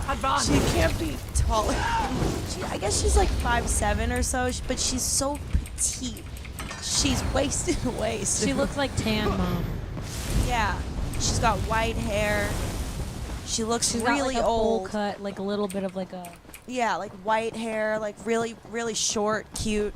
She's adorable. She's adorable. She's smoking a cigarette. Raspy old voice. She sounds like me now. She sounds like the character that we'd been doing since before we met her. But whatever we've been doing since we started this, that's Sue. So, first of all, Kim knows me. She knew that I was like not this lady had just bags really of her don't like clothes, your and I was odds. like, I'm not looking through this shit. This is fucking crazy. How pro was I? And Kim was like, you better look through those bags, all right? This is all free. And I opened up the bags. And it's like I was Sue in a different life. She wore the same perfect size as me. There's all of these like cool acid wash jeans and like dope shit from the 70s. She used to ride motorcycles, fucking cool hats and shit. All this stuff that I would buy fresh off the rack if I saw it, Sue was just giving me for free. It fits me like a fucking glove. Every time we grab something, she'd thank us, and that's when I knew something was up. And she comes, she was like, thank you, I'm telling you. The less money that goes to the fucking CEO of Goodwill, the better. And I said, that's right, Sue. Do you want these cake makers? What is wrong with my... So he's been ripping us off for years, Sue. You want these? Hey, Sue, what you got inside? I know you said take it. I just want to double check. I was doing that. I was going, are you sure this grandfather clock? Are you sure we can... Meanwhile, I'm in the corner firing up Good work. eBay. Like it's Excellent. So I will start I'm looking the spell. I've said this once or twice tonight. I'm looking through Sue's trinkets as if they were my own This should work. grandfather's. Also, as Sue is watching me unbox her clothes with like the joy use on the my crystal face, on the she's stone. deciding that she's done with everything at her garage sale, and she's like, you know what? Fuck it. It's not just this corner. Everything here is free for She you makes the guys. announcement mid us going through her trash, and we celebrate like the rats that we are. We fucking dance. We're like, thank you, We Sue. dance like banshees about it. Disgusting.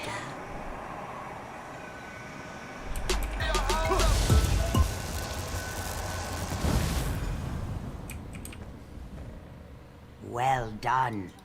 Leave these pigs to your slaughter. May Today's the- episode brought to you by Liquid Death. God, kill it. Today's guests are, they're those frontline tongue ninjas, baby. You know what I'm saying? I mean, these guys are, they're the senseis of selling. They're a father and son duo from San Marcos, Texas. They work in a business that I know nothing about, but I'm very curious to learn. Today's guests, we are very honored to have in studio. It is Cameron and his father, Spanky Nichols, and they are auctioneers.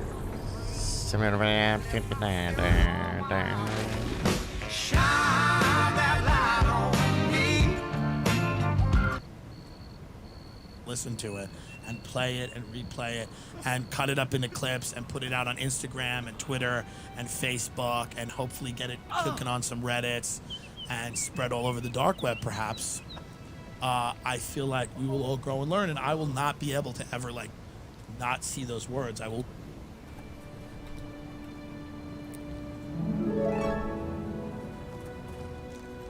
Termites, it's our last night. Isn't that sad? I'll miss this part of it, but maybe it'll come back if, I don't know. Who knows? You never know. But the end is kind of sad, but what are you gonna do? This is what happened. This is life. Liberace was determined to make one more set of appearances at Radio City Music Hall. And he was gonna make them more sensational than before. This time he would make his entrance flying. Flying! See? Pink. Cyndi Lauper. It's already been done. Liberace's been flying around New York way before you all even thought about it. He arrived in New York in mid-October, set up housekeeping in Trump Tower, with an extra apartment for his costumes. Oh my God. He began planning the entrance by wire, a stunt that had dazzled audiences at the Nevada casinos. Fuck yeah, it's great. The first act finale would be a tribute to the Statue of Liberty's centennial, with Miss Liberty holding a candelabra and Liberace arriving in a Stars and Stripes Rolls Royce and wearing an... Oh, I forgot to say what I'm drinking. Sorry. Kings of Leon. It's a wonderful little Nashville product. It's a wonderful light American lager. There you go. I always say it, and I forgot. And I like their can too. A lot of good can designs lately. Cheers to whoever doing that. As always, Liberace shrugged off any questions about his retirement. His ambition was to end his career in the style of Yul Brynner. Huh, how was that? I have no idea. How'd he end his career? Yul Brynner? I only remember him as, in the Ten Commandments. I know he had a big career. I just don't know. He was just as brilliant in his last performance as he was in his first. If I thought for a moment that my performance gave the impression I was failing, I wouldn't do it. But I don't like to dwell on thoughts like that. That's not the magic of believing. When people ask you about retirement and you don't want to, you tell them to shut their mouths. Just shut your mouth. Was he failing? At times, he seemed to have the same high spirits. He practiced the flying enthusiastically and laughed because he always landed facing toward the audience towards the back of the stage. Don't worry, I've got 3 weeks to get it right. It was obvious that Liberace was not well. He was affable to the stage crew, but the camaraderie of the 2 previous engagements were lacking. There was no stream of visitors to the dressing room. Kerry James was that's the 19-year-old boyfriend, ever present, telling people he was resting. As soon as the performance ended, Liberace left the theater. At his request, there was no big opening night party, only a gathering at Maxwell Plum's for the closest to him, Carrie, Angie, his sister, her children, Gladys and Dorothy, Seymour, and of course a few others. Phyllis Diller, yay, Phyllis Diller, flew in from California. Liberace's health was the subject of backstage conjecture. Obviously he was ill, but what could it be? There was talk of emphysema, and Liberace himself kidded about ending up in an iron lung. Even with rhinestones, I couldn't make one attractive. It's pretty funny. He continued smoking 2 or 3 packs of Carltons a day. My grandma I've smoked tried Carltons. I can't say it. There ain't much to them. The final performance I thought that too. came on Monday, November 3rd. A Monday show? Kind of nothing. Don't want to end on a Monday. Saturday. At the opening, 2 of the glittering costumes sailed through the air, and then came Liberace himself, soaring above the mammoth stage like Peter Pan, trailing a cape of silvery scales edged in purple feathers. He returned to Earth, miraculously facing the audience for the first time. The 5,874 people in Music Hall roared their welcome. 2.5 hours later, he'd given them everything he could. 6 costume changes, 4 cars, 3-minute Gershwin, Chopin and Strauss, a dance with the Rockettes, a maid in the bathroom routine, a waltz with a woman from the audience. Oh my God, that lady probably never got over that. And an offer to let fans feel the costumes. That you paid for it, and now I own it. Now I own the bank. Jokes and a Christmas medley. Finally, I'll be seeing you. Oh. They stood in the wings crying. Right. Angie, who pushed her brother in a baby carriage. Seymour Heller, who'd attended almost every Liberace performance for 34 years. Kerry James, the companion and protector. Ray Arnett, who toured with Liberace for 30 years and produced the music hall shows. Eric Hamlin, the 14-year pianist whose career Liberace had fostered. And Denise Collier, the press agent who'd become devoted to Lee. Then it was over. Oh. No other performer came close. He had sold over 300,000 tickets. A Liberace-style cake was wheeled out, 6-tier, all white. The management prevented him with the original posters advertising the engagement, and he responded with a toast. I love you all. And then they asked him, we want to talk about the hall next year. Can we talk about it? He didn't respond. He seemed distracted, as if he hadn't heard the question. It seemed odd to Felton. Always before Lee would grab at a suggestion. He departed after under an hour. Underneath, what was wrong? Phyllis Diller knew. 2 months before, Liberace and Bob Hope had appeared on the Merv Griffin show, saluting Phyllis's 30th anniversary in show business. When Lee walked on stage, beaming under heavy makeup, she felt an instant, breathtaking terror. His face was angular, not cherubic. Nobody uses the word cherubic anymore, but John Panette did. I have the face of a cherub. Ah. And she recognized something in his eyes that she'd seen in other friends she had lost in recent times. Dear God, she gasped inwardly, he has AIDS. Yeah.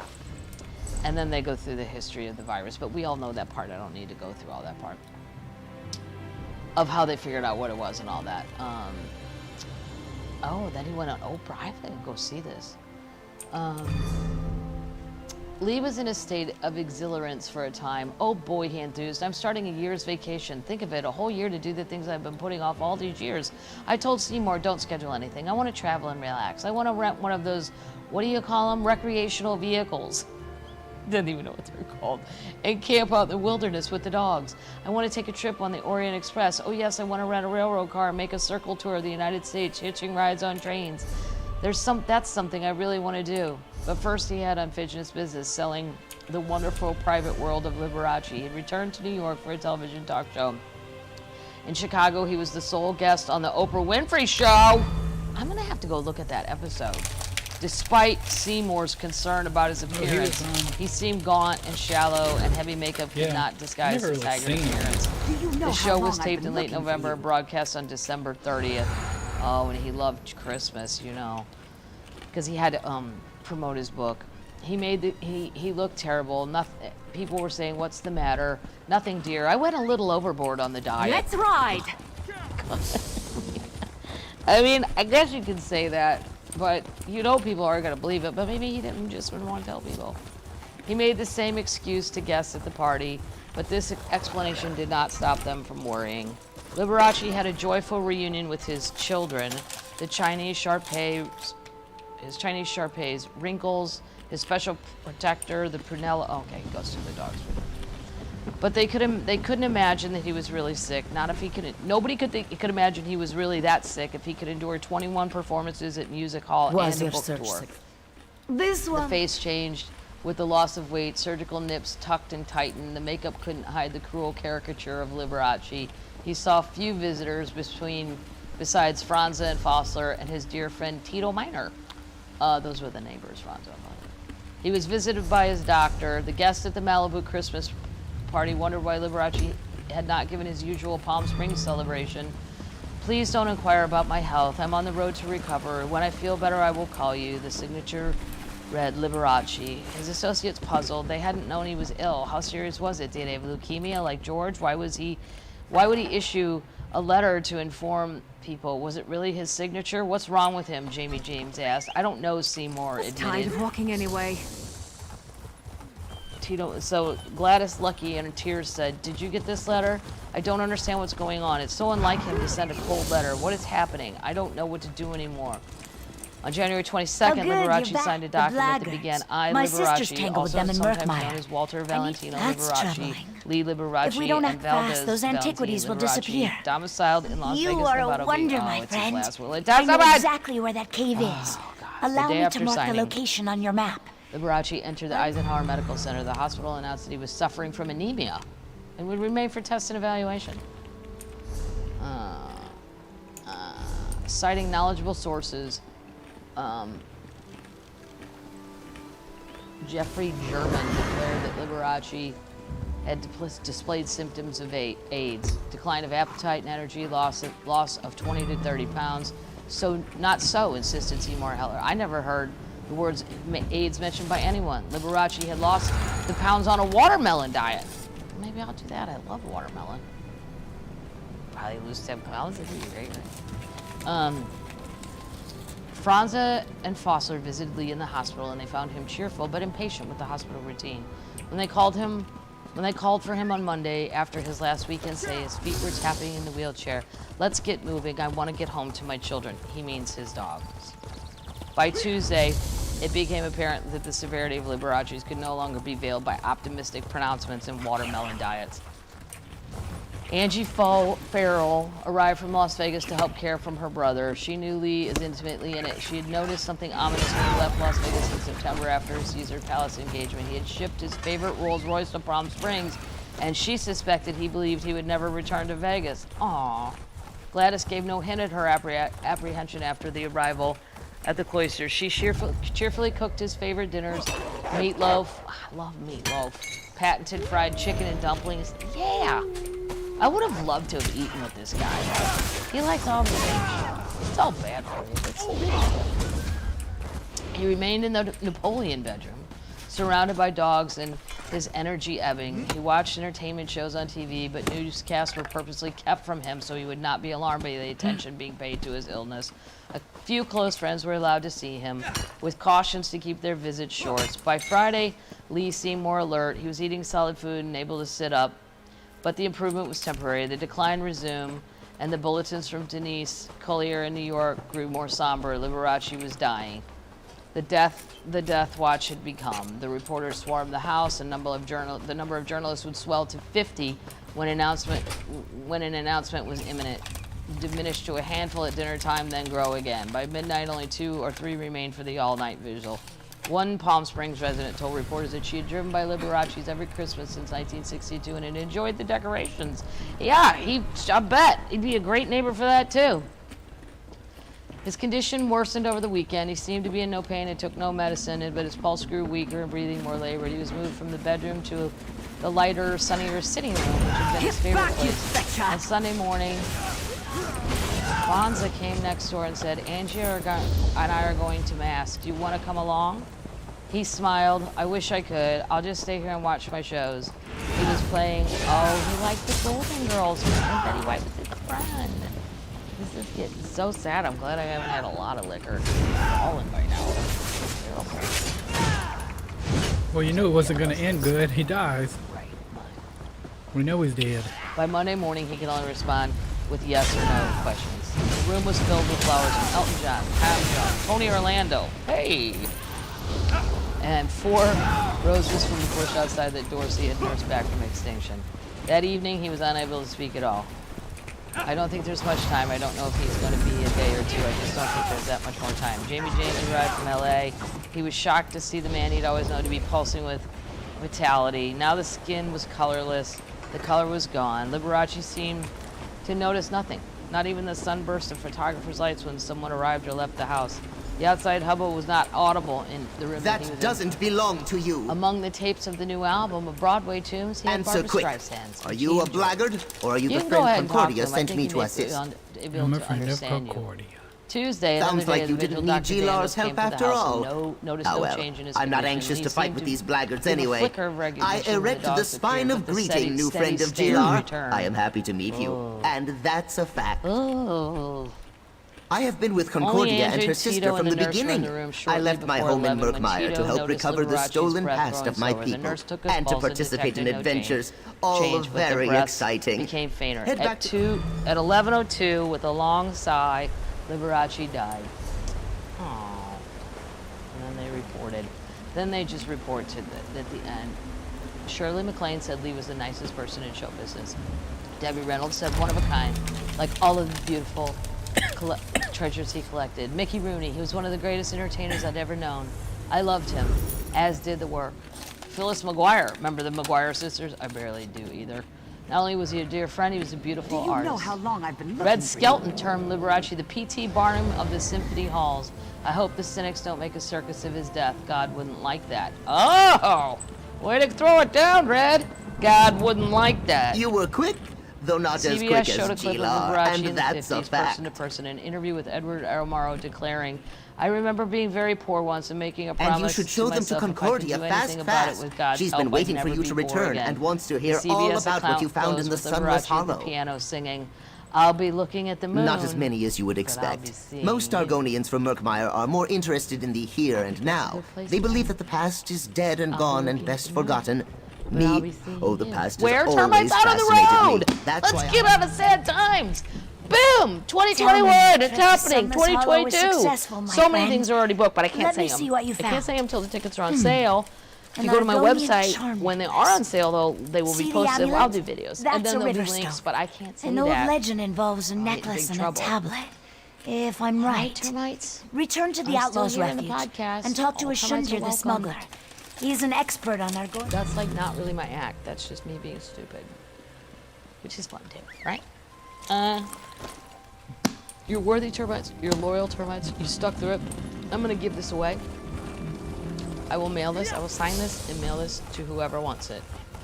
So whoever pops up first with an address on Instagram, that's who's gonna get it. First come, first serve. I can't make anything more fair than that, right? No. You want it? I loved it. I'd read it again. And remember, as I send you out into the world, you're worthy termites. You're wonderful. You're grand term. You're not the grand termite. I told you not to but deal you're with grander Margus termites. Yes. You're not the grand termite. You're devoted. You're loyal. This is all your fault. Oh, yeah. Criminal activity always carries a certain amount of danger. But your questions have brought this Wamisepu down upon our heads. Poor Ashundir. He didn't deserve this fate. This one has no proof. But I'm sure Marga sent one of his blackguard thugs to silence poor Ashundir. Termites! I feel it in Night my 21. tail. How exciting Great is that? Pa slipped away at the first sign of trouble, almost and I hid in a crate. We'll be done with 2020. I don't know how Antiquities, you say. didn't hire Let me have a Walters look. last New Year's Eve to go.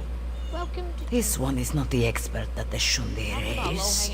Was. At least as far as I But know, I this didn't see tablet it tells happen the anywhere. secret of an Argonian nightmare idol. Very rare. Probably dangerous. Why did you make me touch these things? No, I will say nothing else. This one prefers to keep her blood inside her body.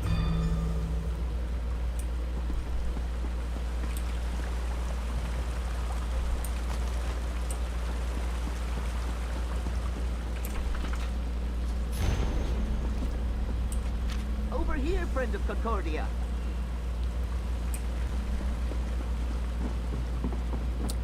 Let's see what this is.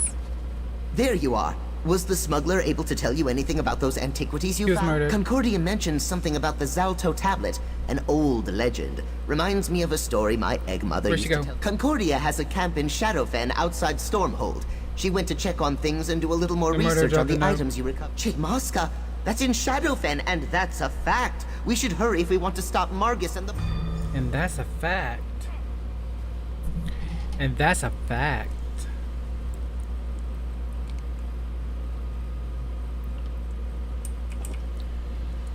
The ruins are up ahead. I'll wait here and make Tell sure the me. boat... Well, Zalto means sacred secret. Each tablet contains its own mystery. I think this one is related to the legend of Bila Kar. He was an ancient Argonian sorcerer. Terrorized most of Black Marsh, or so the story What's the goes. sorcerer have to do with this? Not the sorcerer, but the relic he left behind. The you legend think claims that that's, Bila Kar... ruins? That seems unlikely. The story I heard claims that the skull was hidden on an island off the coast of Black Marsh. Well, then you're wasting my time talking about Booshaka. I like this place, it's pretty cool. We get to climb up things like Mesopotamia. The Halakukukuru. Where is my now? It's down here, is that? Where is the Kukukuru?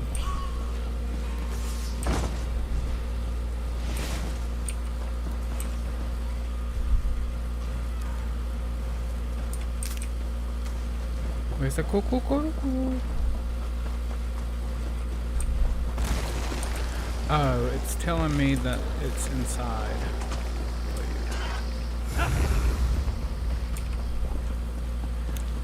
Lego.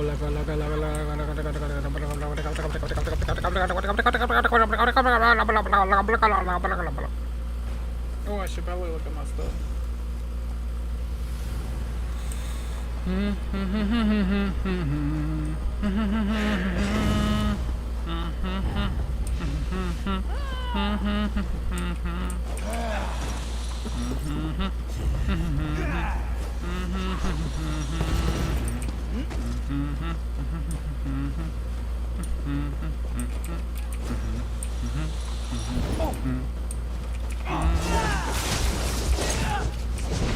Stay, no, if you're gonna start a fight, come stay, you little punk. I can't stand the way this game does that shit. Bunch of punks. Now, can I go through here? Yep. No.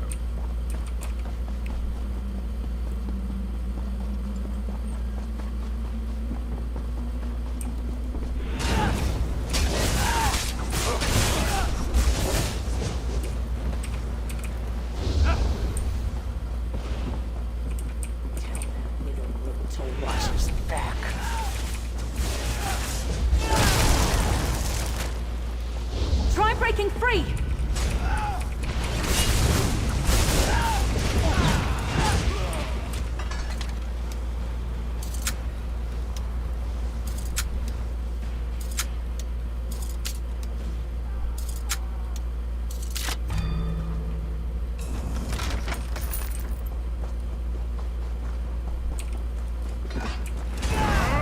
This is a fight metal.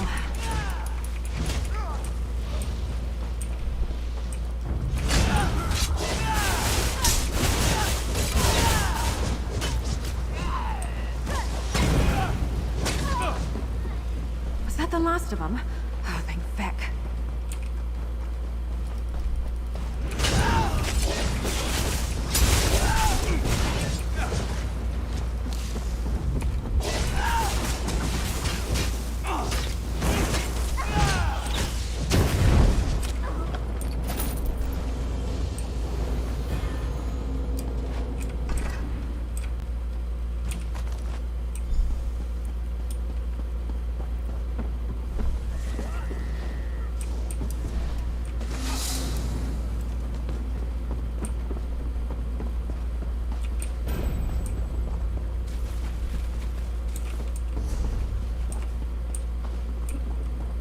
Didn't show me where sky shards are in the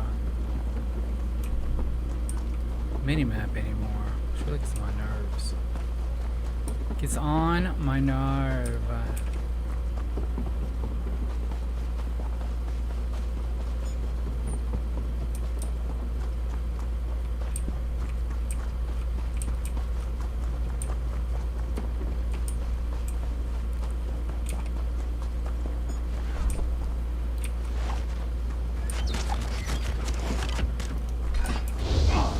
Here it is.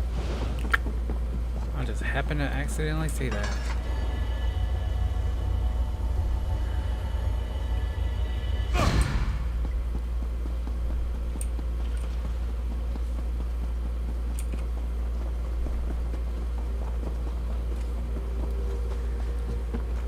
This is a song about colors. We see them all around. Red stand up. Blue I think I'm getting good at this. Well, I probably shouldn't be proud of that. That's the song my husband sings to some of the elementary kids or whatever. They, depending on what color shirt they're wearing, they stand up and sit down, all that. Where are you at? Are you in here? He's outside with the dog. You know, I like to think I'm agreeable. No, he's in the bathroom. Dash is right here.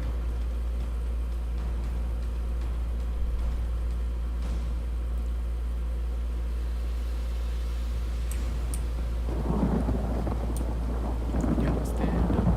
Green stand. You're supposed to be on my team. Your people help.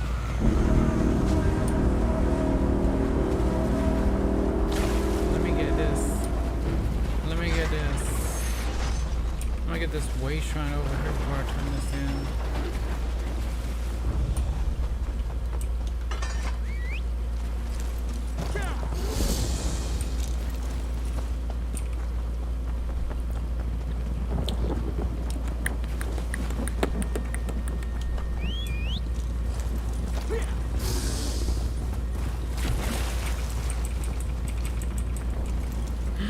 Ebon thread. Let us be glad. Yeah.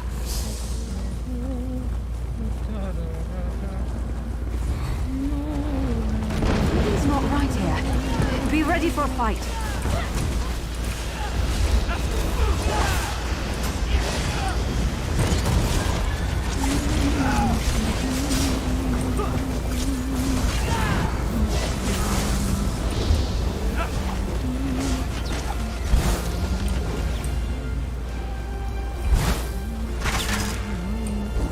The strong will cleanse the world of the weak.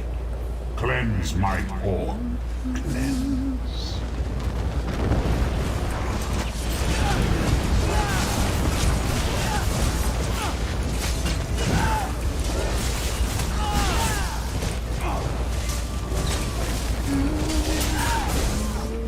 The Daedra, the anchors, you destroy them in vain.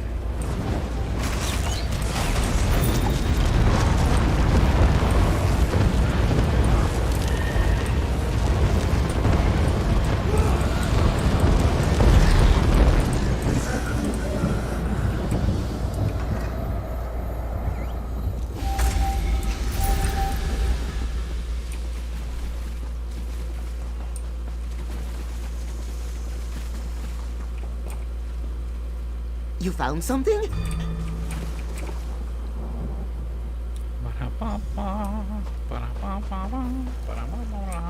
What do you... Finally! You don't know how worried I was for you and G. That corresponds with what I was able to determine. What an excellent specimen. What's this mean? Let's see this. Only one conclusion makes sense. Morgus seeks the golden skull of Alright, time to get back to work. Depends on the source. We need to follow the trail. Gila's down by the water as much as Morgus desires our gold. What is this? Is this the prologue for... This is apparently the prologue for Murkmire. Because, dear God. Murkmire, whatever. The cursed skull. Why didn't I? Here, you...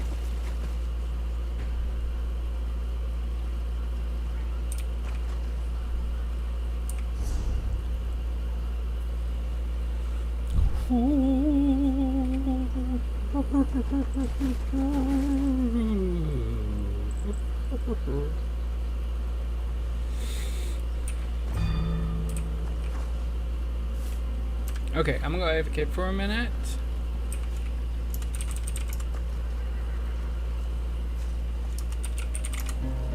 So everybody be careful. I'll be back. Just a minute.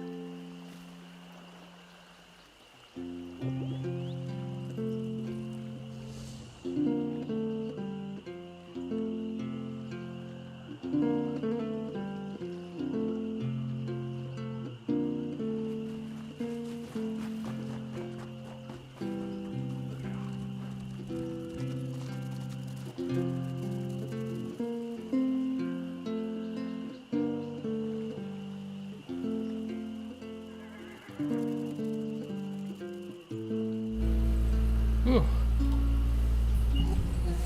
Goodness gracious.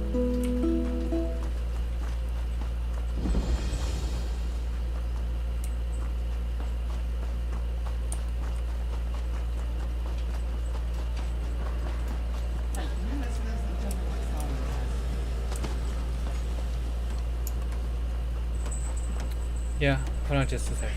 They say the Hist weeps with happiness when an Argonian hatches. How can a tree weep? What nonsense. Everyone knows the Hist isn't a tree.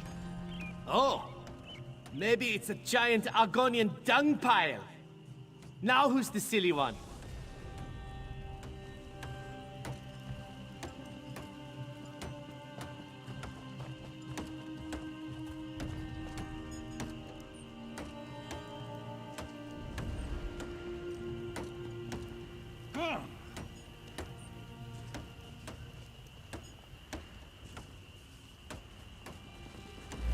Okay, I had to identify a song, and that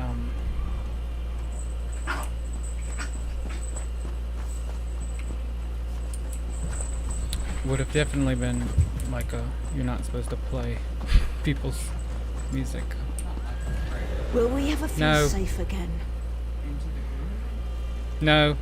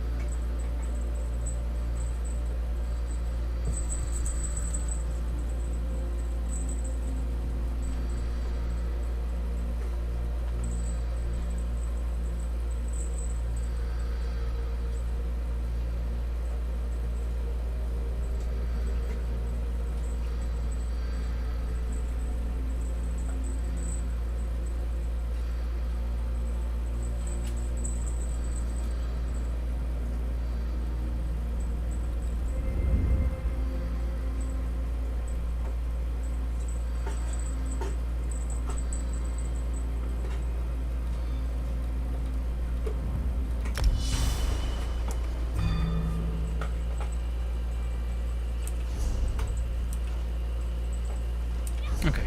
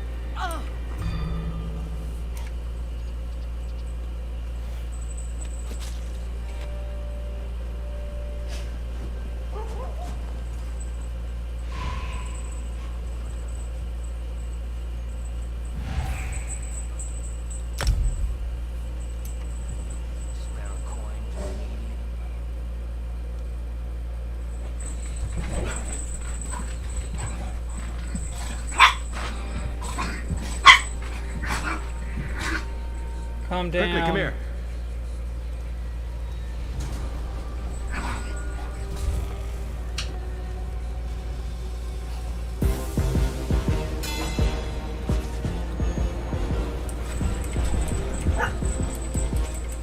Hello, everyone, and welcome to Jess and Guest. My guest today is the delirious, the talented, amazing Mark. Sorry, I wasn't here.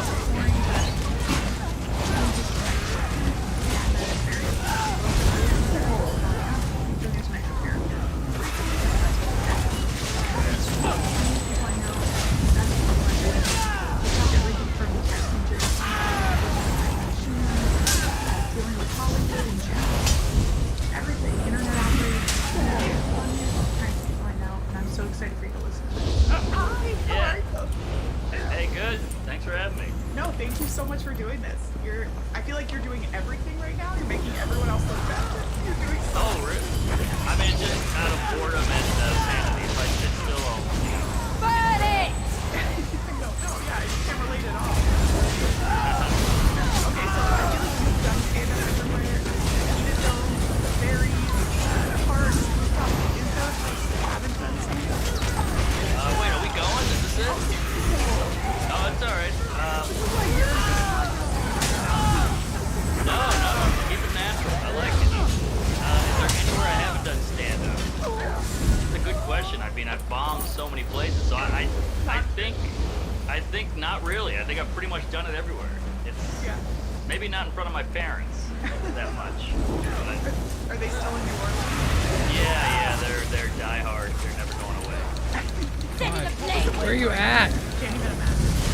It was fun, but again, it's a party city, so friends come like, this is awesome, it's so pretty, and the food, and the jazz. Light it up! I'm like, yeah, but you get to leave, and then go eat a vegetable, and, get a hug, and a ride to school, whereas I'm like, at a strip club in math class. I don't know, it was almost too much of a good thing sometimes. How was the performance? That looked amazing. But I can't imagine. I need healing! But yeah, it was rough. Basically, I do the Tonight Show once a year. So this year, obviously, pandemic, they're out of studio. So I said, well, let's do it on a roof. Or let's do it in a field or whatever we're doing now. And then I said, well, why are we thinking so inside the box? Let's go outside to the ferry. And on paper, it was great. I got a crew together. We were all excited. And then it was just nightmare. We had a drone ready for a great drone shot of the skyline. And the ferry just went up, the wind caught it, went right in the ocean. And, or the river, so that was a bummer. And then, the wind was so bad, you see my hair is like flying away, and the sound was off. We had to rejig the sound. And it turned out weird, and we thought it'd be this special thing, like, people watching it, so. Can't even hear that.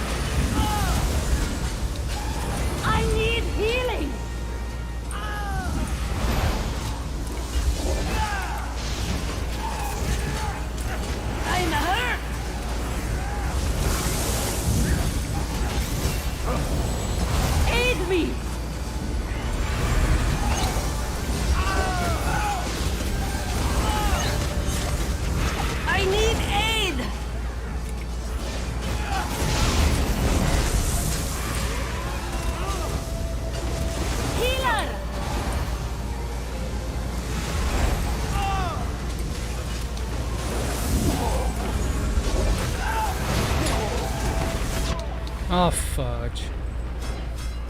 I walked right over into that. I knew I was doing it when I did it. I just didn't think it was going to kill me. Dang. That poison hits hard.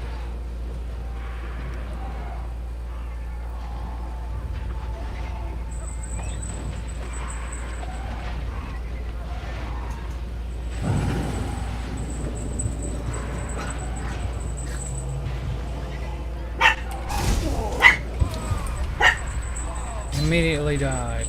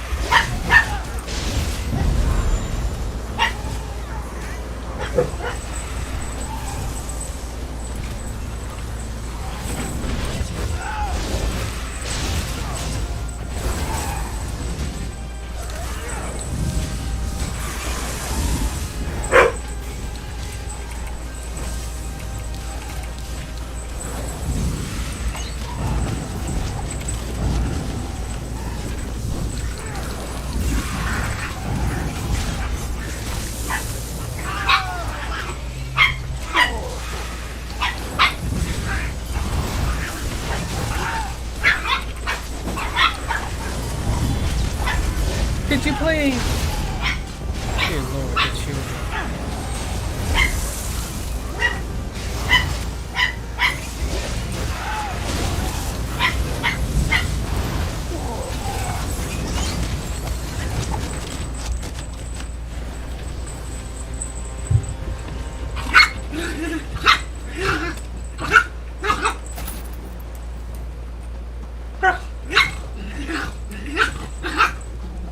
Dash, calm down. You're driving her crazy.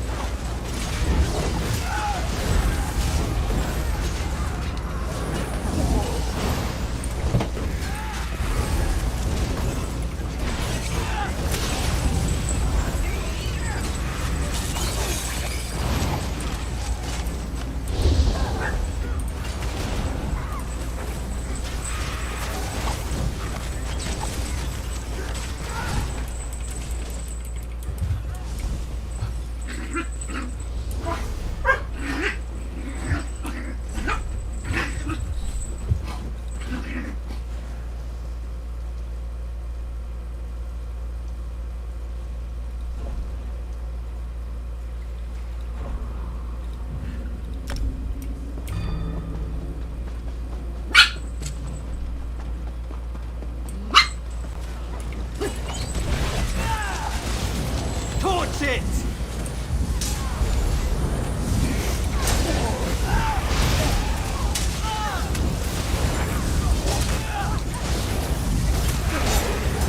Heal me!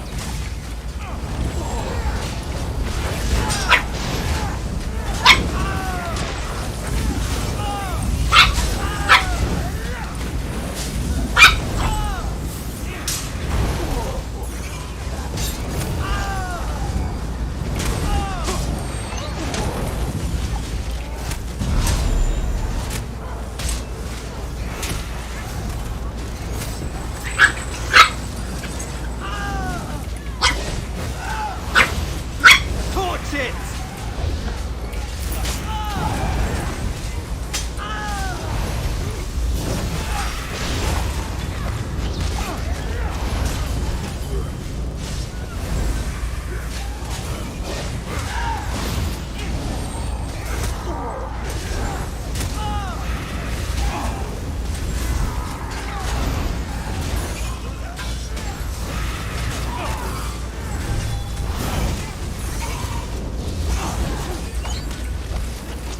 Awaken Mistress Bandit.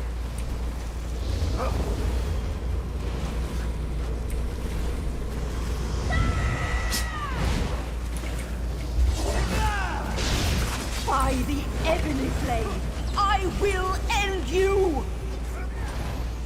Dash, get off.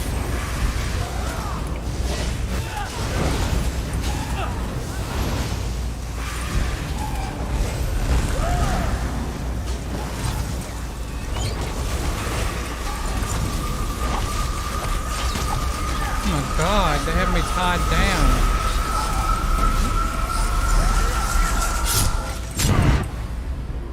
Dead. They let me be sacrificed.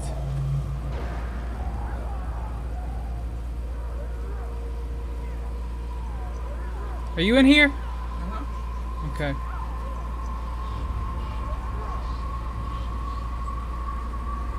This boss was crazy.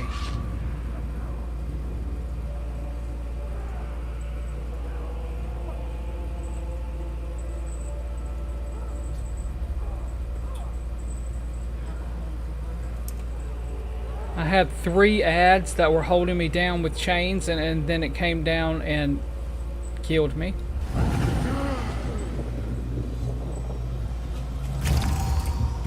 I was sacrificed and died.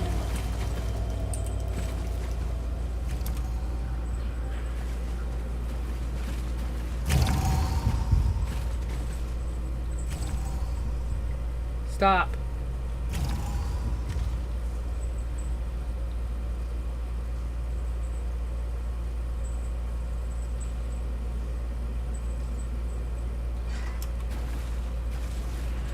By the Ebony Blade, I will end you!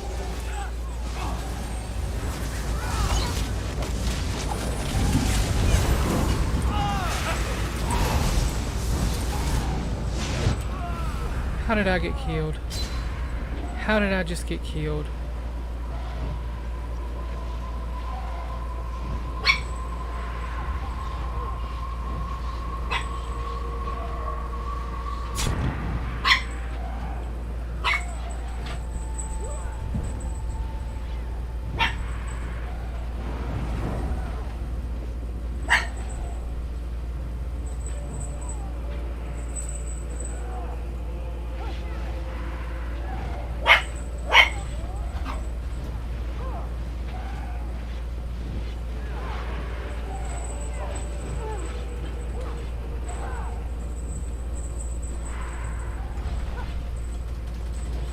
Dash, stop!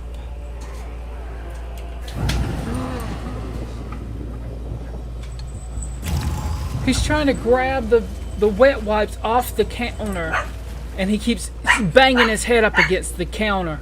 My whole entire desk is shaking.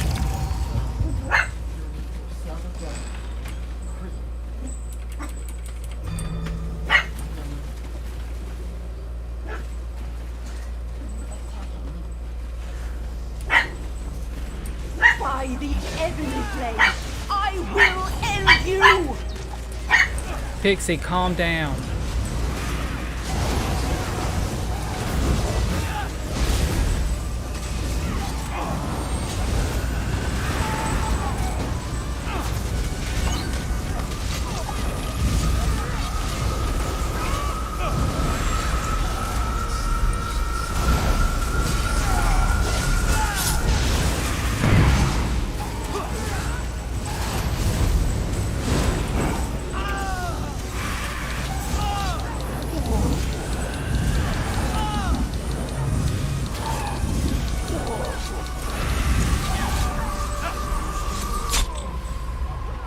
Well, I don't know what's going on.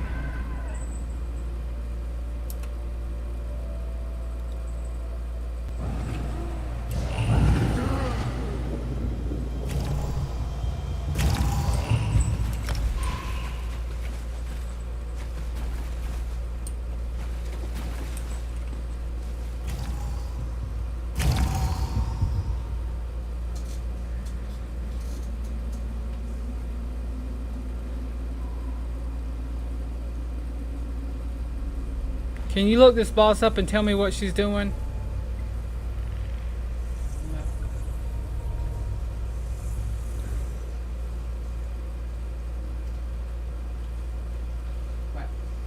G-A-M-Y-N-E M Y-N-E B-A-N-D-U is another word.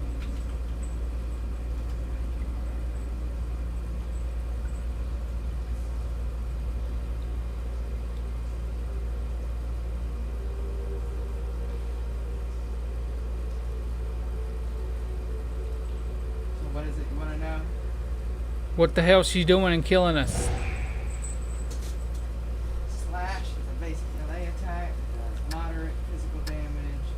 Ripper, a heavy melee attack, does high physical damage. Torture Session, the boss damages and stuns a random player, and the Shadow Torment chain player to the ground.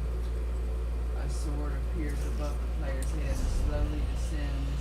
This attack cannot be avoided, and players cannot break free from it. To escape, the other members only need to kill one of the Shadow Tormentors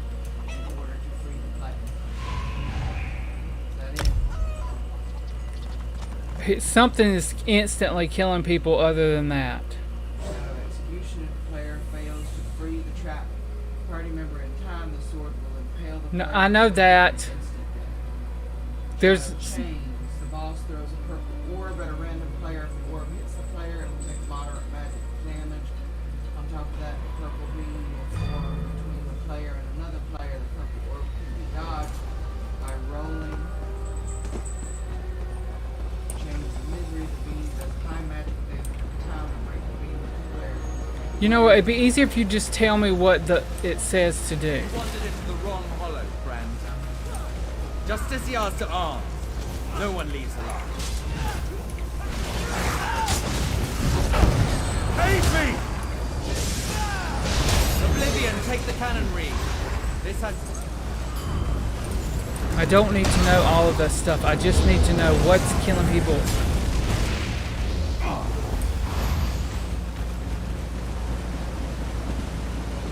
I mean, it's over with now. The group disbanded.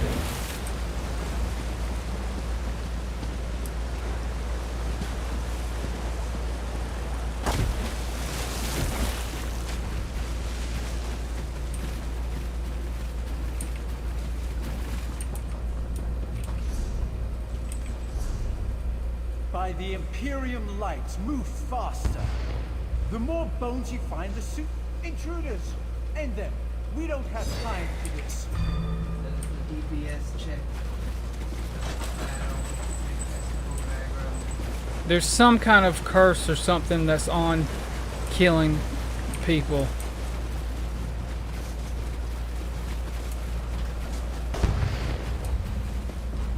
Don't slow down now.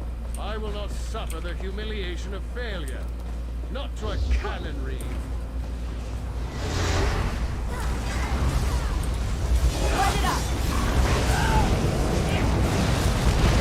Don't worry about it. I need healing.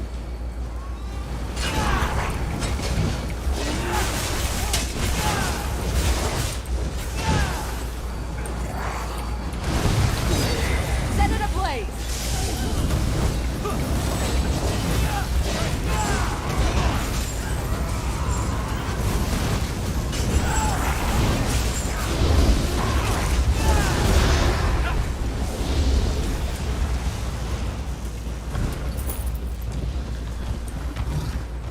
Intruders! Give death to them!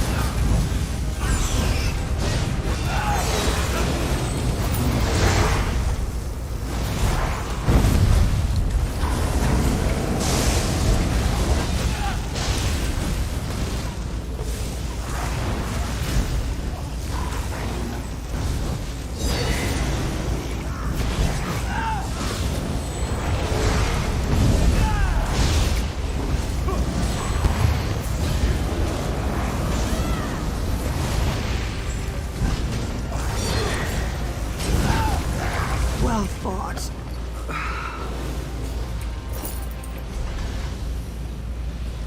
This is a most bizarre ritual altar. Let's take it apart.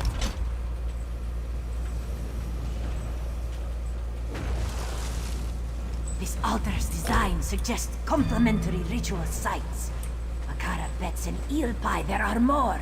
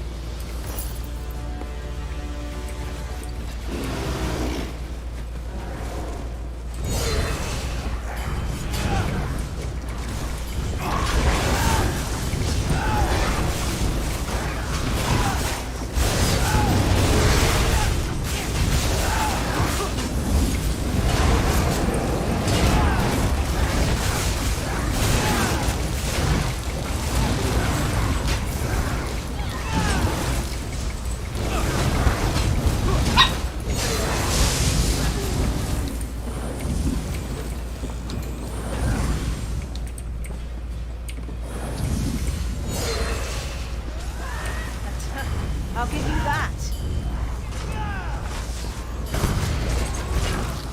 Light it up.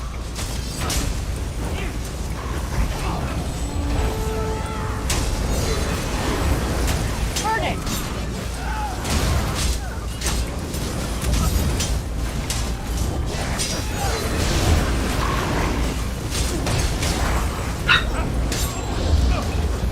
Set it ablaze.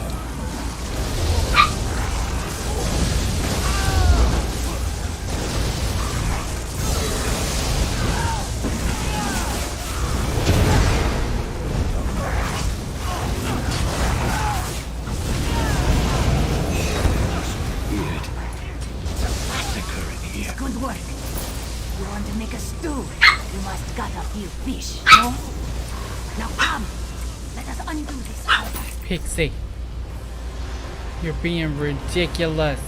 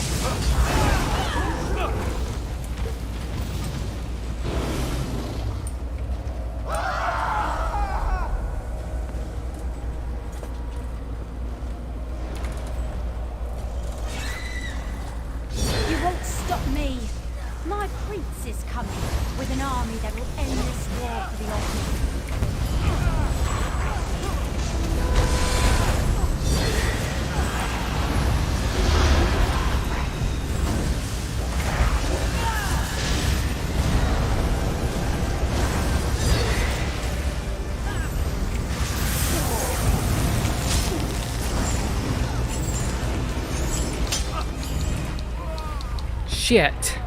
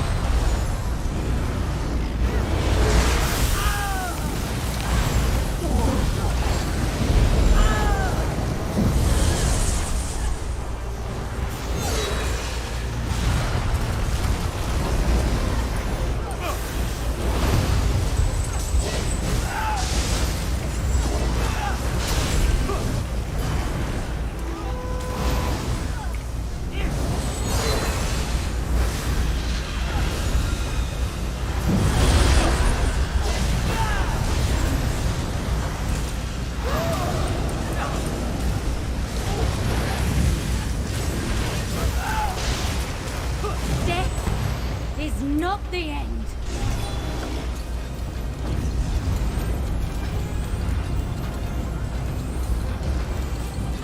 So, Orneth sold her soul completely. Thalmor will not be happy with this. Akara, look. Just as you feared. The ritual is complete. See how the darkness gathers? Yes. Whatever Orneth unleashed here may be even stronger than she. Prepare yourselves.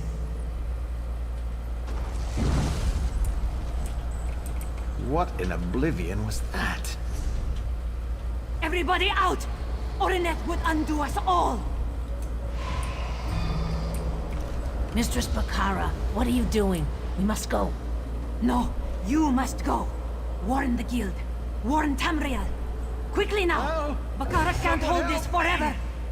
Shayor's beard! I didn't think today would end this badly!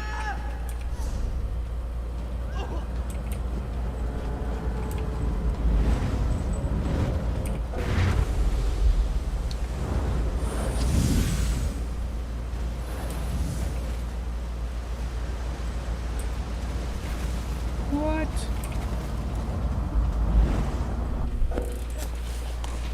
What are you typing over there? It better be your login information. My lesson plan. Nobody does do no lesson plans. You gotta come over here and play this game. You heard me. You heard me.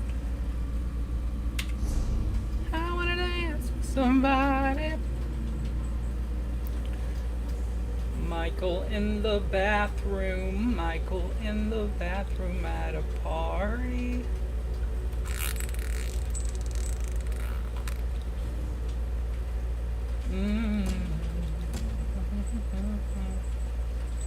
Okay. So I gotta do Crypt of Hearts. Vanish Sales 2. Crypt of Hearts 1. Banish cells 2. Hearts 1. Banish cells 2. Crypt of Hearts 1. And Black Drake Villa.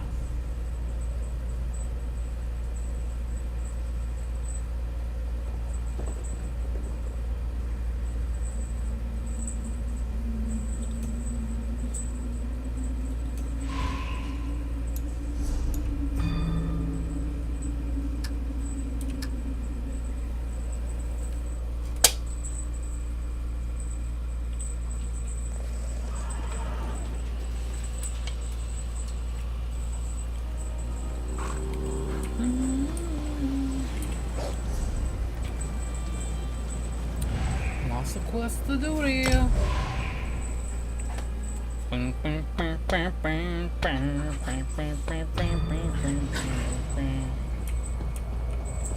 Oh great.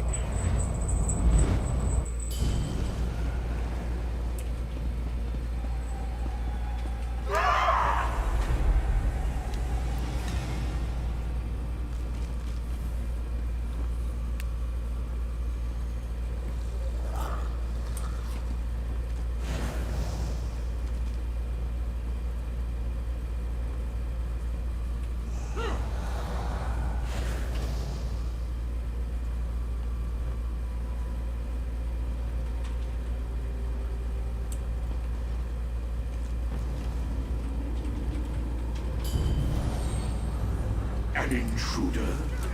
So you're the one who's been undoing our work.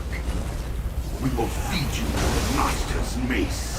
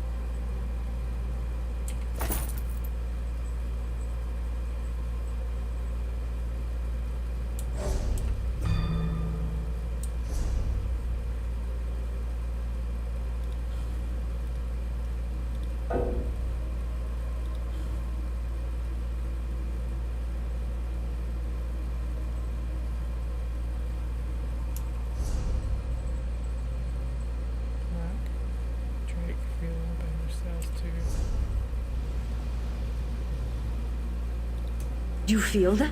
The others are returning! I don't know where you found your new friends, Alanway, but they don't seem to fear death. It's admirable. They can speak to that better than I, but they've bested my husband's minions. We owe them everything. Indeed. By the Empyrean light! I didn't know Narayaneth had tortured so many of us. That whoreson dog. Easy, Feindor. He'll pay when the time comes. But we don't want you rushing off to die. Our again. friends killed his Daedric pets. He may come looking for us, and we need to be ready.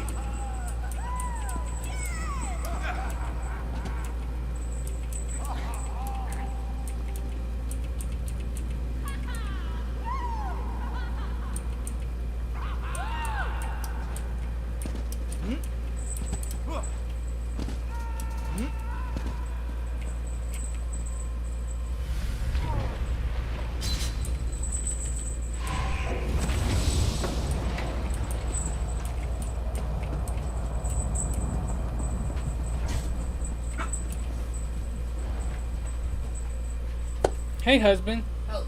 What you gonna get me? Like a sandwich.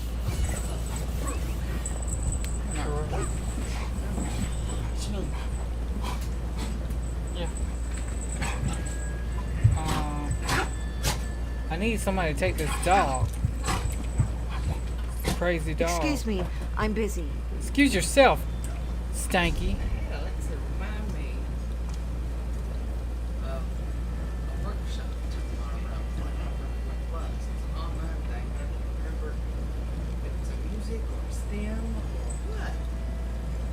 More specific with the reminder. I was just reminding myself that I have one. Yeah, it's for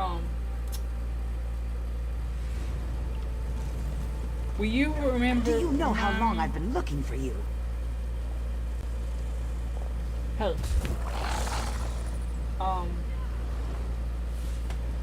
Will you put the sheets in the dryer? I forgot to put them in the dryer. Oh. That was yesterday.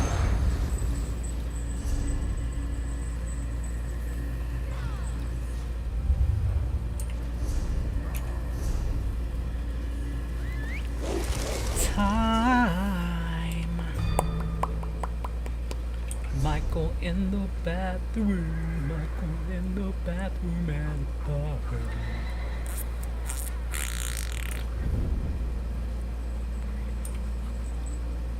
Oh,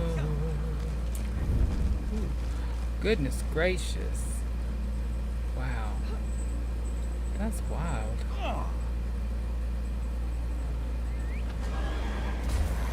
Yeah.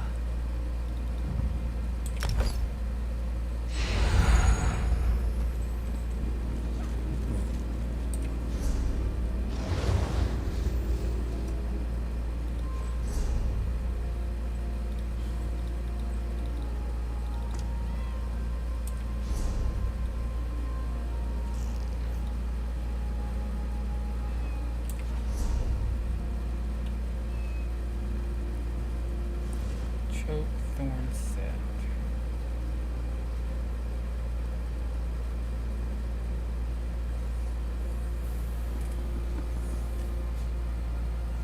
That's a cool helmet, but that's like more like the tank getting healed, I think.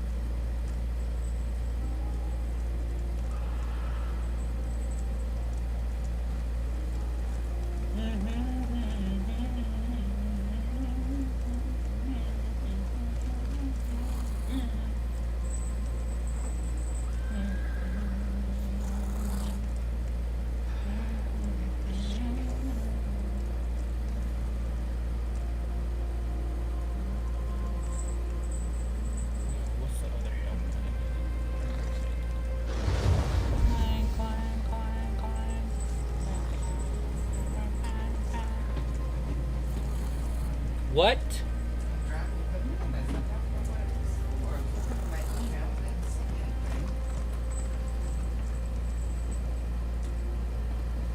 What exactly does it say?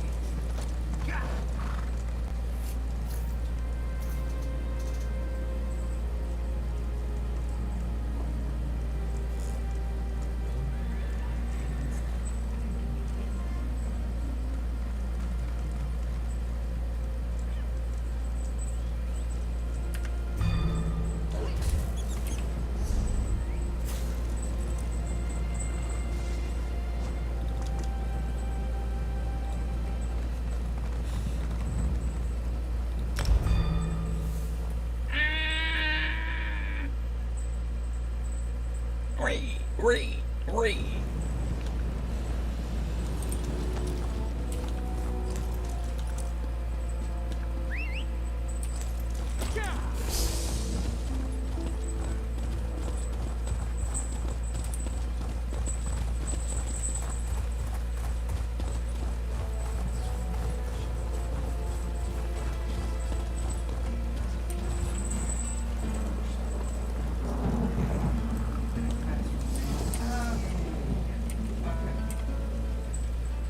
Are you going to let some...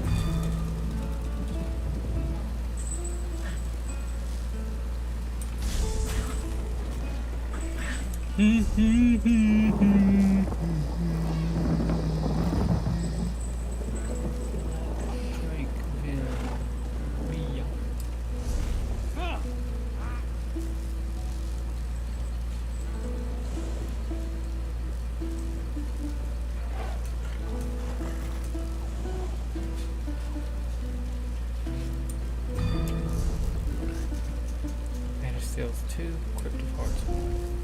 Banish Seals 2.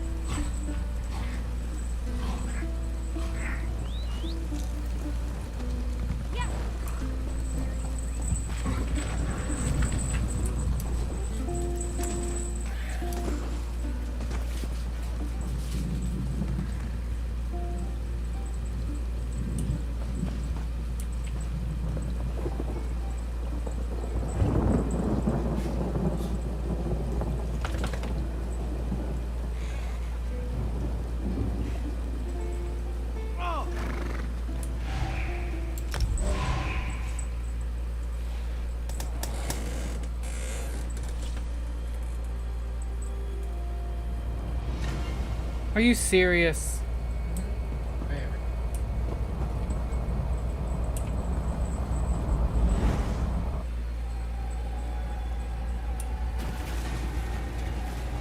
I have queued for the same one trying to get my quest done, and there's 3 bosses you have to kill in the dungeon to get credit, and I've been pulled in twice at the last boss.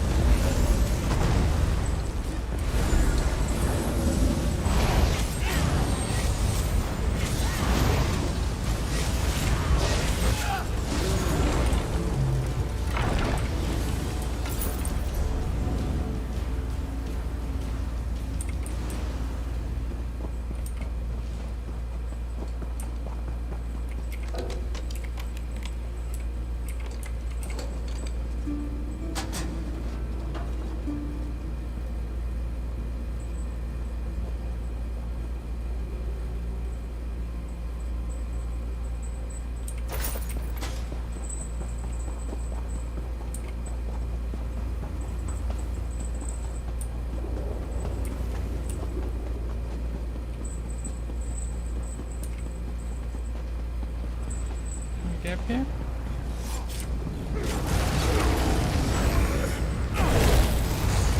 Your soul as well.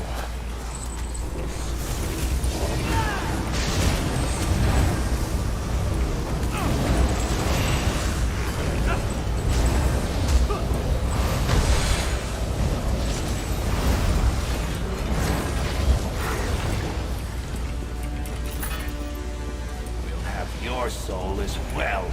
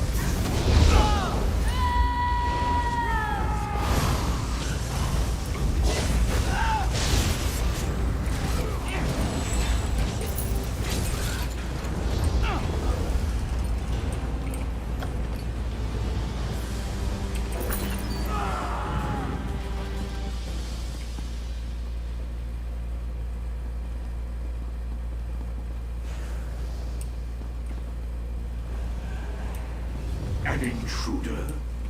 So you're the one who's been undoing our work. We will feed you to the Master's mace.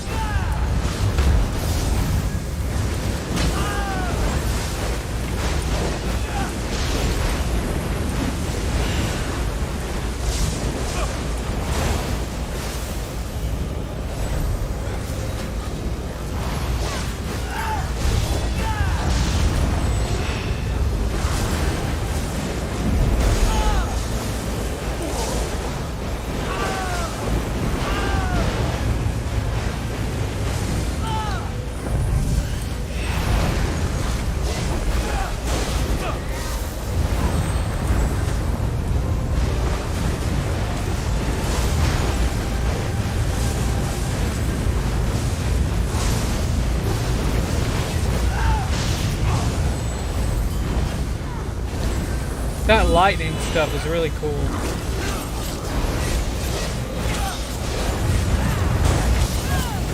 That lightning ultimate.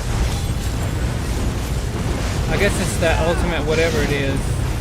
The elemental stuff, destruction stuff.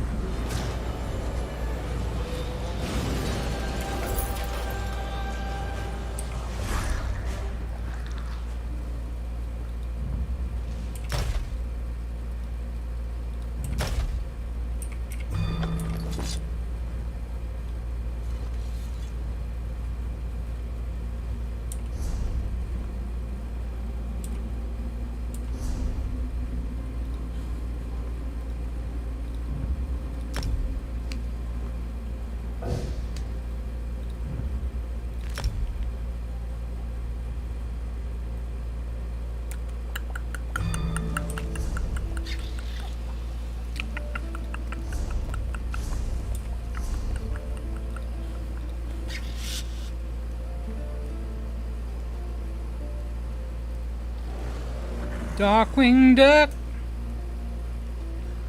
Let's get dangerous. Darkwing Duck.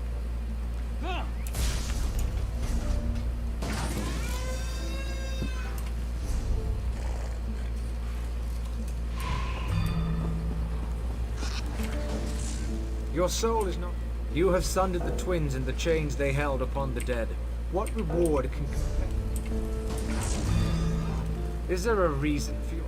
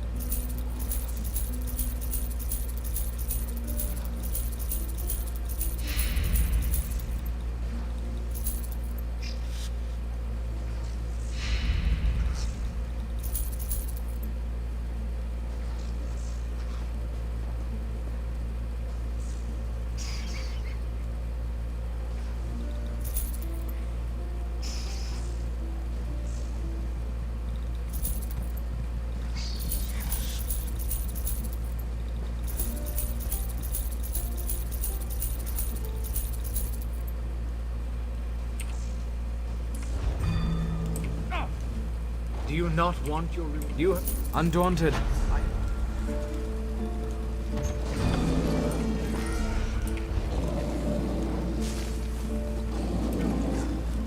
I do not know if you have a...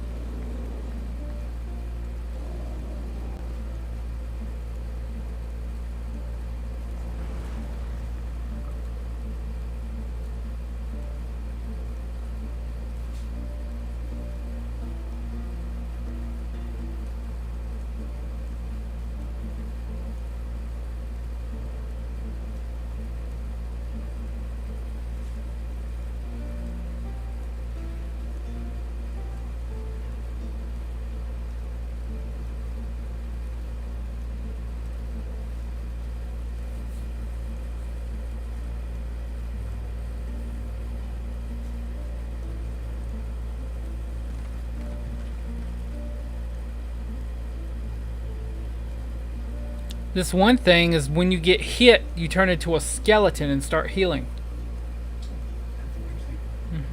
It's a nice tank power, I guess.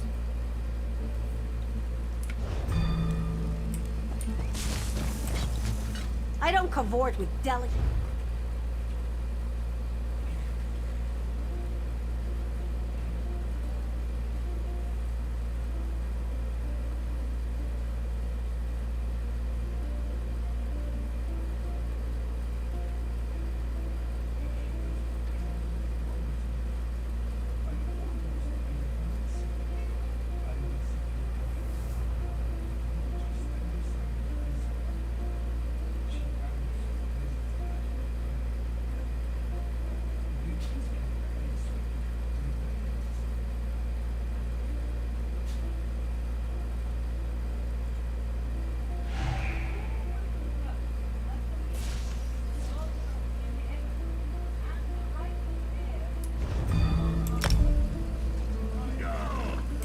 Hail.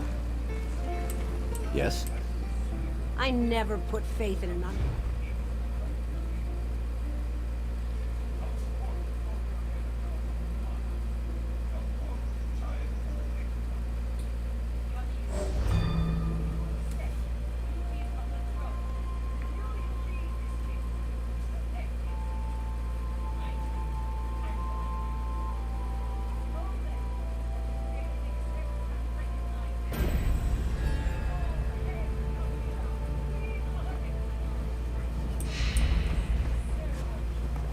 Seems like the place.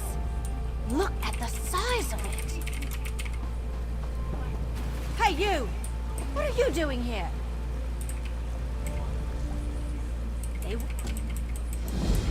Oh, they say the villa holds...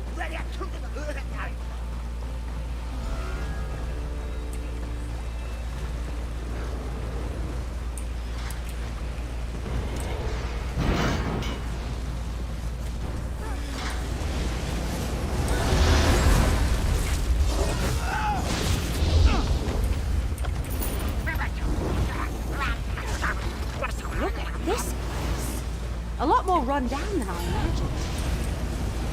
Do you smell that? smoke. Something's on fire down below. Not a great sign.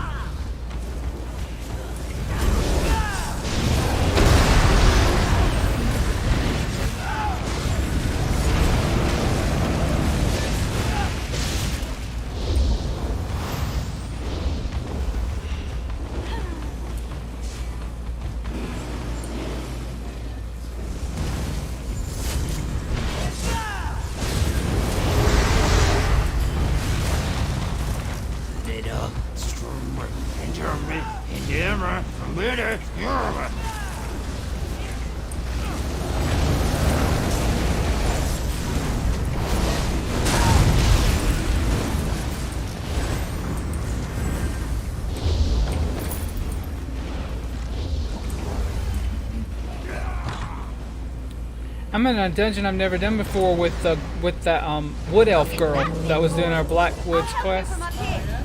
Yeah.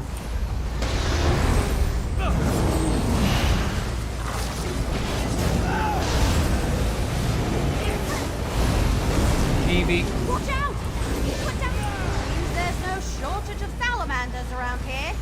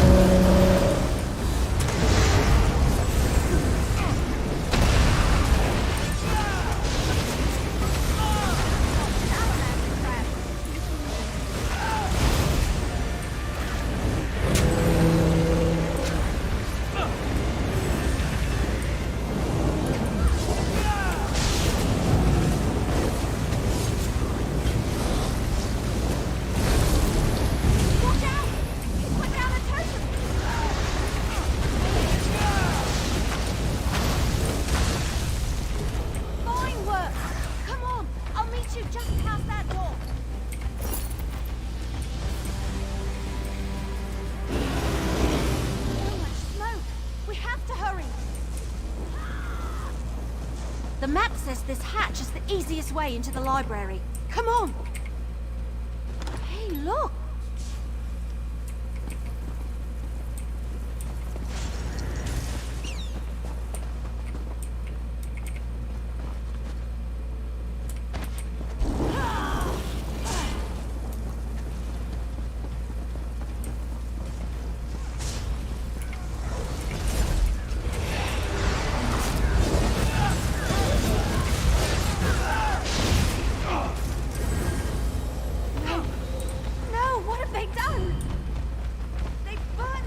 They get a lot bigger pet.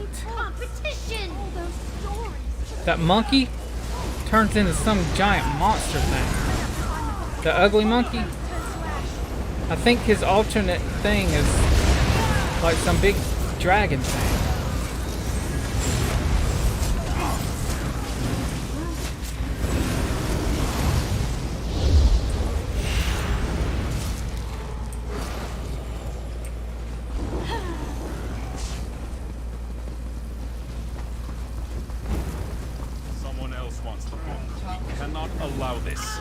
Only took you all day. Put them off while I keep looking. Cool.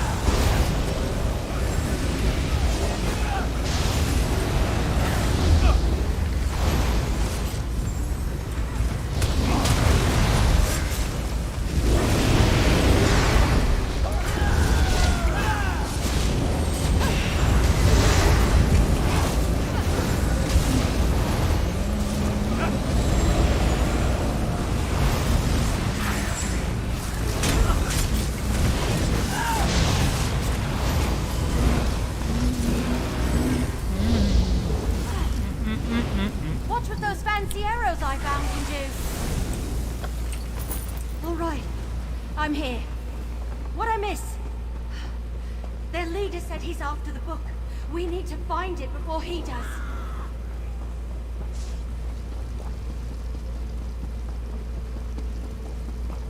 Hey, up here! Finally. Look at this journal I just found. Something to hit! The writing is all strange scribbles. I think I'll hold on to it. Oh, in this dungeon, this is the dungeon she finds. In this dungeon, she finds the book. So I guess this was a prequel, or? But you know the book. You know the book that makes her have dreams and all that. Yeah.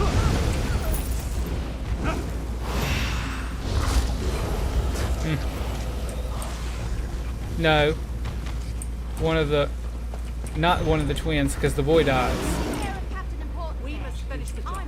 No. She gives it to the other guy. The one that helps the twin. The one that's also an ambition. There's the twins, and then the guy we rescued.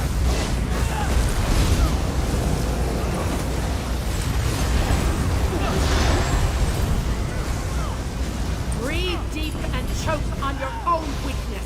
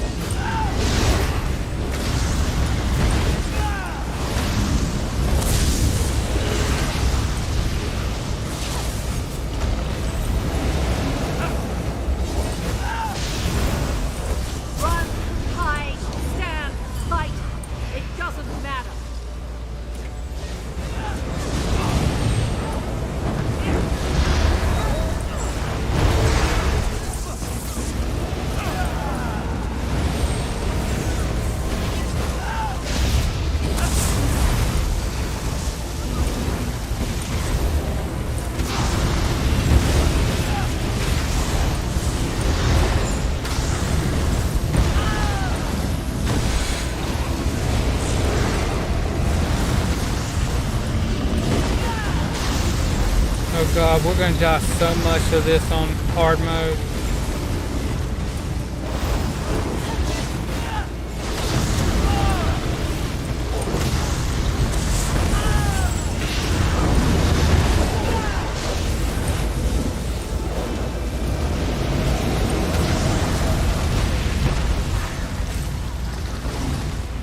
Do not run like some base coward.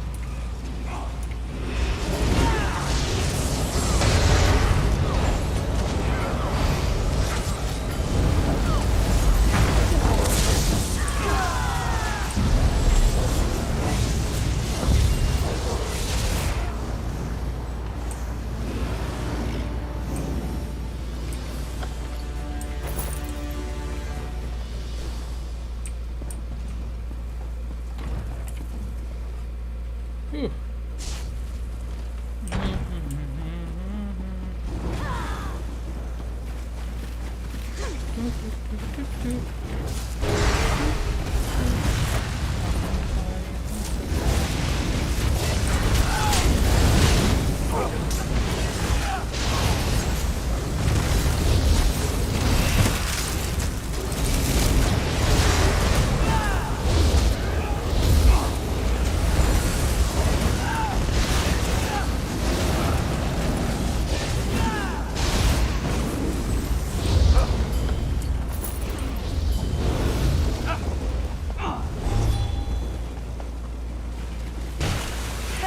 These fools aren't so tough.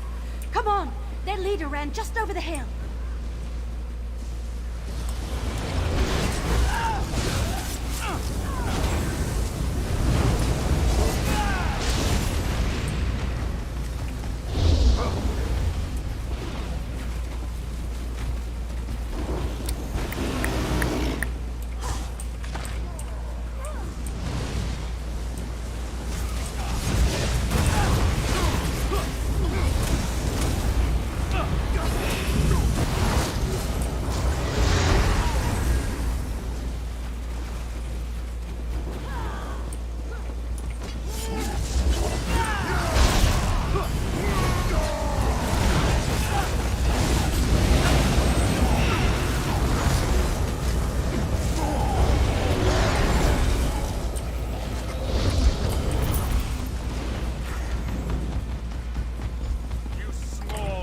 creatures!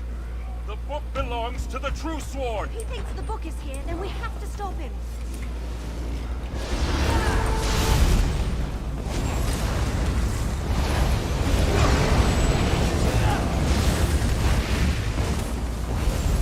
Brimstone serpents, scour the earth!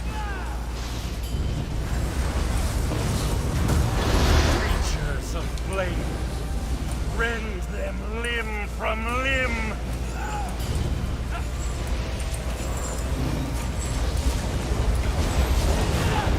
No, I must not fail! Blasted from history! Secret lair! It must be here! Keep him busy while I search.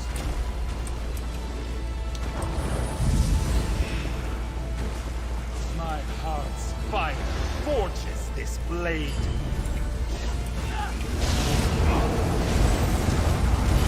Strike them down!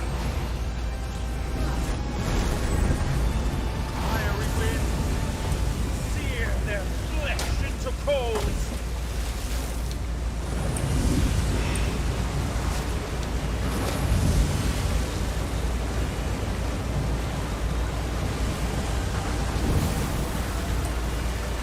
My heart's fire forges this blade. Strike them down! Creatures of flame, rend them limb from limb!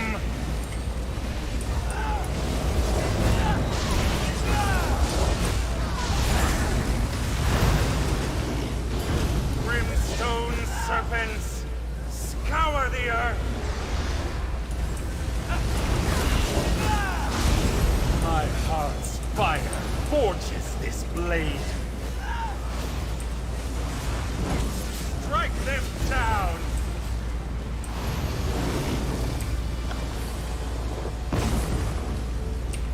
I found it! Such a bizarre cover. I'm not sure this even has words. Just symbols.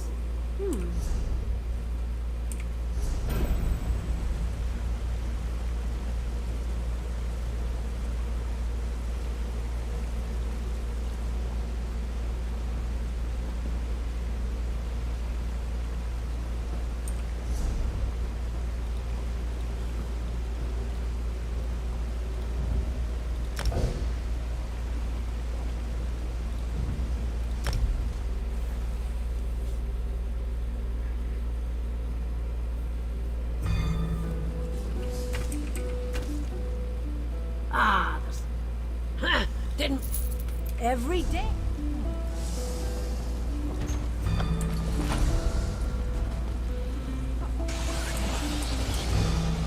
I've killed Arthur.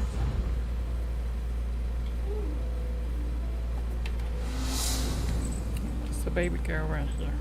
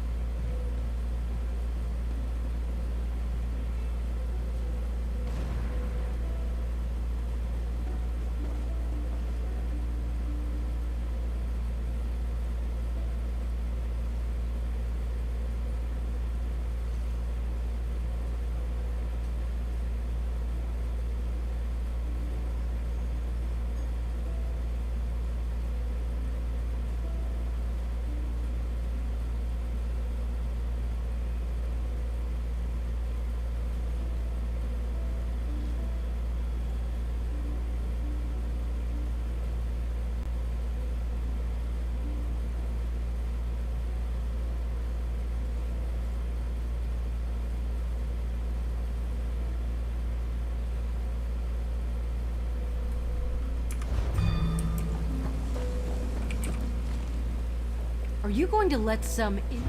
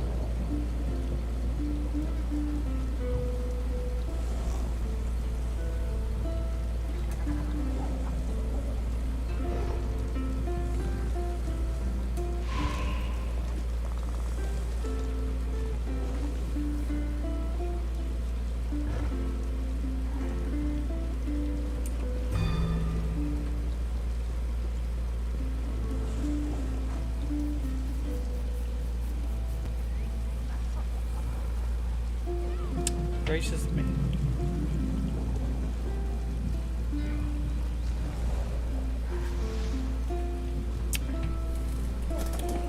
Gracious me.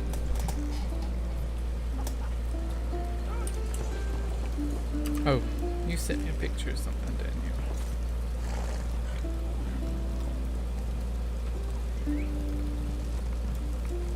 you? If I sit still, I'll, get sad.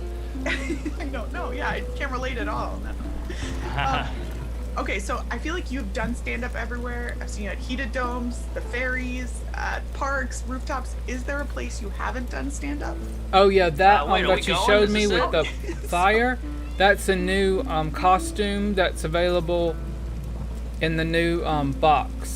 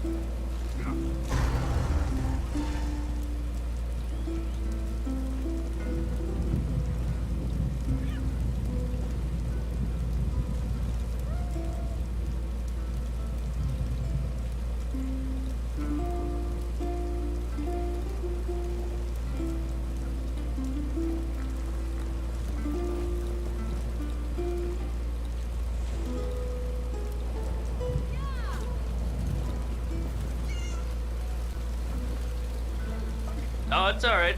This is why you're good at podcasting and I'm not a podcaster. Just No, keep it natural. I like it. Is there anywhere I haven't done stand-up? It's a good question. I mean, I've bombed so many places, so I think not really. I think I've pretty much done it everywhere. It's maybe not in front of my parents that much, but Are they still in New Orleans? Yeah, they're diehards. They're never going away. What was it like growing up there? I can't even imagine. It was fun, but again, it's a party city, so your friends come, they're like, this is awesome, it's so pretty, and the food, and the jazz, and I'm like, yeah, but you get to leave, and then go eat a vegetable, and you know, I get a hug and a ride to school, whereas I'm like at a strip club in math class. I don't know. It was almost too much of a good thing sometimes. How was the Staten Island Ferry performance? That looked amazing. But I can't imagine. I appreciate it. Oh. But yeah, it was rough.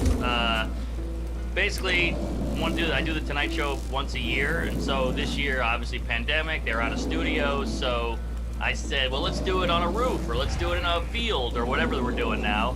And then I said, well, why are we thinking so inside the box? Let's go outside and do the ferry.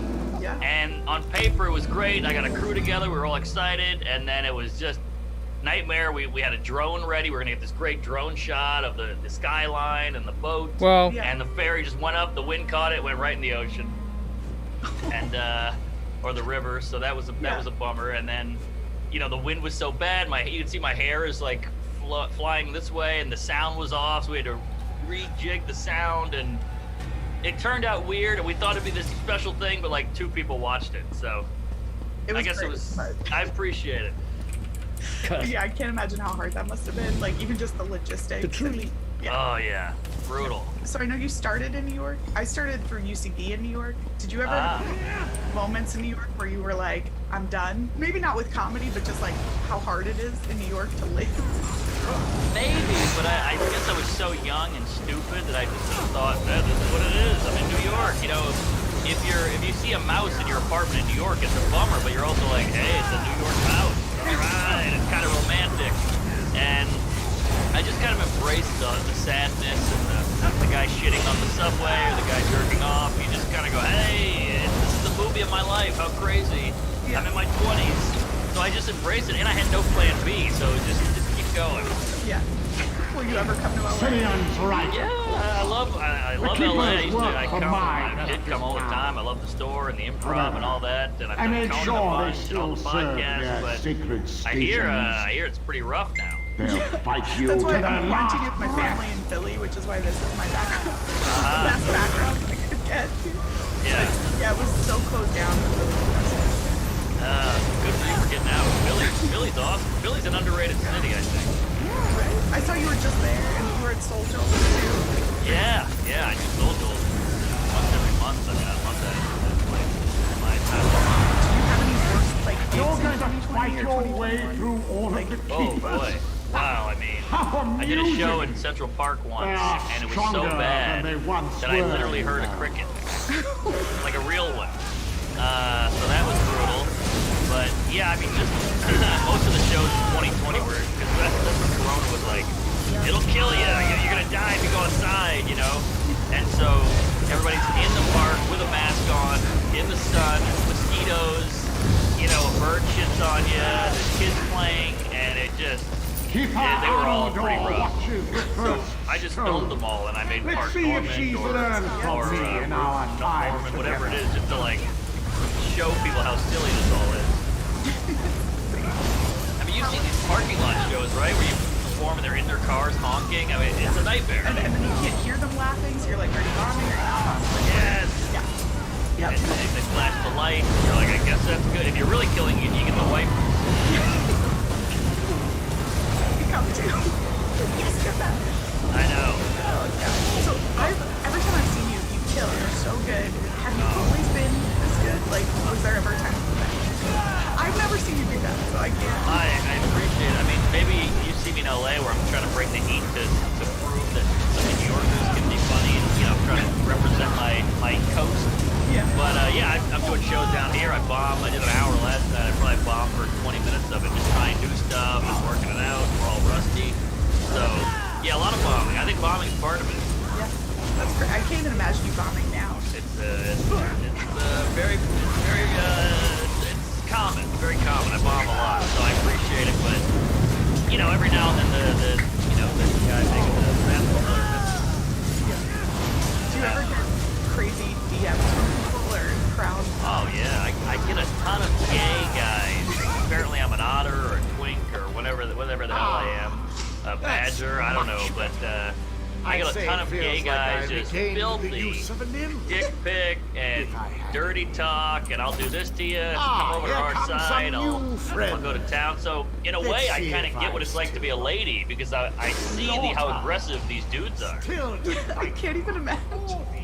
That's crazy. Well, okay, wait. So when I'm sad, I watch your New Day in Cleveland. That morning just was one of the funniest things I've ever seen. How was that coming about? Like, did you ever get in trouble for that? Or, I don't know if there's a way to get in trouble. Well, Bobby Lee did it for me, and basically, like, so like I was just doing jokes. So I touched her shoulder at one point, but I think Bobby Lee paved the way. So. But that's the thing, that I've done all these Tonight Shows and Conans, nobody cares, and then I did that thing, I just popped, and that was out of annoyance.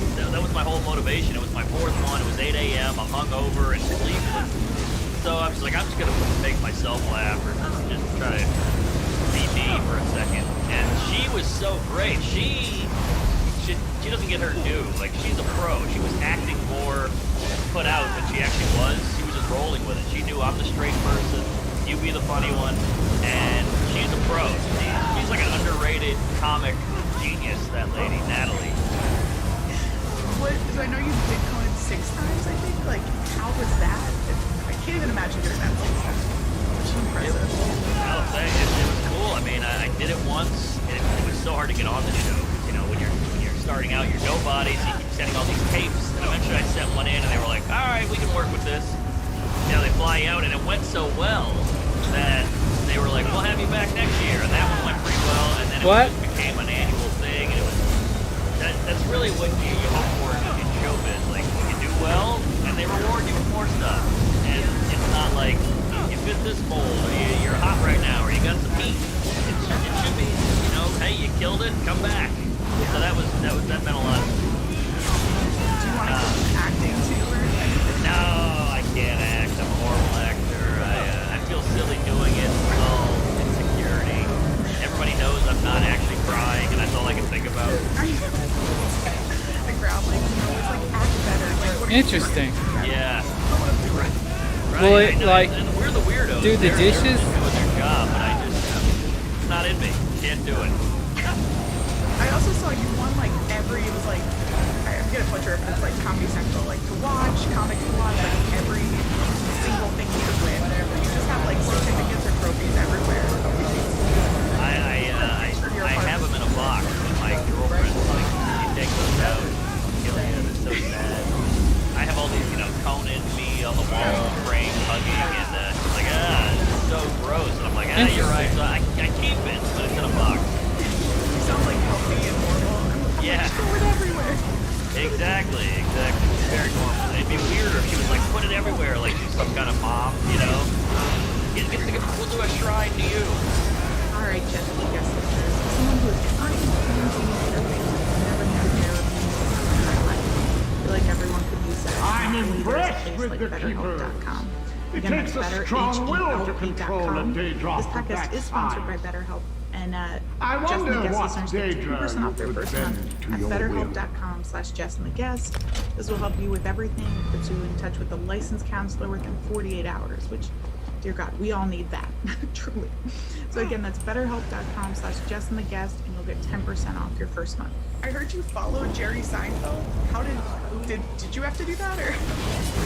I did, yeah. I was doing a showcase at a club in New York, and they're like, oh, you're getting bumped. And I was like, yeah, who is it? You know, maybe Gaffigan or somebody. You know, like it's Seinfeld. And I was like, So he goes up, and he does pretty well. He's trying some new stuff. He's messing around. And then he got off, and it's so cool because he's just a regular guy, and he treats you like a comic. And he goes like, you're not great. You know, this crowd's a little chatty, this area. And you're like, I'm just like, he's talking to me. But I'm trying to retain it, but here's the thing, and I hope he never hears this. He's out in his mansion on Long Island driving a Porsche all day, you know, eating caviar. But I'm in the trenches every night, so I went up there and did some shucking and jiving. I brought the heat, I played the hits, and it went really well, and he actually happened to watch. And he was like, hey, let's go hang out. That was a funny set, and I was like, so then we hung, and I got his number, and I opened for him about a year later. Oh my God, that's so Unreal. crazy. Yeah. Unreal. Was that like the best night of your life? The best night of my life. I walked around, and here's the even craziest part. This is how cool he is. I got his number. I said, I'll never text you. Don't worry, I'm not that guy. And he goes, no, text. I was like, all right. And he, as a joke, I was walking away and I go, hey, I got a tag for that bit. Like, I'm going to give you a tag. Give you a tag, this comedy legend. And he goes, all right, yeah. I'm at home telling my gal, she's in her underwear. We're watching, 90 Day Fiance. And the text comes in from him. And I was like, ah! Oh my gosh. So he goes, what's the tag? And I go, oh my god, I was joking, but now I had to come up with a tag on the spot. Like so much pressure, but also the coolest thing ever. Coolest thing ever. The tag sucked, and I could tell he hated it, but he was nice. He was like, that's not bad. And then we just got to talking about comedy, and super cool. Because you have opened for such like huge people like that. And what did you learn from all that I know? Jerry now? Yeah, well, Jerry actually sat me down. I did 4 shows with him, and the first 2 went well. I didn't kill, but they went okay, and he was like, can I give you a couple things? I was like, please. And I was bracing myself because I'm such a sensitive dude. Yeah. But he was like, look, this is a theater, man. I know you're a club guy, but this is a theater. You got to get out there. You got to move. He's like, you're standing one space like a comedy club comic. You got to move and use that space. And I was like, all right. And I applied his notes, and he was completely right. By the end of it, I was murdering with the same material, but because I used his notes, it was a night and day. Yeah, I wouldn't even thought of that. Yeah. Very smart. Why he's very smart. Yeah, pretty much. Yeah. Are you shows too right now and like doing all that kind of stuff, like going for TV shows or anything? I'm pitching 2 things right now, and they're looking pretty good. But I mean, you're in LA, you're in Hollywood. Just the pitching process is such a nightmare. Yeah. Because you gotta like come up with it, then package it, then pitch it, and then a production company goes, we like it, let's take it out. Then you gotta go out with them, come up with another pitch, and then it's just so many steps, and which is why we got into stand-up or writing, is because you're like, I write a joke, I do it on stage. I rewrite it, I do it on stage again. This is like so many things, and it drives me nuts, and it's like a 3-year process just to get it made. You? And then who knows if they'll buy it, and then it just keeps going. You're Albuquerque. And they're so cowardly, because I get it. Oh, Lord. Trying to make money. That's why we have a new Marvel movie every 2 weeks. They make money, so they put them out. But they all claim that I love Richard Pryor, and I'm like, you would never hire him now. This old black guy talking about pussy parts. What are you kidding? You would never hire that guy, but I don't know. They drive me nuts, and it's like you said. They have no business being in a creative field, and yet they're telling you what to do or what's good or what's appropriate. It's a nightmare. My YouTube is killing it. I was going to say, so I just checked out Out to Lunch again. It's almost 6 million views. Like, that's insane. Yeah, I appreciate it.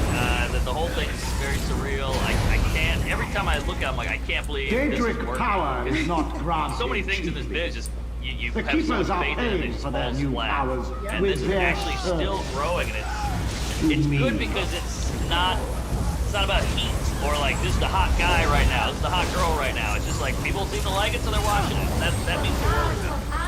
How long did it take you to do the special too? I mean, I felt like every joke in it could be a closer. Everything was so good. Oh, thanks. Wow. So I was like, how did you, for me it would have taken years to do this, but like, how did you do that? It took years, don't get me wrong, and a lot of that bombed on the road many times, so comedy's so weird like that, Yeah. But did it for years, kept trying to sell it, like I'd go to Denver, it would go well, and I'd be like, we're gonna film this one, we'd film it in Denver, it would kill, we'd send it to Netflix, here it is, and they were like, yeah, blow me, we're like, okay. And then maybe next year, and then eventually nobody would buy it. So I said, I bet if we shoot it and spend the money and actually, do it right in a theater, they'll buy it then. They're not going to produce it, but I bet they'll buy a done product. And they still didn't buy it, so we just put it on YouTube. And now I'm so glad I did. I know, I was like, you definitely did the right move. Thanks. Can I just say, HBO is the best of the networks, quality-wise. Yeah. It feels like you guys handpicked. Netflix is almost this grab bag of like throw a bunch of shit on the wall, see if something sticks. But you guys are like, no, let's just do this one. It'll be good. Yeah. Well, I mean, Rob Schneider has Netflix now, so I mean, exactly. What happened? I actually got the answer because I asked the same thing. I was like, what the hell are we doing? And they said, well,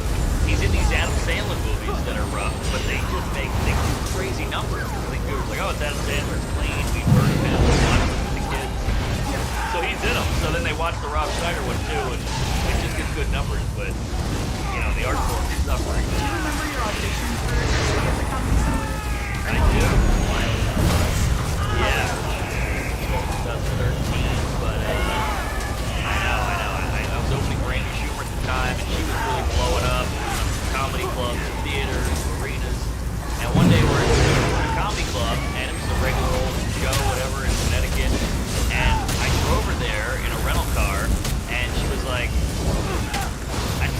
I did a set, and on the way back, that's what it was, on the way back, she was like, I think you're ready for the Cellar. And I was like, hey, whatever you think. She's like, I'll recommend you. And I was like, okay. And it was a Sunday, and that next couple days, she's like, you got an audition, 11 p.m., blah, blah, blah. And I was like, ah! And she told me the day of, so I just ran, I called some of her favorites and ran the set for 5 minutes, like 8 times before I got on.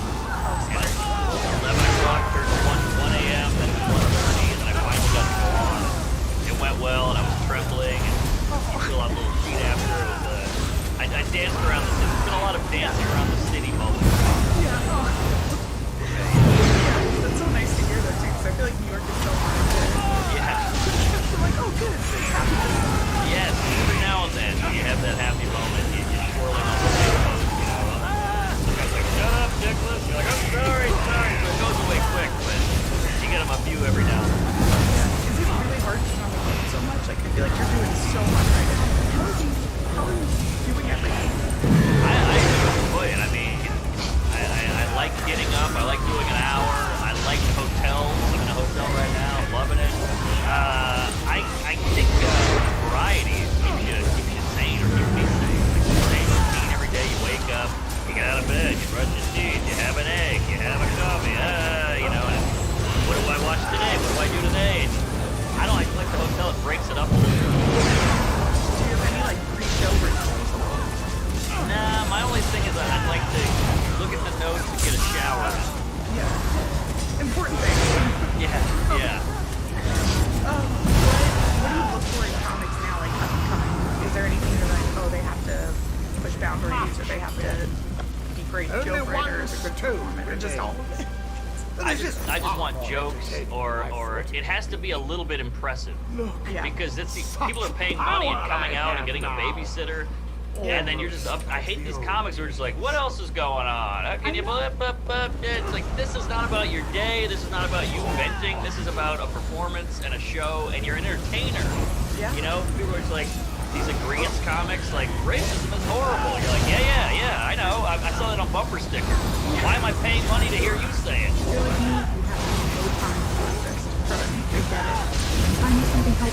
What happened?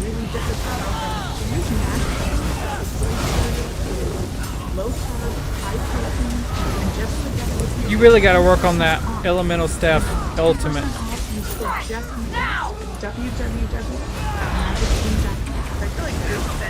It's pretty cool. Oh, thanks. Like, yeah, other comics maybe don't have that skill. Yeah, how did you learn how to do that? Or is it just That's a good question. I did a special. Amy Schumer produced a special for me in 2016 on Comedy Central. Nobody saw. I didn't think it was that good. There was a couple great jokes in it, but as a whole, I didn't think it was that good. And I remember being like, man, I got some pearls in there, but it's not that great of a special. And it was because it wasn't constructed well. The flow wasn't there. So the out to lunch one, I'm like, I want the good jokes, and I want it to have a theme or an arc or a narrative going through, and that changed the whole thing. How much more powerful could you be made? I know a lot of your friends. I saw this old photo of you guys, like Dan, Nate, you, Sam, like Joe. Yeah. Did you guys all really start around the same time? Like studying? Not really, but you know, you start to learn quick who the nerds are. You just kind of stick together.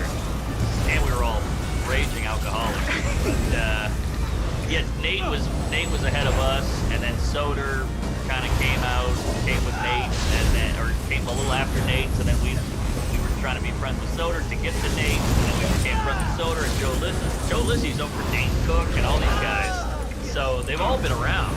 And I came in later, but I was obsessed with these guys, and I thought they were the funniest. And then me and Sam Burrell were about the same class, and a couple other guys. So, but it was all about just like, oh, you give a shit about this. You want to be good. I want to be good. Let's be friends. I was gonna say, do you just pick friends like just that are gonna be really successful? You're like, alright, we're gonna be best friends.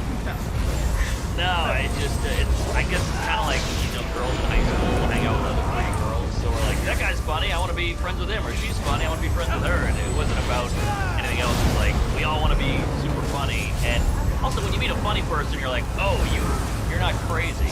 Yeah. People you get into this business, you meet them, and you're like, oh, you just want attention, and you don't want to go talk into a microphone, and you have no comedy chops whatsoever. I didn't want to be with them. Yeah, exactly. I don't know if this is just me, but when I'm like living life, I'm like, oh, this is a joke, like this is coming. And you're like, always take a break, or like today I'm not gonna. I think that's why I drink, because I'm like, I just need to shut it off for a second. But Roy Wood Jr. had this great point in an interview. He was like, they were like, how do you write? What's your process? And he goes, I'm always right. And they're like, oh, you write all the time, every day? He's like, no, when I take a shower, I'm writing. When I'm eating a meal, I'm writing. Because you're like, what's up with baloney? You're just thinking about shit while you're eating the sandwich, or you're in the shower, like, oh, it's weird when I wash my asshole with a bar of soap, how does that go down, or whatever. So you're always kind of writing. We act like writing is this pen to paper thing, but it's so much more. Yeah. I also love that you drink. When I moved to LA, I was like, all right, guys, who's going to drink? Yeah.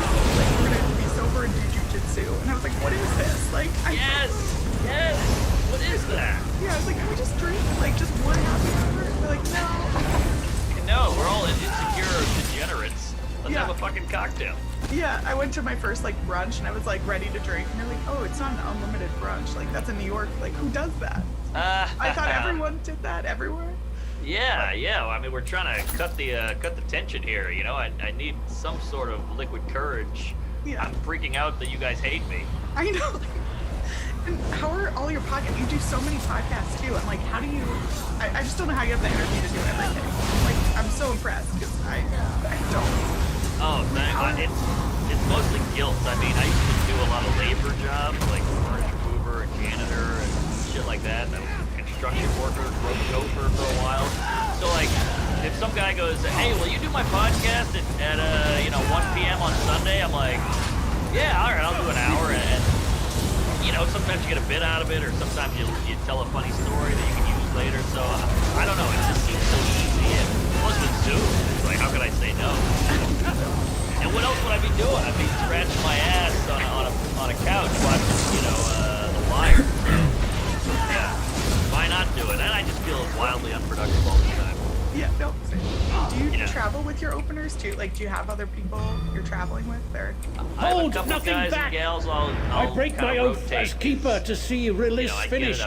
And if he escapes, all of Tamriel will pay for our folly. Oh my God, I get to go to the Omaha Funny Bone and sit in the green room and eat a piece of steak and have a bunch of drinks and do a full show with a real crowd. Because we've all done open mics and all that shit. It's a nightmare. So I try to spread the love a little bit. Well, hopefully I'll see you back at Soul Joel's. I'll be there. So I can't thank you enough for doing this. Yeah, you're so talented. So funny. You work for HBO. That's the dream gig. No, you're incredible. Yeah, we done? It's only a half hour. You good? Yeah, I only do like a half hour because I'm like, I don't have the attention span. I'm not like a Joe Rogan, like talk for hours. Right, yeah. I was doing that too. He was doing everything. Oh, thank you. I mean, I've done it a couple times, but it's been over a few years. But it's the coolest. But it is a weird thing going. 5 million people are hearing this. 10 million people are hearing this. You're thinking that the whole time. So when you actually let go a little bit, it's like, oh my God, I can't believe you like click back in. You sometimes you slip into the conversation, you click back in, and then that's when the conversation's not good. Ironically. Do you feel the pressure to like say the right thing? I do. I definitely do, and I have friends who've been canceled or whatnot, and I try to just. I've noticed that if you keep it as jokey as possible, you can kind of get by. And I'm not running for mayor. I'm a clown. I'm an idiot. I'm just trying to get yucks out here, and I like dark humor. You said like a group of 18-year-olds come to anti-science Joel? Yes. That's how it was. Yeah. And they were in the front row, and it was just like the whole time like, oh God. And they were just like crossing their arms, very angry. And, I I get it, and look, I get it. It's all about progress and all that, but like we're idiots. We make jokes. We make jokes about horrible things. We make light of it. And I don't understand that life choice. Like, it's weird. Chad Daniels has a great point. It's like he tells a joke, half the crowd laughs, half the crowd groans, and he's like, it must suck to be you because your life is ultimately worse than their life. Yeah. They hear a joke and enjoy it and have a good time, and you hear it and get upset. So your life is just shittier. Your brain goes to a shitty place, and theirs goes to a happy place.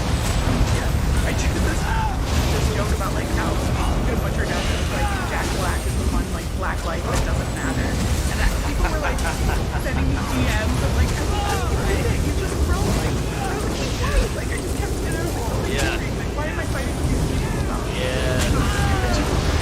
What do you think that is? Do you think they actually care, or does it give them a personality? If they feel better about themselves, if they yell at you? Goodness, this is insane. I don't know. Like, I would never do that to someone. So I'm like, I know. Maybe that's because we're like helping people help normal people. Yeah. But it's fascinating. It's kind of all flipped. Like, you know, in Portland, cocaine is decriminalized, but you can't say retard. You know, it's weird how drugs, when I was getting drugs were like evil. They got the dinner program, you know, say no to drugs.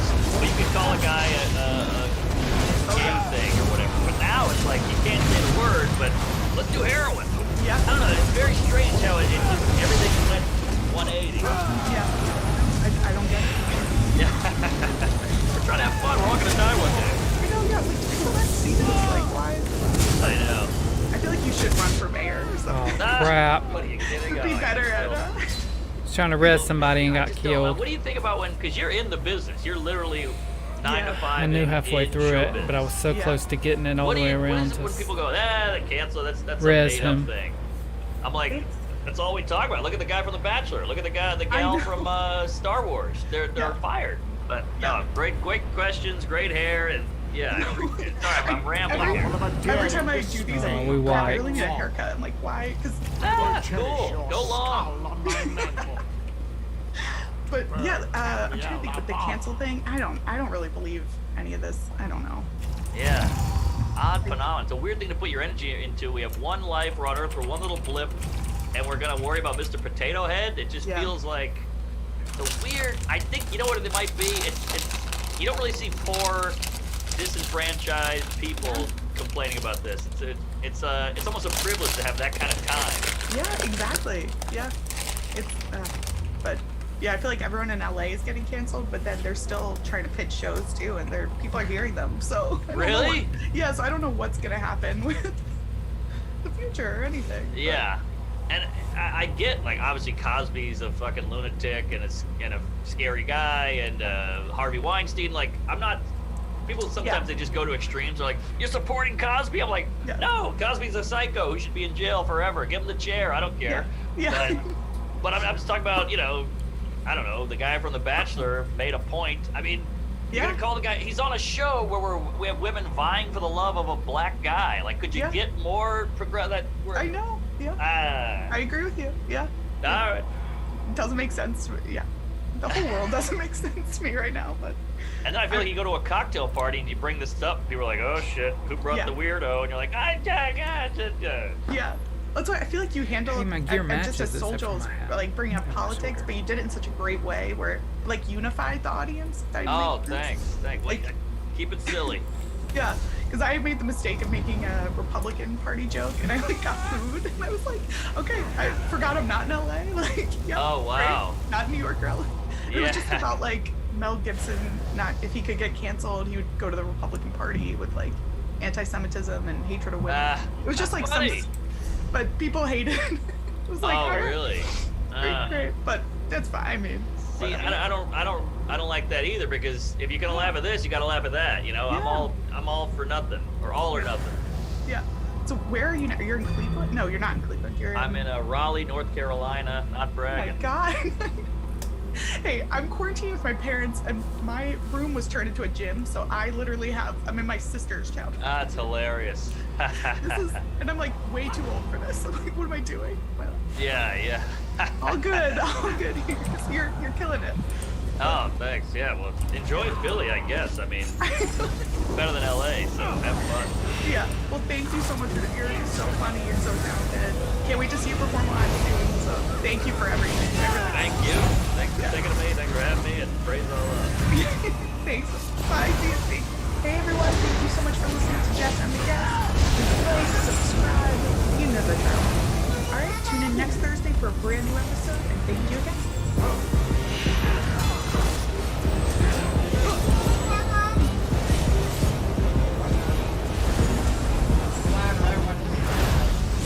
That's true.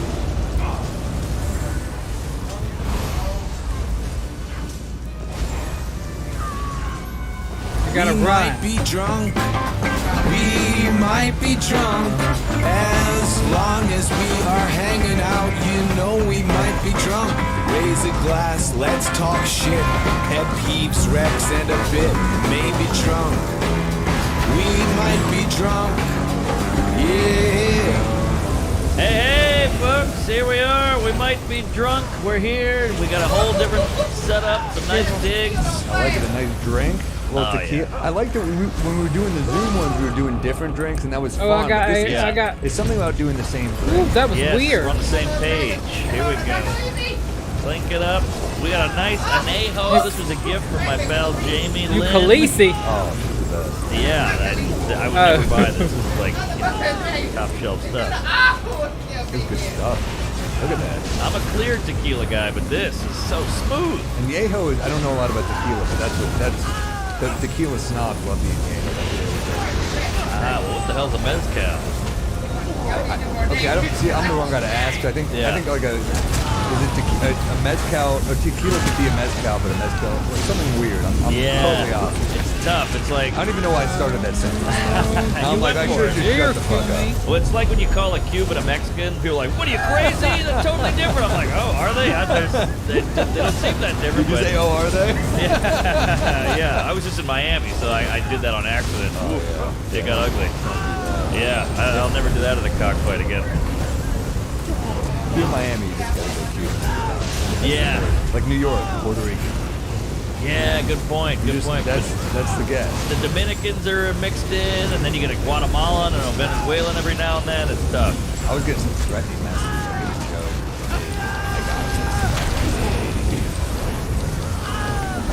I was like, oh, this is great. 25 days, and this has some problems I'm not aware of.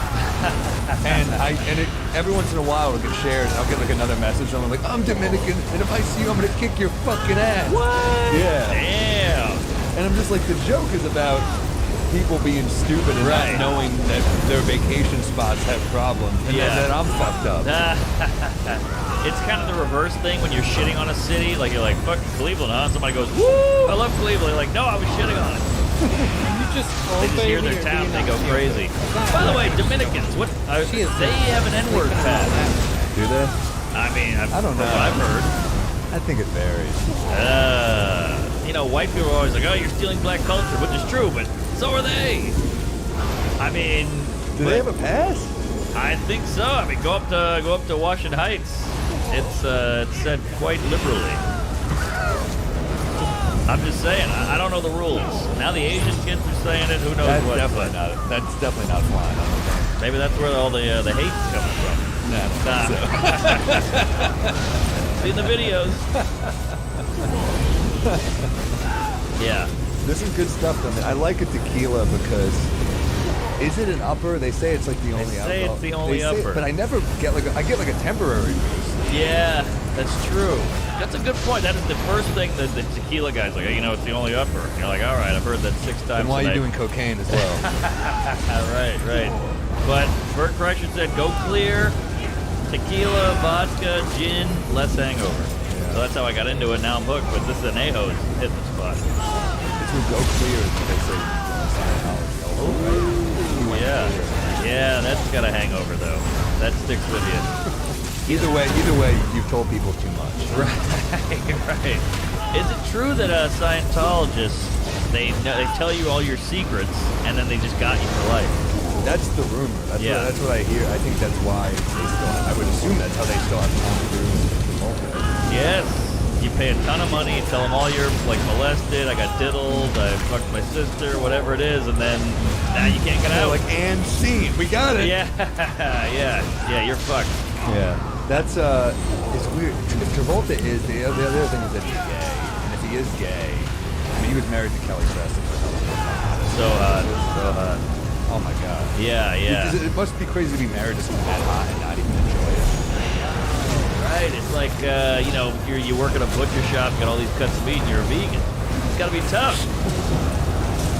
They must have fucked, though, because they have kids.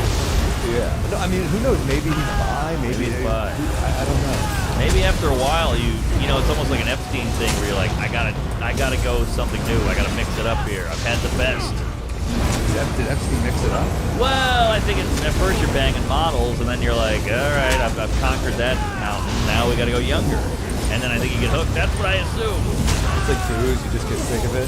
Yeah, then you go to Coke. It's a gateway badge. Yeah. I've had 18 years. Let me try something a little newer. Right. Yeah. Yes, exactly.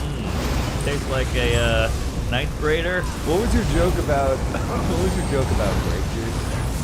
Oh, yeah. You had a joke about that. It was like, when I was a kid, I liked grape juice. Now as an adult, I like red wine.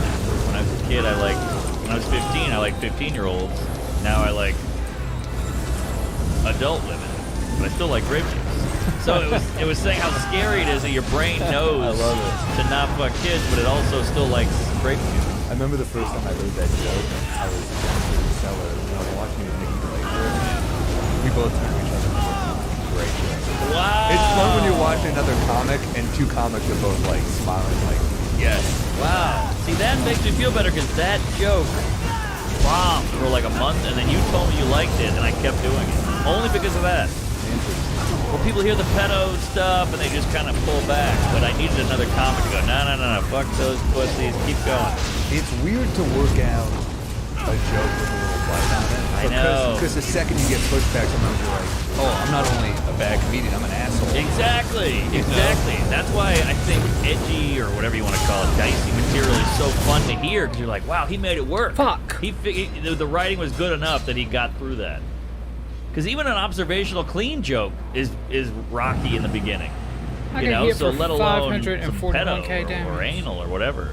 It is funny to say pedo. I think pedo is a fun, like on Peep Show, they said pedo. Pedo, almost sounds nice. Pedo.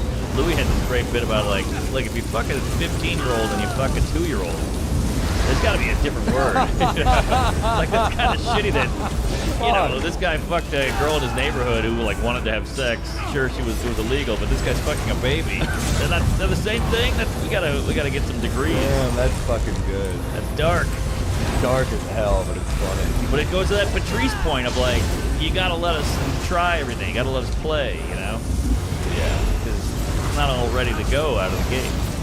That's the good thing though, is like when you go that hard, sometimes they'll be like, I've been spending the last 10, 15 minutes on this boss. Worse than going really hard is going like not quite hard enough. Yes. And then they're just like, is he I don't know where you're at. Yes, exactly. You gotta lean in all the record, way. It's a stand-up show. We're always kidding.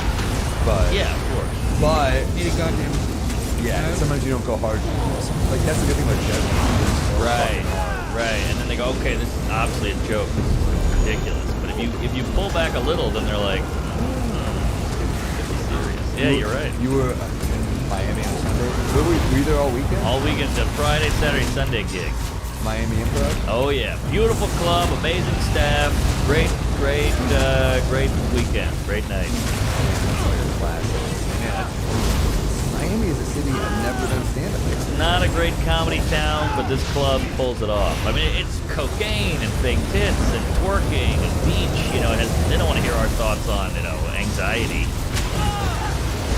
So true. They really don't. Like Dave Wattel won't work there. He's like, fuck Miami, I skip it.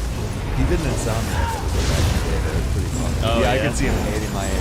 Oh, he hates because he's like a little troll, He doesn't want to go there, and he's wearing like all black and boots and a hoodie and a Carhartt jacket. He can't go in the sun. It's funny. I posted a picture today, and in my head, this is like a cool PI shot, from like a door poster, and I I was like, make it look like the Maltese Falcon alternate poster to this guy, copy artwork guy. And like 3 of the comments are like, why does he look like Nosferatu? I was like, fuck, because I'm so pale and I'm wearing a trench coat. That's pretty good. That's pretty good. Attell once said to me on stage, he goes, Sam, you're a vampire. What do you think? He's so good he gets you on the way to getting you. I know. He told my friend Sean Murphy, he's like this tall, lanky. I just did a show. Yeah, great guy, funny guy. Check him out. He said you look like a butler in a haunted house. And you're like, oh, that's so perfect. That's like poetic. A butler in a haunted house. I mean, butler's funny, haunted house is funny, and he combined it. I mean, that he goes to some deep part of his brain that we haven't touched yet. Yeah. It's pretty amazing. It's pretty good. Yeah. Miami, though, what were some highlights? Well, I brought the lady. We did South Beach, which is just like bananas. There's no COVID down there. Everybody had butt implants. Crazy. Yeah, and it was fun to watch because, you know, they're all in bikinis. You can just stare. And I took photos and all that. But, like, it was just so Miami. You know when you go to a place and, like, this is exactly what I was hoping it would be and more? It was that. Oh, is that huge. safe? I don't know. I mean, I just read there was someone who died from butt implants, so they can't be that safe. Well, it's like Johnson & Johnson. You lose a few, but, you know, you keep going. Oh, man. But yeah, great town. And South Beach, woo, it was very poppin'. Yeah. You know, like, I know they just had a spring break. They had to, like, shut the city down. It wasn't even because of COVID. It was just like the spring break got too crazy. I know, it's weird to sit on your implant. Isn't that odd? I have to joke with it. I can't imagine having... Damn it, leave me alone! I know. Hey, again, I was thinking about, like, man, you want to go see a porn star with, like, fake ass, fake tits, they're ripped. How do you work out? Right. I know. Yeah, there's an MMA lady with fake tits. And I'm like, doesn't that get in the way? And what if somebody hits that, it pops, and now we got that whole thing?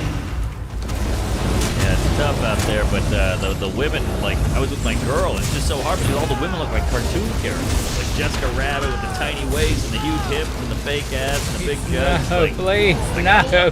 Yeah, you look like Lois in the Family Guy porn that you see on the internet where you're like, like, holy shit, I jerked off like a Marge Simpson version. Please, This no! is crazy. I thought I was the only one who jerked off to those. What is though? We've who been does on that? this fight forever. It's weird. Yeah, it's definitely weird. There's a Seinfeld parody. There's like a Big Bang Theory. There's all of it. I think this is the first time weird now we to watched jerk once off to stuff before you that. Like I like to keep it's like separation of church and state. Yeah. Let's keep my shows out of my porn. Yeah. I know. I'm guilty of it.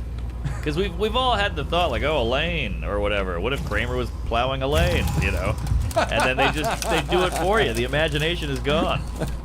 Frasier porn. Yeah. Oh man, Niles, huge. Niles getting pegged. Oh God, I got pegged by Roz. And the dads in the Barker Lounge like, here we go again. Underrated show. Great writing. Wait, shit! I had a thing on porn I wanted to bring up and I lost it. Hit me. I'm all foggy from the weekend. Just tons of booze in Miami and then sun all day. It's tough because you got the lady there, so you want to show her a good time. So we like to rest during the day, then bring it at night with the shows. I had to bring it all day and at night. Oh God, it must be so. I've never bring someone on the road. That must be so tough. It's road, tough. I really value my I'm gonna do nothing time. That's the thing. It's my escape, and then I look at my tour schedule. I'm like, do I need to be escaping this month? Yeah, I'm that's escaping true. a lot. Right. I know. But I do like it. I love it. I avoid anything because you can just get out of any commitment. Come to my wedding. I'm on tour. I'm on the road. I'm working. I need money. Yeah, it's so true. But the girlfriends, they see, oh, Miami, San Francisco, oh, these are fun towns. I'm coming. And I'm like, all right. She ain't coming with you to Dayton, Ohio. No, God, no. I don't even want to go there. But then she does the, wait, what time's the show? 7 o'clock. Oh, then when are you done? Well, there's 2 shows. 2 shows? Like, get out of here, sister. This is how it goes. Does she ever just stay in the hotel while you do the shows? Sometimes, but she gets bored. She's very extroverted, whereas I'm very introverted. So we yin and yang. But she's like, I'll just go. And I'm like, all right, but I don't want to hear any pouting in the green room. Because I'm like, I got to go sell shirts. She's like, you're selling shirts? I'm like, get out of here. This is how it goes. What shirts? We got to get shirts for this podcast. Oh, that's a good call. Yeah. By the way, I know. I look at comments like Hey, well, forever because of Mark. You okay? I saw some love. I saw some hate. I don't know what. I like it. What do you think?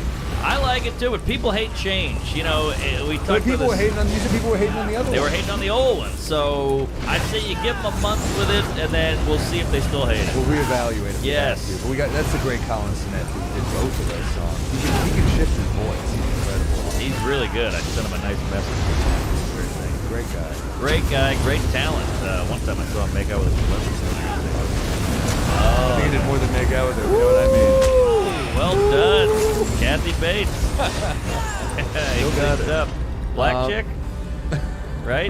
Now we're giving them clues. I don't want to give it away. I'm just curious if it's the same celebrity. Oh boy. Maybe Dominican. Hard to tell. Damn, I had a porn point that I lost. Yeah, what was your early porn stuff? Were you a? I think I was MILF from the get-go. Oh wow! And I think we've talked about this, but I'm not as into MILF as I used to be because I'm getting older. Yeah, they're peers. And now it's like she's like just 4 years older than me. Yeah, it's like all right. Yeah, it's not that exciting. But I still am attracted to her. Oh, same. Well, older women are fun because not only are they a little experienced and a little weathered, you know, they got some crow's feet, maybe a sag here and there. But I don't mind a sag, but they're almost like dudes where they're like, I just gotta get laid and get out of here. You know, there's no like, what are we? Well, there's two. There's that, but there's also the like, I'm mad I'm not married right now. Oh. And I'm kind of like, you thought I was the guy? Right. I told you I'm going on tour for the whole, you know, it's yeah. like...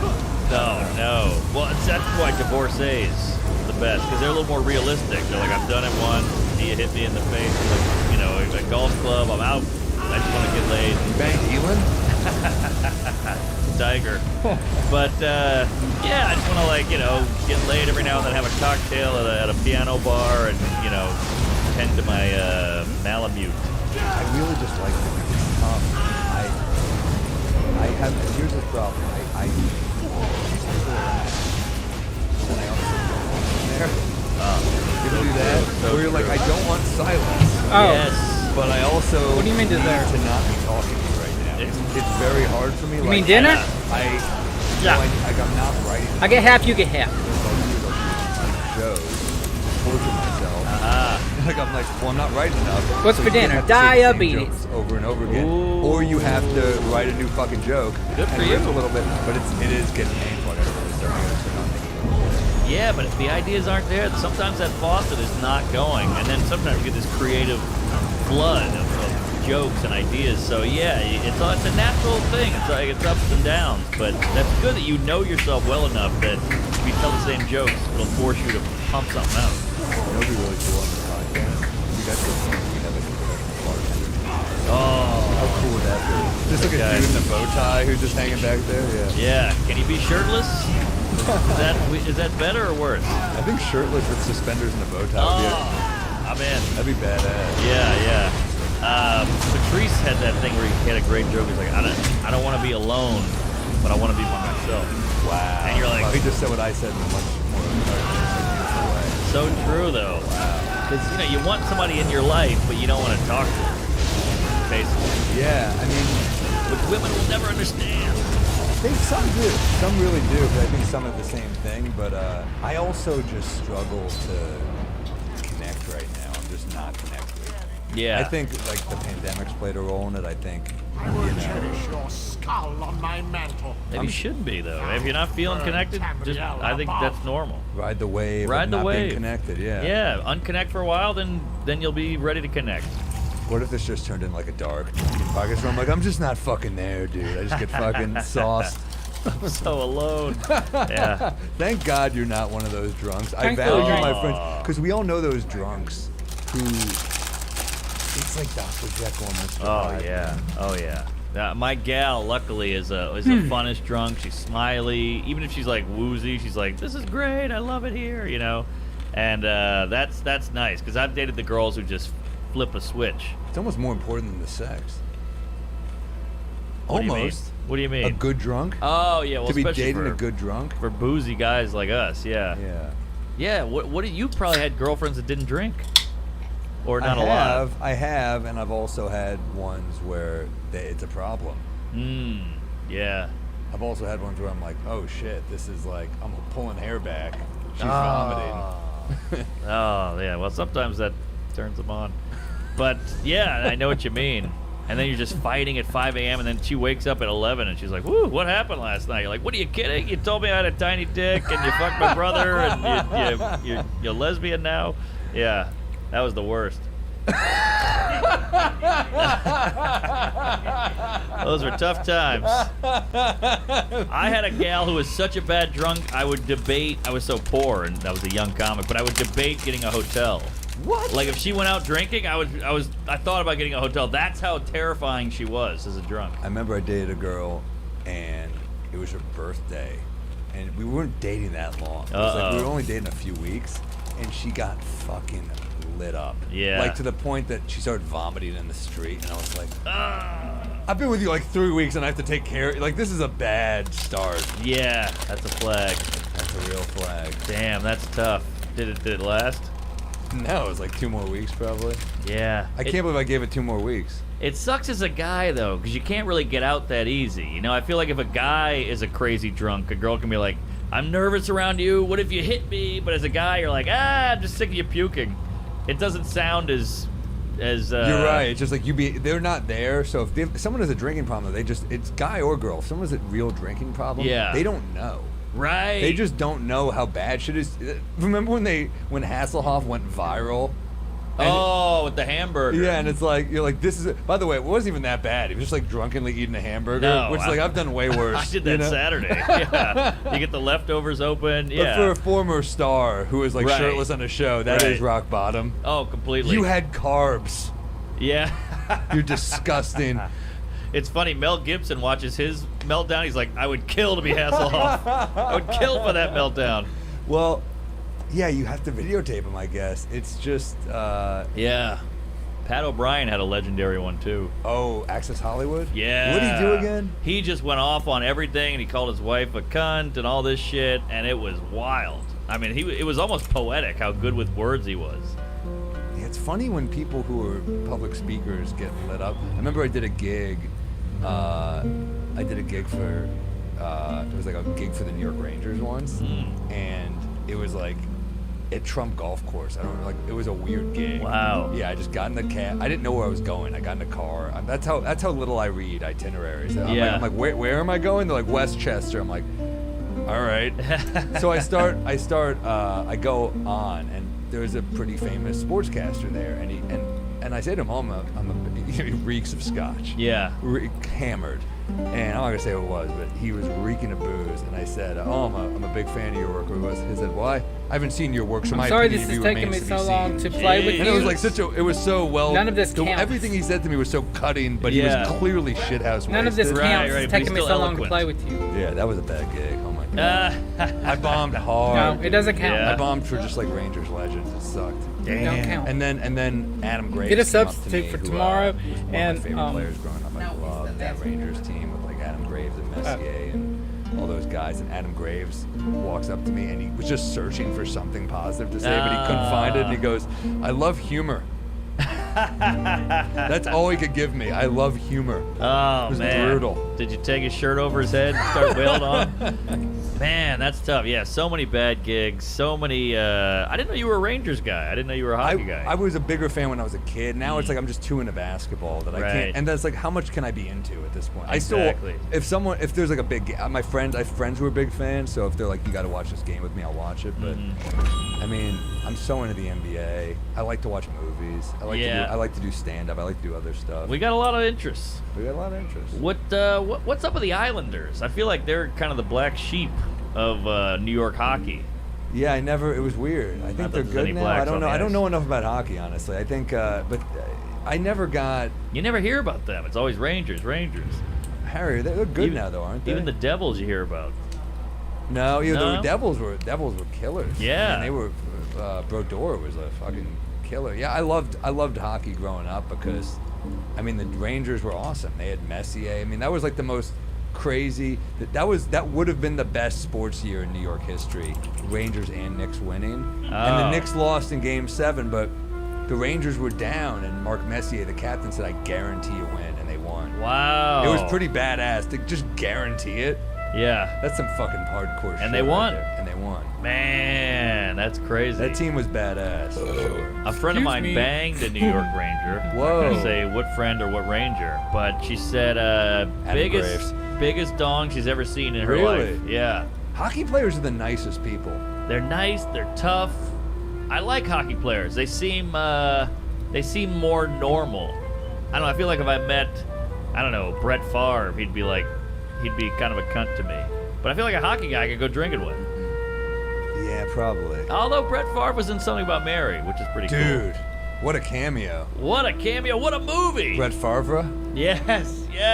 They don't make comedies like that anymore.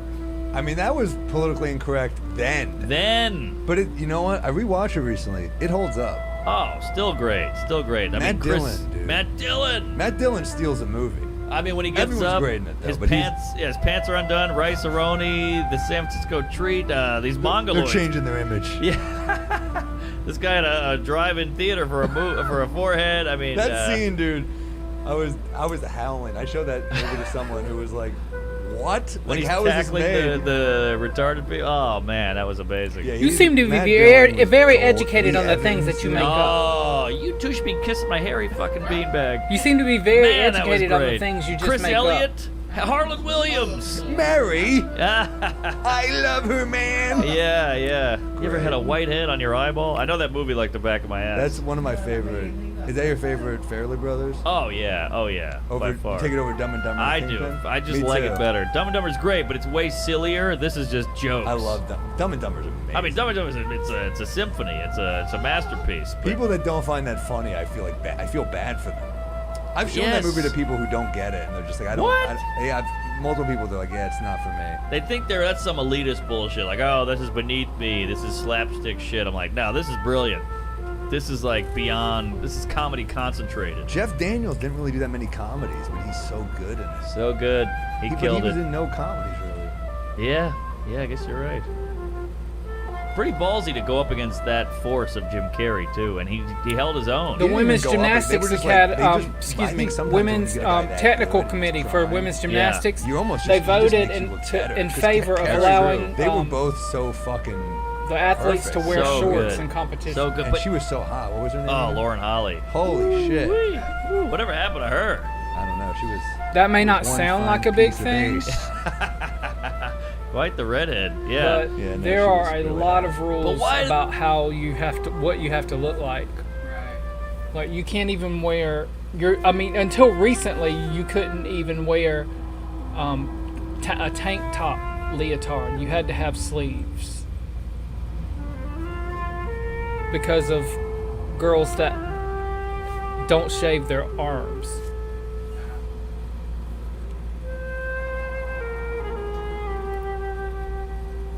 And then they have rules about you have deductions based on if you touch your leotard during the. Okay.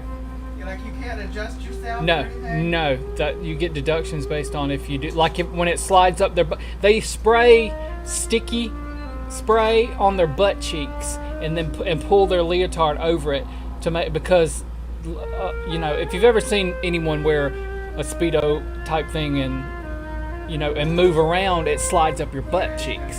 I mean, anybody that's worn underwear, it slides up. It can slide up your butt cheek, and when you're doing flips and flying through the air and everything, it happens. So I've seen many a girl, in order to not get deductions, suddenly performing a thong. It's gotta be so uncomfortable. That's so It is uncomfortable and it is silly. I get they don't want people picking at themselves, but I mean. But that just kind of shows you how. I mean, gymnastics is the oldest of any of sports, as far as Olympics and everything. So they have so many rules about what women in particular, how they have to look. And it is so many hundreds of years old. It's just crazy that it's Yeah. change how slow we are. Yep.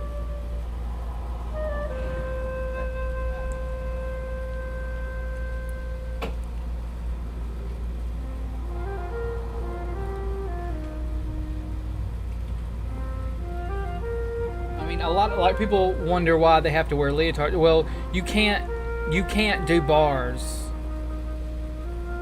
I mean, if you wear a short shirt and try to do bars, your shirt I mean, as soon as you do about hip circle or whatever, your shirt wraps around the bar. Right. So you can't functionally do it. Not to mention if something comes untucked and flies over your head, it's just not very safe. Right. So it's the same thing like wrestlers wear the singlets. Those are just so their ding dongs can show up. I didn't realize that. Okay. Yeah, men wear leotards too, but they put shorts over them.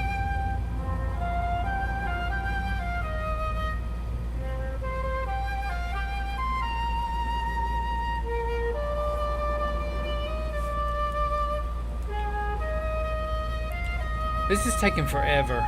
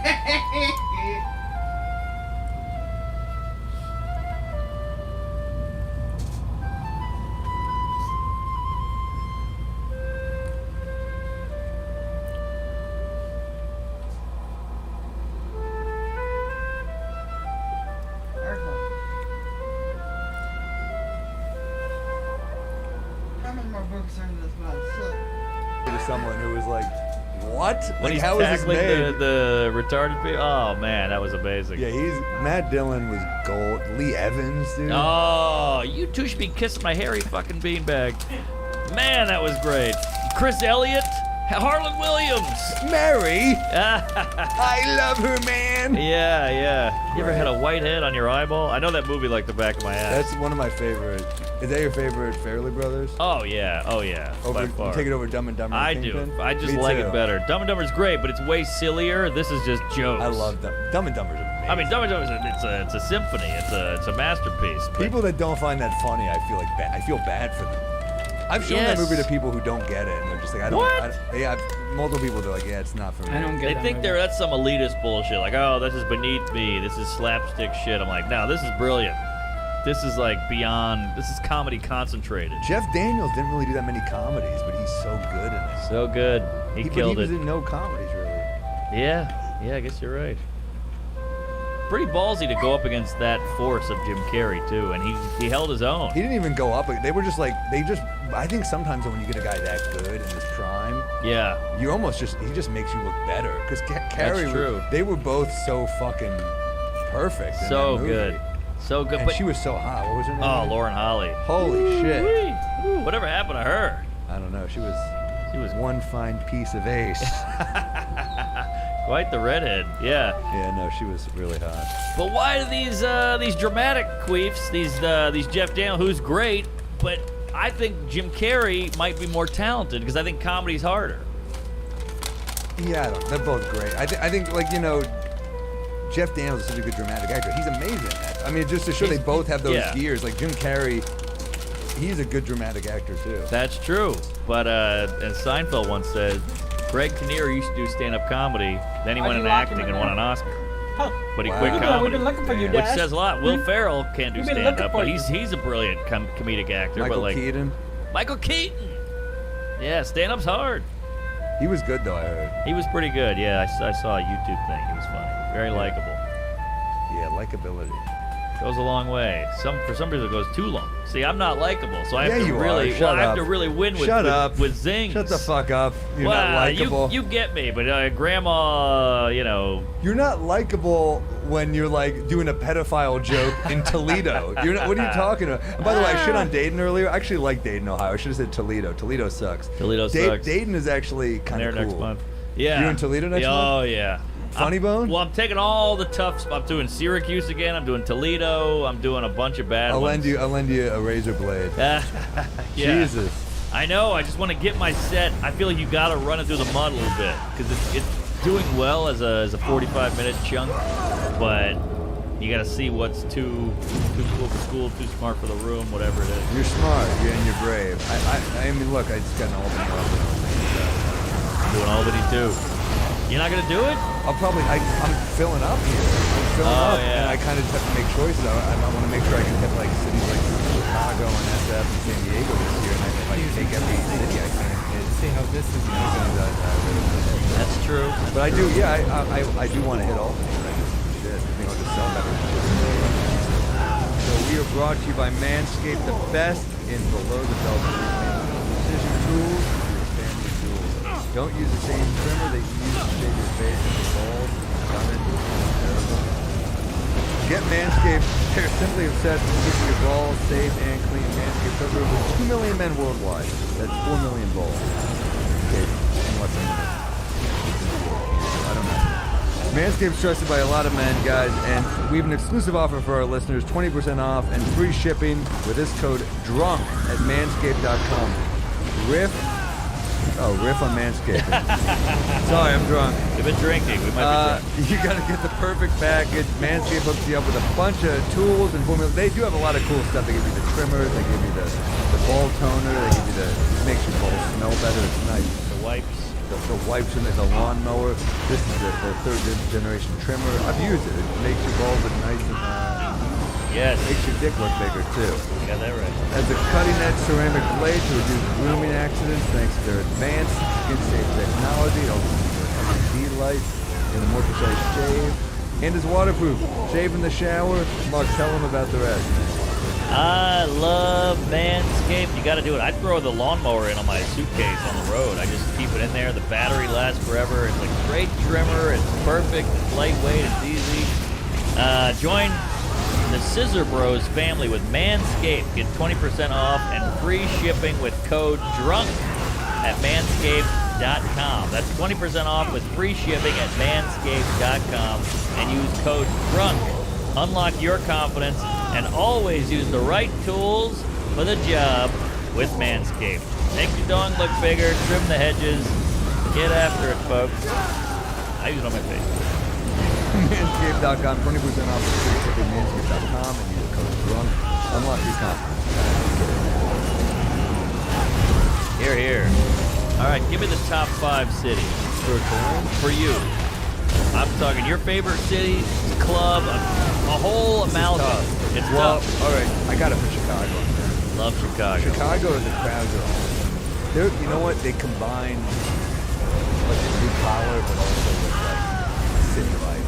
Yeah. So yeah. it's Midwest, but they're city people. I love it. Good I can't. point. I love going to SF. I know they fucked up the homeless situation. Yeah.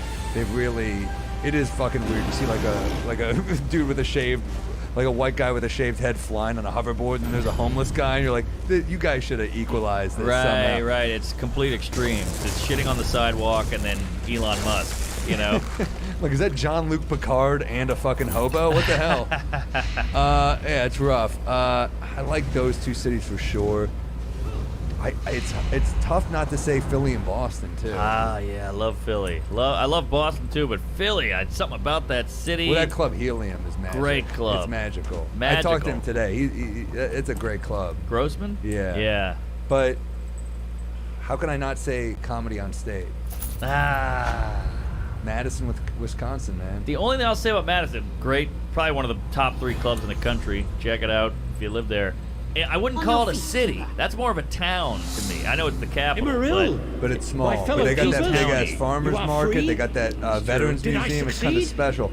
Also, the Keeper's oath I will is say, fulfilled. I would love to say Denver, but I've gotten so little love from that club there. Really? I've been there once, and I was in the suburbs. I think it's one of the best clubs ever. I want to play. I'd love to play there more, but like I haven't been there enough. Whereas like your sacrifice ensures he will those never might be return. my. I always had a great time. What happens now? Big cities pack it out, and then there's some like weird small cities that I just happen to love. Yeah. Like, all right, you can't say Bloomington Comedy Attic isn't like. Thank you, my friends. Great club. For everything. Cute town. Yeah, Q College Town, University of Indiana. You ever done the La Jolla Comedy Store? Magic, dude. Magic. And that is, it's like, that town seems fake. It's San right Diego, on the water. San Diego rules. Yeah, I gotta put them in there too. San Diego fucks. Yeah. They're they really great. do. They're a great city. Great yeah, city. It's starting to hit me now. It's like LA weather without the pretension, without the bullshit, without the Hollywood actor cunts. It's just great people and the sunshine and the blondes. It's got everything. They party too. Well said. Yeah, it's LA without showbiz talk 24/7. Yes. And there's no producers in San Diego.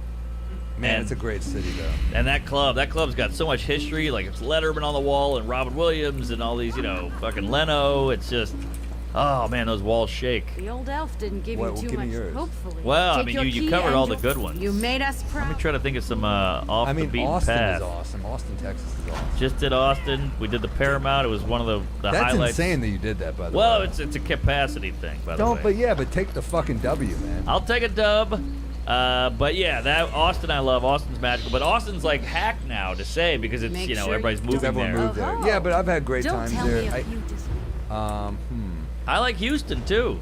Yeah, Houston's amazing. Houston's I've only great. been there once, so I did one night there. So I had a great time. But I opened for Aziz in like a fucking arena. Wow. It was like 9,000 people or something. It was huge. You know what's an underrated club? I don't know. I hope we're not getting too inside We'll get baseball. out. We'll do Peeves okay. in a minute. All right. Okay.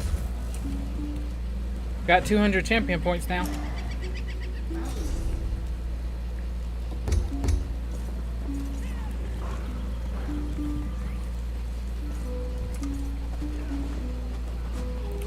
What is it that we're doing? Okay.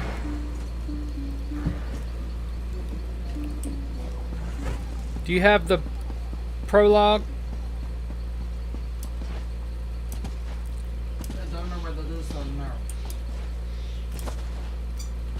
Open up the cash shop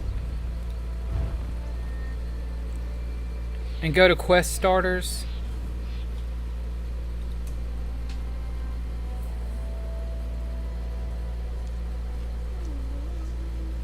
The Dragon's Guard Legacy.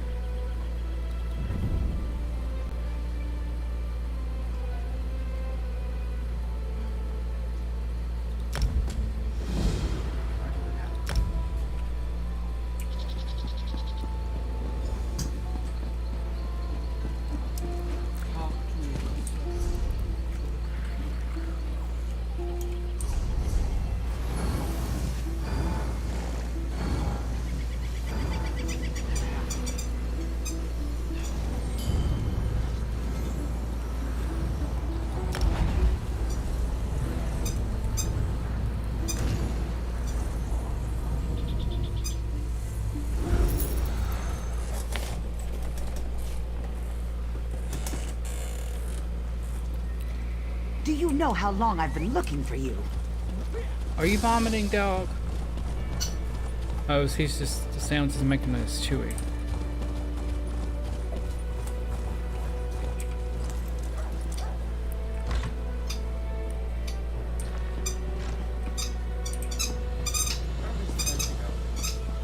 Valkagard, teleport to me.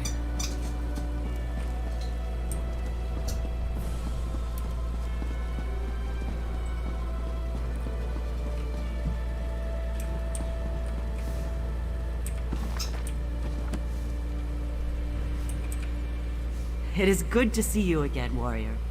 I want to thank you once more for protecting our abbey the night that Manimarco attacked. The fire of my gratitude still burns bright. But I digress. I have need of your aid once more. Quite correct. A former student requires my assistance, but I cannot do what is necessary on my own. Fighting the dragons that plague elsewhere seems an impossible task. The Dragon Guard once successfully hunted them. We seek their wisdom. Tombs. I will search one, you the other, using this Dragon Guard seal. The seal will activate 3 glyphs, which, in turn, will reveal the entrance to the tomb. Between the two of us, I pray we find the wisdom my student requires. Will you help me? Find the 3 glyphs in Tenzelwyl. Let me mark their locations on your map, along with where I think the hidden tomb lies. I prepared notes as well. Feel free to take them with you. I don't want to do this one.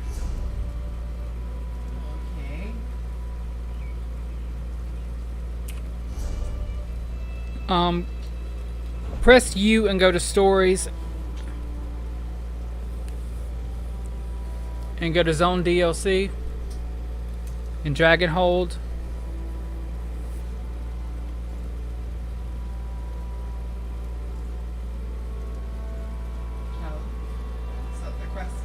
Yeah. Okay, started the dragon. Can you share it with me?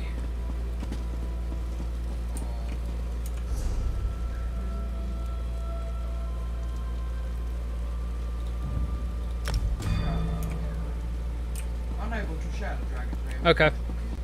Just tell me where to go. Or you go where you need to go and I'll follow you. I've already done it.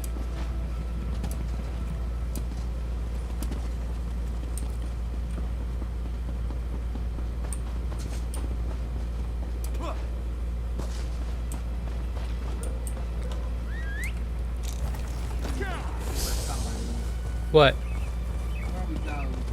It is. It's the white. Listen, press J, and then if you have the quest selected, press M.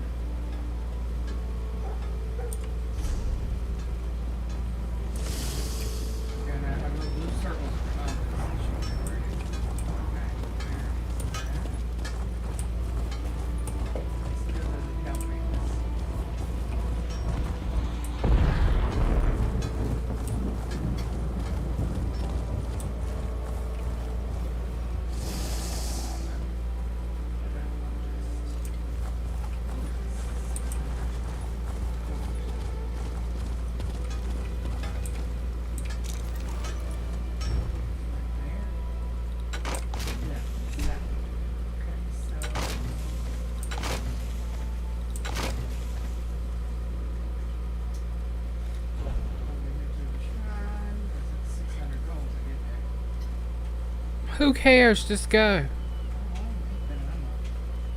You always teleport to me.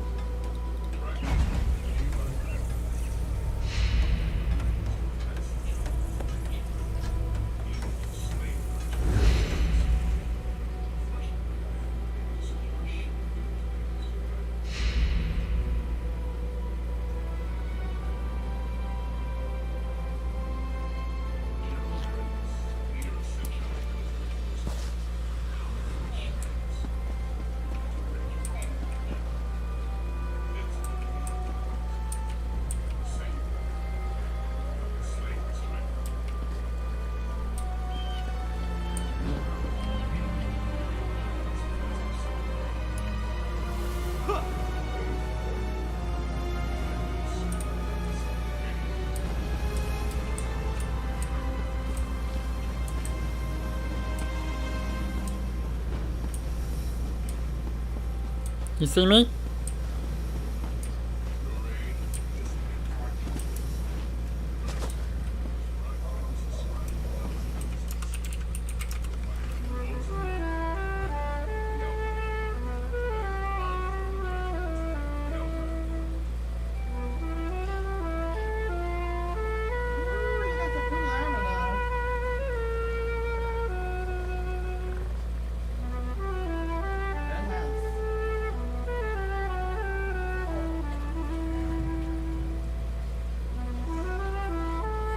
Where we going? Like your staff. Your staff looks cool.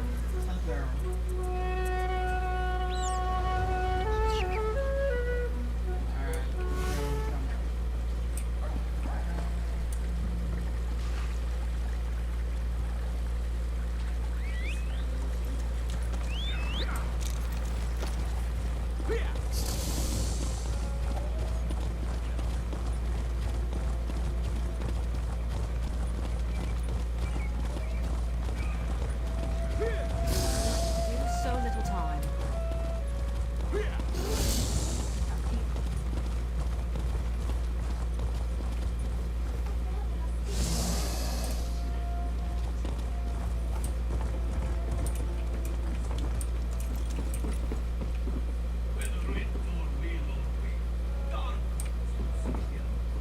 Whether writ or will or waver, Darku is your savior.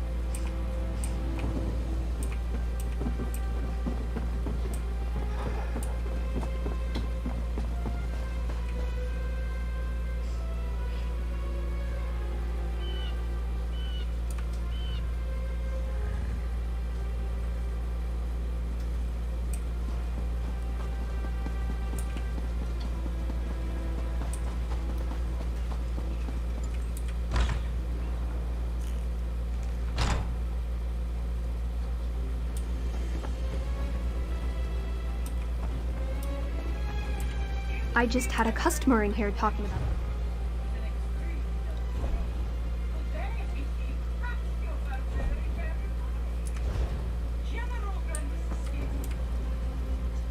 You want to make friends and send?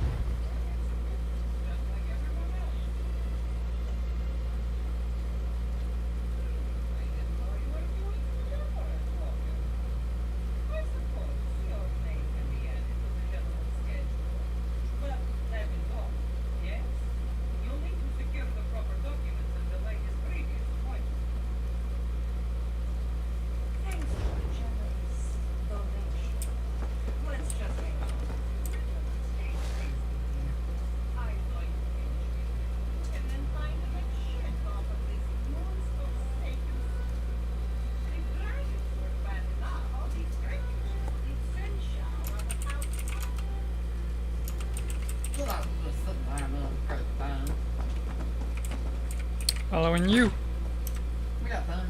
Alright, good idea. Stick around if we're too nerdy for you motherfuckers. Last club I want to give a shout out to, because you named probably the best ones, but I gotta say Royal Oak is a sleeper. I'm there in August. I go there every year. I Love it. First off, Royal Oak, Michigan, beautiful suburb. It really is, dude. It's 30 minutes outside Detroit. Yeah. You know, there's like all these like indie movie theaters there, like where they play. Last time I was there, they're playing like Who Framed Roger Rabbit. I was like, hell yeah, dude. Ooh, that's great. Love it. Yeah, they're good people at the club. I can't wait to go back. Always love it. And another quick shout out, Blue Room. Oh, wow. In the Ozarks. It's in Columbia, Missouri, I think. No, it's not Columbia. Columbus? I did a club in Columbia, Missouri once, and holy shit, they paid me shit. I fucking had to fight every show. Uh-oh. It's not there anymore. It was like a club on top, a fucking dance club on the other floor, and I think my opener was, "What do you do in the basement? My taxes?" You know? Wait, this isn't Grand Rapids, is it? No, this is Columbia, Missouri. No, that's the bomb. I've been there, of course. I've been there. Yeah. Oh yeah, look at what my armor does. Magic. Madcap. Madcap.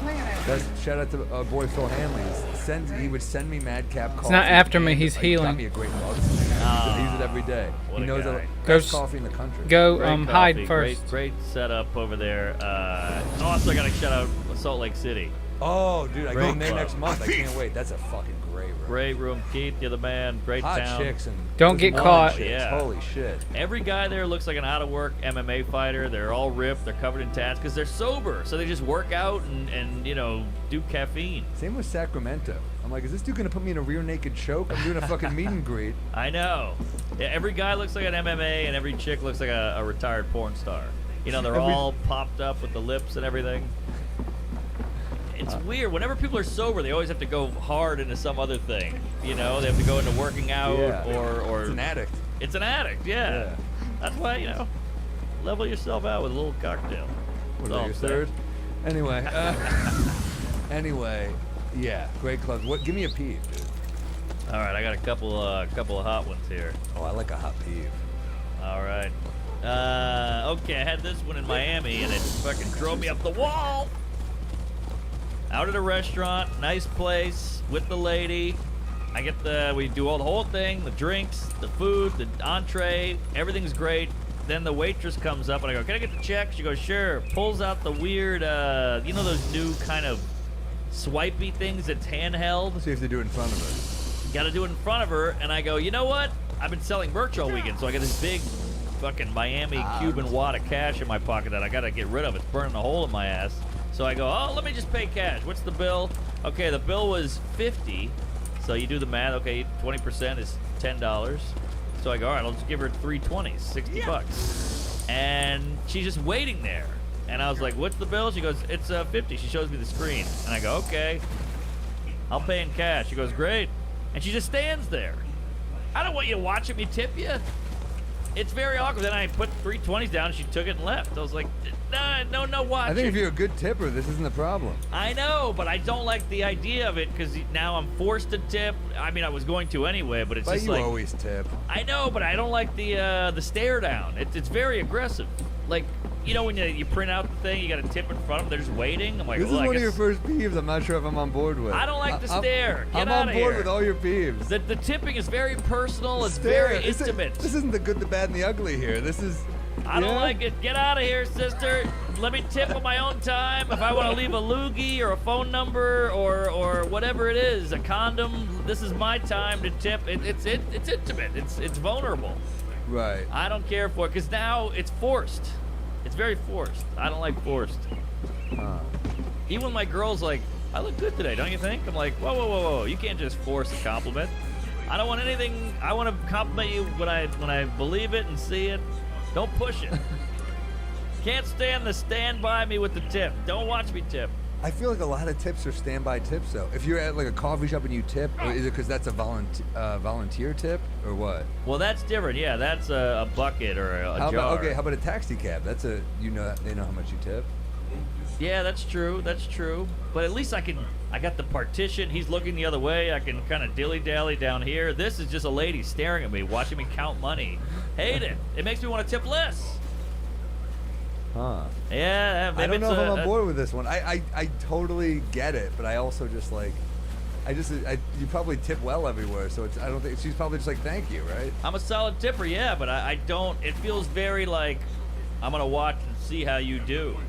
Like, well, oh, okay. Now I hear a little bit. Tip intimidation. Tip intimidation, and she can shame me to my face. Which, look, I'm a solid tipper, but I don't like the implication. If someone, I'm spineless, so I feel like even if they're bad, I usually give I'm a pretty the same good. I don't know where you're at. Way. So, there are times. Yeah. Where'd you go? I feel like I'm fine with this. I'm okay. I'm okay with the standby tipping. All right. I don't care for it. I hear you. I don't know where you're at.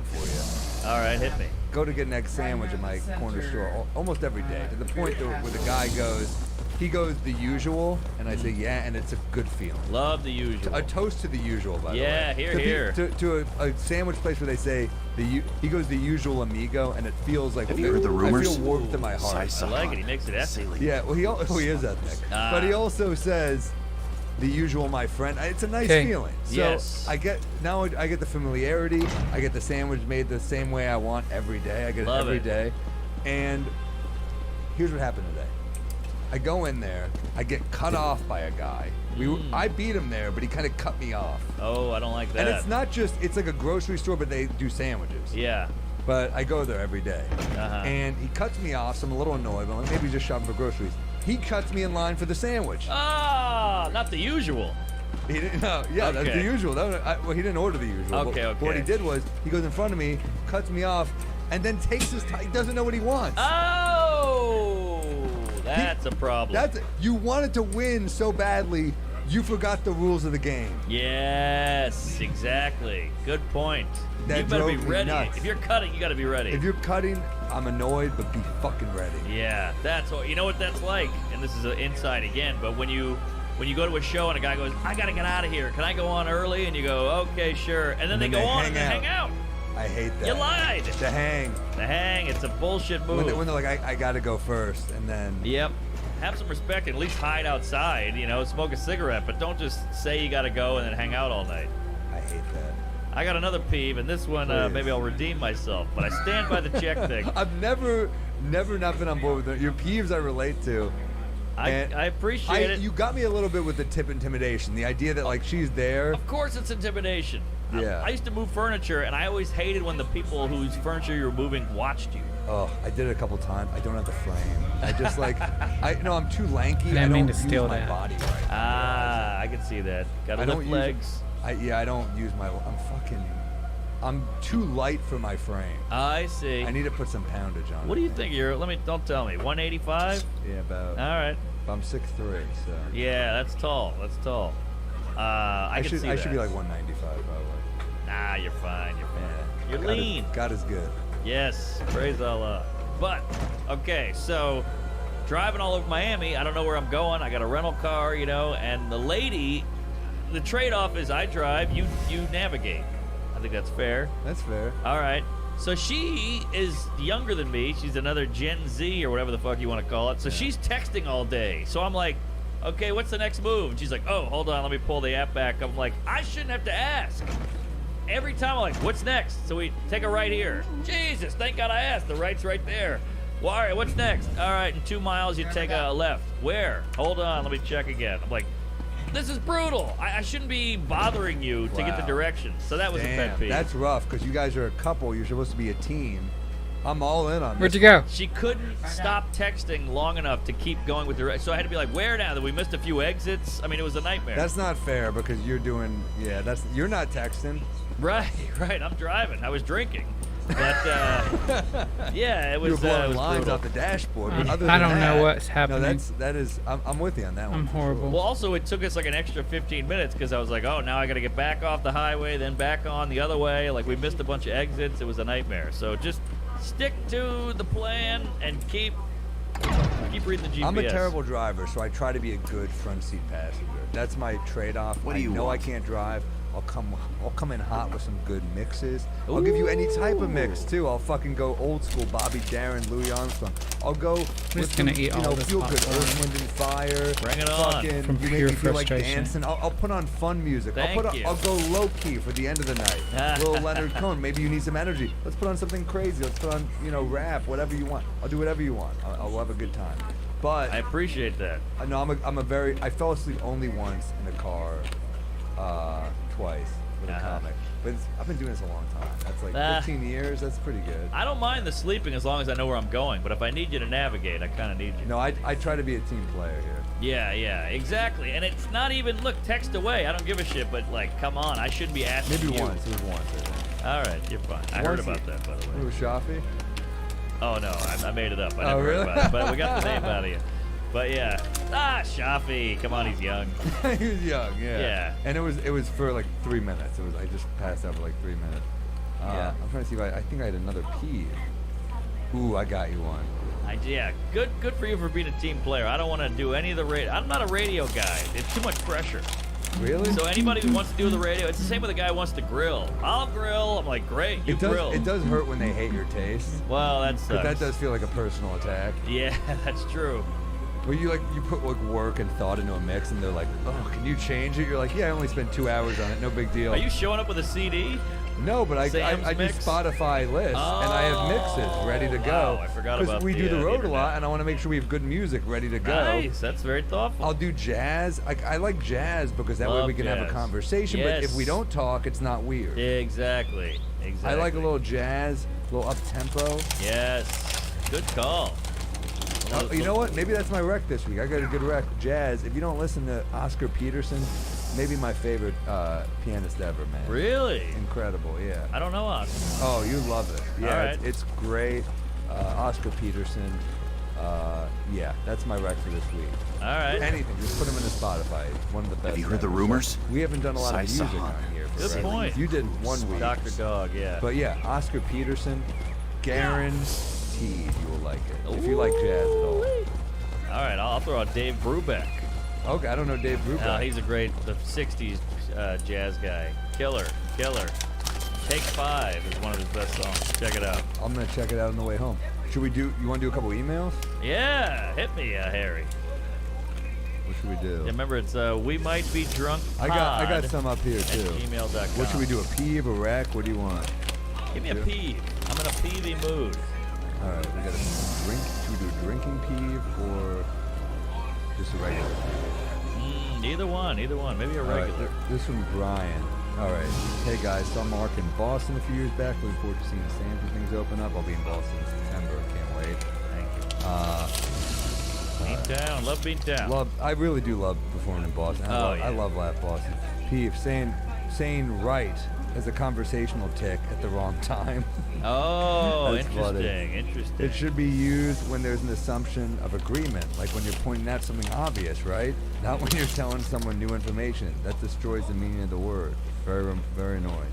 Yeah, you're like a literal person. Yeah. I'm with him on that. Totally. Right. Sometimes they'll just say it, you know, you're like, man, my mom's a cunt, right? Like, yeah, you weren't even listening. You're not supposed to agree with that. Yeah, exactly. Right? We got a ton of peeves. Jesus. All right, give me a peeve. Hey, gents, always enjoy a good rant, so maybe I can provide a few here. This is from Jeremy Weil. When you are at a restaurant and someone you are with asks, what's good here? What do you expect the waiter to say? Better yet, the person then ends up just ordering a salad or something that the waiter does not even recommend. Also, we have the internet at our fingertips. Look up the fucking menu, bitch. That's a fair one. I think that's a fair peeve. I definitely... It's annoying, too. Like, I've seen people do that where they're like, what's good here? And then they just go with the exact opposite. Yeah, because like, sometimes maybe they're trying to be healthy and they're just like, what's good here? You know, the fried macaroni and cheese rice balls, and they're like, I'll have a Niçoise salad. You're like, why'd you do that then? Yes. I've done it. I'm guilty of it. We've all done it. No one's not done it. We've done it because you want them to kind of say one thing that you're looking at. Well, sometimes it's not crazy because sometimes a place is known for something. True. But it's still kind of like, just fucking get what you want. Right. Well, one trick, you ever heard of the law of averages? Well, give me an example. Well, one trick is you go, what's the most popular thing ordered? And they go, the salmon. And you go, I'll have that. And then you go, why do you get the popular thing? And they go, because if enough people have tried it, hated it, liked it, and kept getting it, that means it's probably the best thing. Also, well, yeah, but also it could just be a generic thing too. Like, but what if they? Yeah, I don't know. Yeah, I'm not a big fan of that question, but I do think we've all done it. We've all done it because you get scared. You go, well, what do you have? And you're like, what do you like here? You kind of throw it on them so it gives you more time. And then you go, I'm going to get the cheeseburger. And they go, get the steak. And you go, cheeseburger. Every place is like, we're known for our burger. Like, every place is known for their burger. Yeah. What place isn't known for a burger? It's a burger. It's a burger. If you've got a shitty burger, stop serving it. Right. Now, this is where I'll lose you again. I don't get the big burger craze. You didn't lose me. Okay. You didn't lose me. If it's a great burger place, if I'm going to Minetta Lane in the Village, I'm getting a burger. Get the burger. If I'm going to Paul's Burger, I'll get a burger. Burger's not my go-to order. No, me too. A lot of guys get the burger. I think it's a little cheaper, and they're not taking a risk. It's a burger with fries. You can't really go wrong. But I don't know. Like, we perform every night. It's hard to eat when you're that full. Oh, well, that too. It makes you feel very heavy. That too, yeah. Like, I'm not getting that. I'm not getting linguine with clam sauce before I go on. Like, right. There's a reason you get certain things. I love a burger, but I try to go a little lighter on Right certain on you. end of the night. I'll go a little lighter. Yeah, same. But the burger's just too plain for me. I need a little. I'm from New Orleans. I want some spice. I want some I picked him first. diversity and on the plate. I like a veggie, a noodle, a meat, a fruit, something. How about why can't you do like pepper jack cheese, some like maybe like a spicy mayo, maybe you mix it up a little bit?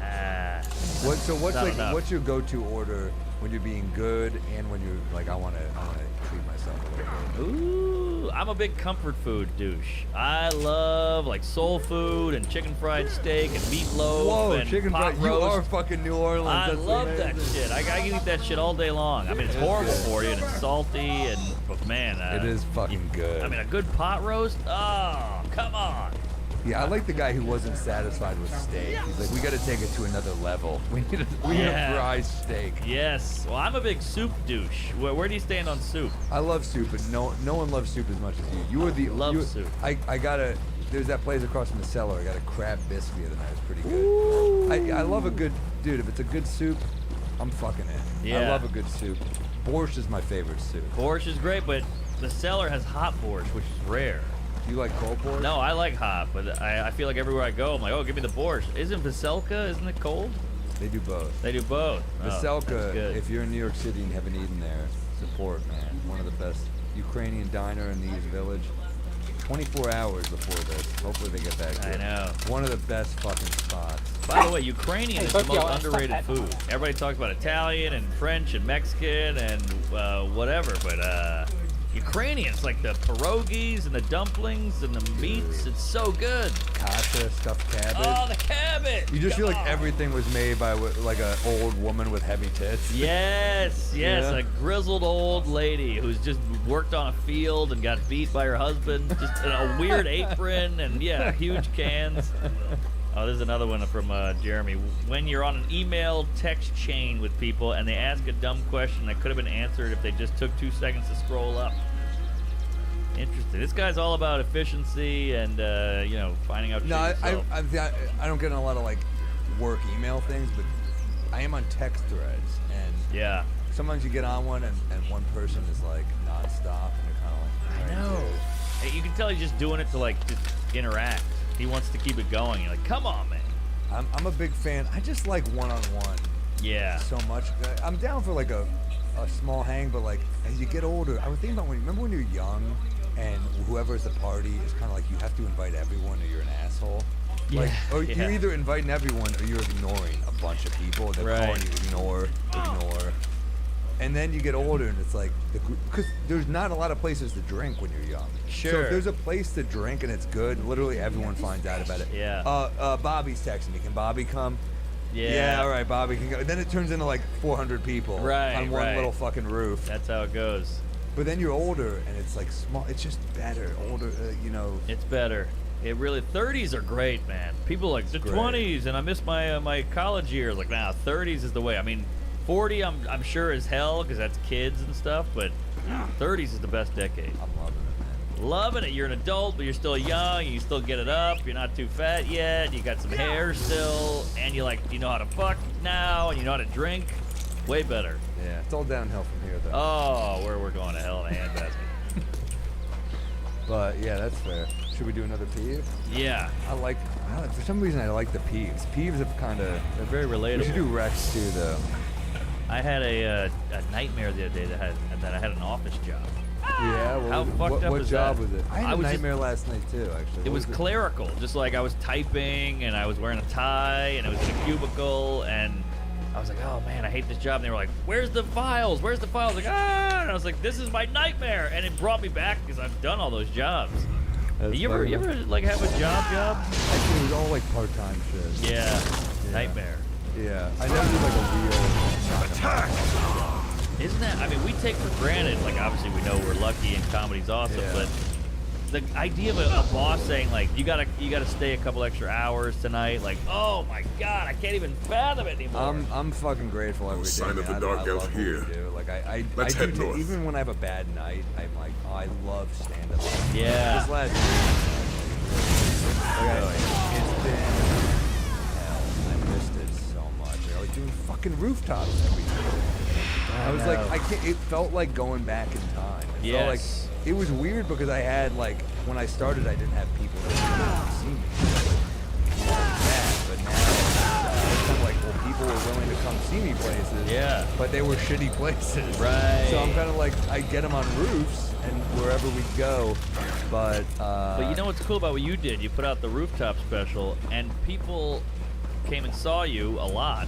You get a lot of roofs and a lot of sets, and they get to watch that YouTube and go, we saw this guy, that was my roof. That's pretty cool. I'm filming something at the cellar right now. Just like, I like capturing this moment in time. There's Yes. something very special. Like the first night I went back and didn't see that Seinfeld had like tears in his eyes.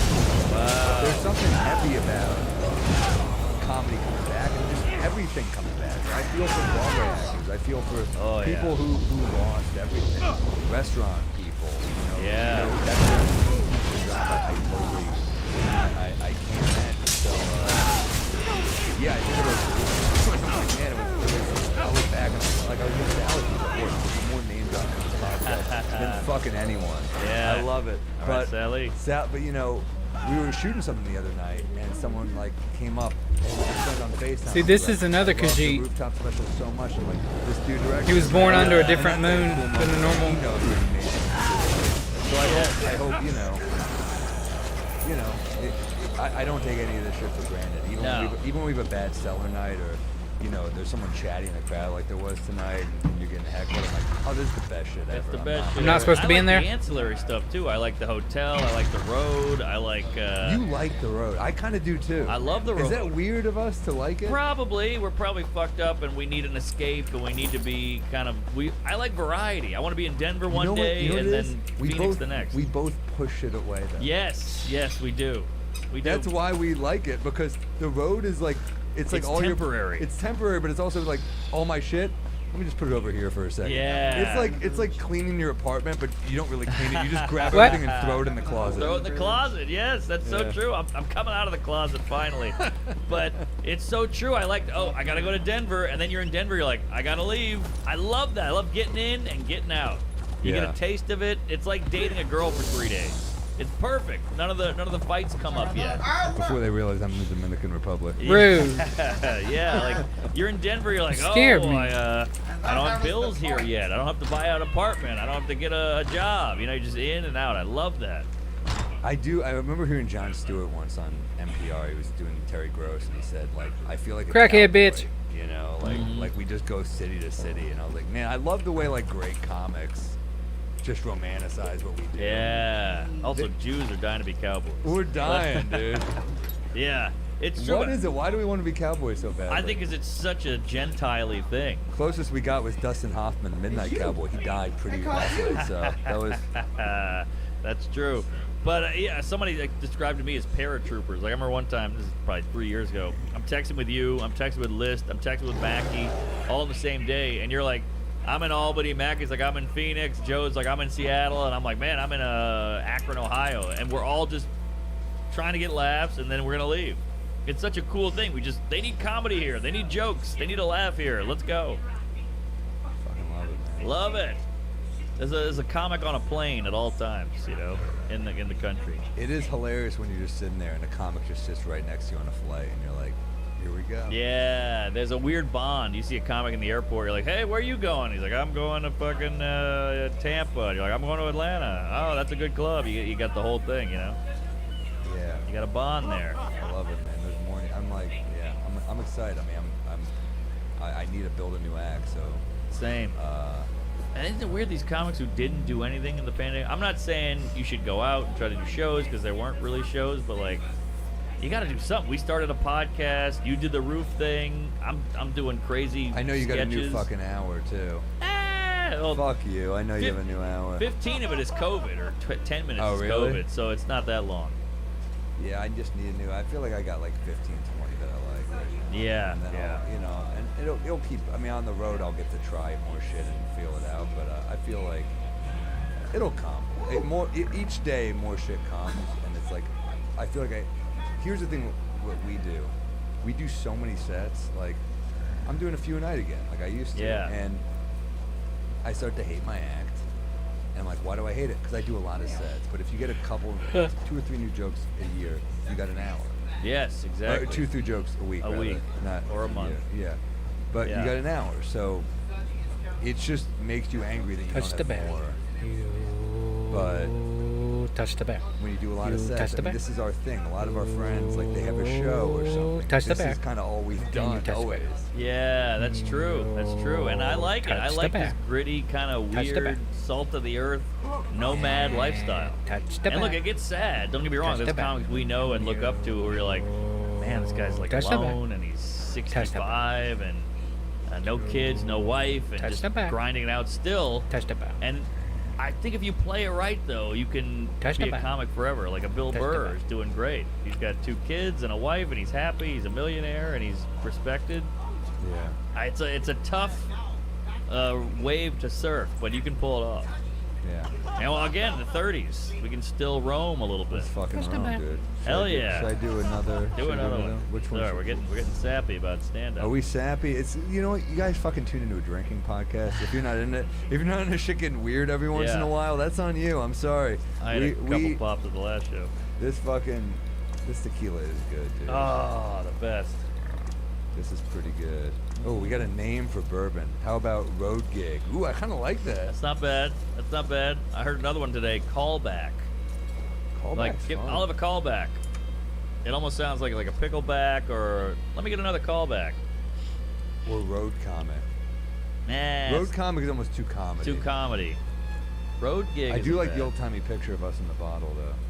Yeah, that's not bad. We got a wreck. Have you seen? It says Fleabag. Have you seen it? Love it. Great show. Amazing show. Great show. What's her name? Phoebe Waller-Bridge. There you go. Yeah, she's excellent. It's funny. I found myself becoming more attracted to her as the show went on. You know why? Because she's fucking talented. Talented. But funny. she is pretty also. But yeah. Huge mole on her forehead. I'm so huge. Like oh really? Yeah, which is probably why she's funny. Everyone's got to have a thing. You gotta have a thing. Yeah. All right, I got one from Corey Pichette. Did you go? Did you read yours? I did. Okay. You hit me. Corey Pichette said, "Hey Mark and Sam, huge fan of you both from here in Canada. Don't stop what you're doing. My biggest pet peeve is when you're walking in any major city with awnings everywhere while it's raining, and the fucks with the umbrellas are walking under the awning and still don't move when you're trying to stay under them yourself. Get the fuck out of the way and have some self-awareness. You got an umbrella. I need the awning. Always love you guys. Please, when life gets back to normal, come do a show here at Love from Canada. By the way, where the fuck are you in? Canada's huge. I love that. Come to Canada. All right, I'm in Montreal. Hi, I live in Vancouver. Well, you got to specify. You I'm in Winnipeg. Not that either. Okay, yeah, great. Yeah, exactly. Yeah. No, it's probably not Canada realistically till next year. I don't think. Yeah, well, you got to get that vaccine passport. Yeah. Some people are pushing against it. We'll see what happens. I don't know. I'd love to, dude.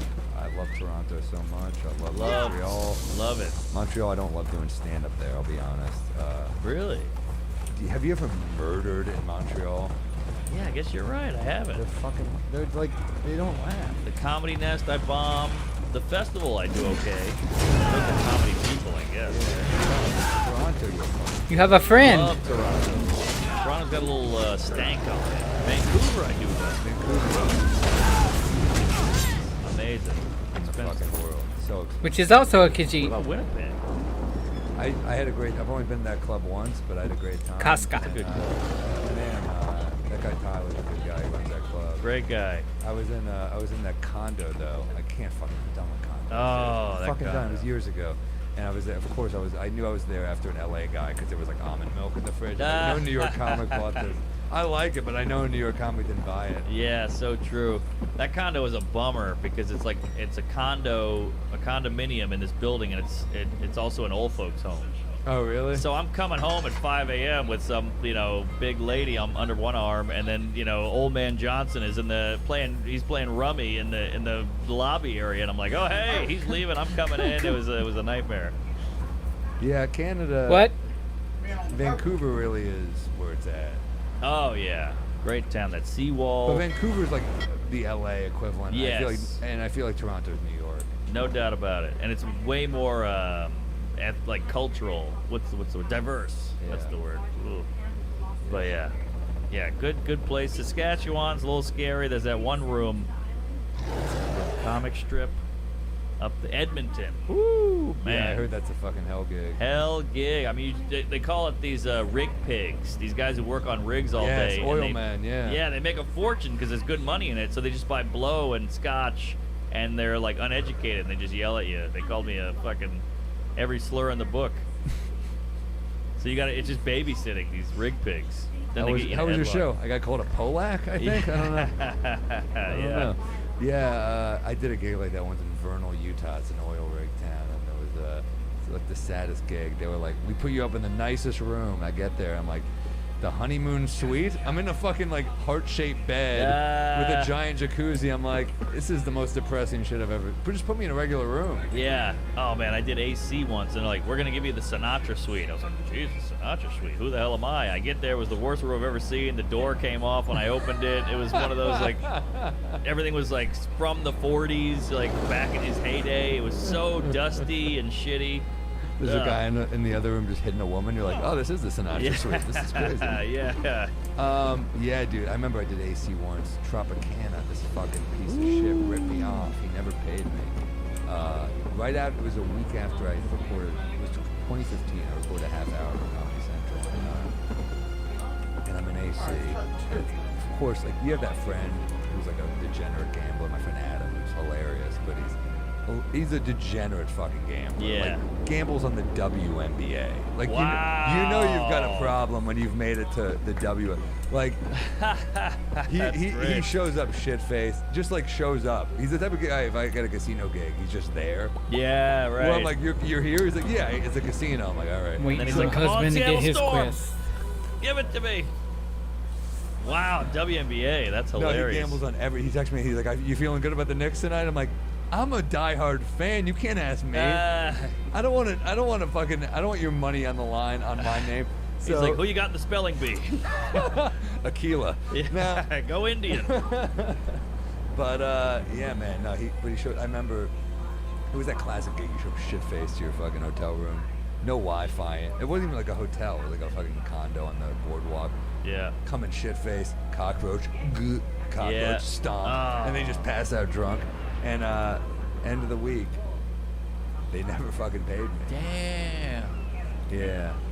Brutal, man. Those casinos are hard enough already. The guy disappeared. He had like a fucking. Oh, dude, what a piece of. Forgot his name. A real piece of dog shit. AC is a sad place. It is rough. It's got a good history. It's got all this like lore about it. Like, Dean Martin, went down on a lady here or whatever it is. But he went down on a woman everywhere. That's true. Yeah, that's true. Yeah. But man, it is a bummer. Everything's like dingy. Everything looks like it had a heyday, and then that was 35, 40 years ago. You ever go to Tony's Baltimore Grill in AC? I don't know. It's like an all-night, 24-hour. They serve like you say I'll have a Jack and Coke. They just give it to you in a pint glass. Wow. And it's like $6. It's hilarious. That's kind of nice. It's classic. It's old Italian women. They're just serving you pasta to it. My brother did a bachelor party in Atlantic City. Nice. And I kind of told him, hammer. I'm like, we got to stop. This one is cleaning. You may help clean or you may stop bothering this. All right. And we walked in, like, this place is the shit. It's great when you like wreck a place hammered and they're like, yes, good call. I do love a shitty dive like that, but also it's funny that Baltimore is their go-to. Like, this is the Baltimore. Baltimore sucks. Baltimore's a shit town. Hey, we're going to Youngstown Inn. We're going to the Chernobyl dive. Yeah, we got Darfur Cafe coming up. Yeah, we're gonna get a lot of letters for this one. I started with fucking Dominican Republic, and we went downhill from there. Oh, we did Albany, we did Syracuse, we did Toledo, and now Baltimore. We're fucked, but shit town. And you guys left too. Don't give me shit. Every time I go there, it's nothing but white flight. Oh, we got to do a bit. Want to do a bit? Yeah. What do you got? You want me to go first? Yeah, please. So this is one. I don't know. I think there's more meat in this bone to hit tonight. I think there's something here. But I was talking to a friend. He goes, "I'm battling depression." And I was like, "Oh, I've never had that." And he goes, "You never?" And I was like, "No, I've been depressed, but it's never been a battle." Right. Like every time I feel depression coming on, I'm like, "You win." Ah, that's funny. You know what I mean? Yeah. Like I spread my cheeks. I'm like, do whatever you'd like, depression. You assume the position. Yeah. Yeah. There's so some. true. I don't know where to go with it. Really, there's something about like to me the idea of like, here's what you do when you're depressed. It's not a fucking battle. You go, all right, I'm gonna wait it out. Right. I'm gonna watch another Sopranos. I'm gonna order Seamless. Have some coffee. I get mad, by the way, when coffee doesn't cure my depression. Yeah. Coffee cures everything. It cures that, but like hangover, a sleepiness. That's weird that it cures your hangover, because for me, it gives me a headache. Really? I mean, I do it because I need to wake up a little bit, but like, yeah, it's fucking. It's a Does cure. that cure your hangover?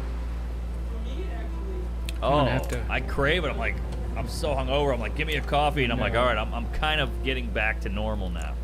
Well, this is Mark Norman on episode 20. Mark Norman and Sam Mora. It might be junk. Anyway, in case anybody wanted to see the rest of that, because I've got to go cook for my husband to have some food. So I'm gonna go, and I will be back tomorrow. I stream every day in the mornings, or at noon, 11 a.m. usually. He's lost it. So, I'll see you then. So remember, have fun and be safe.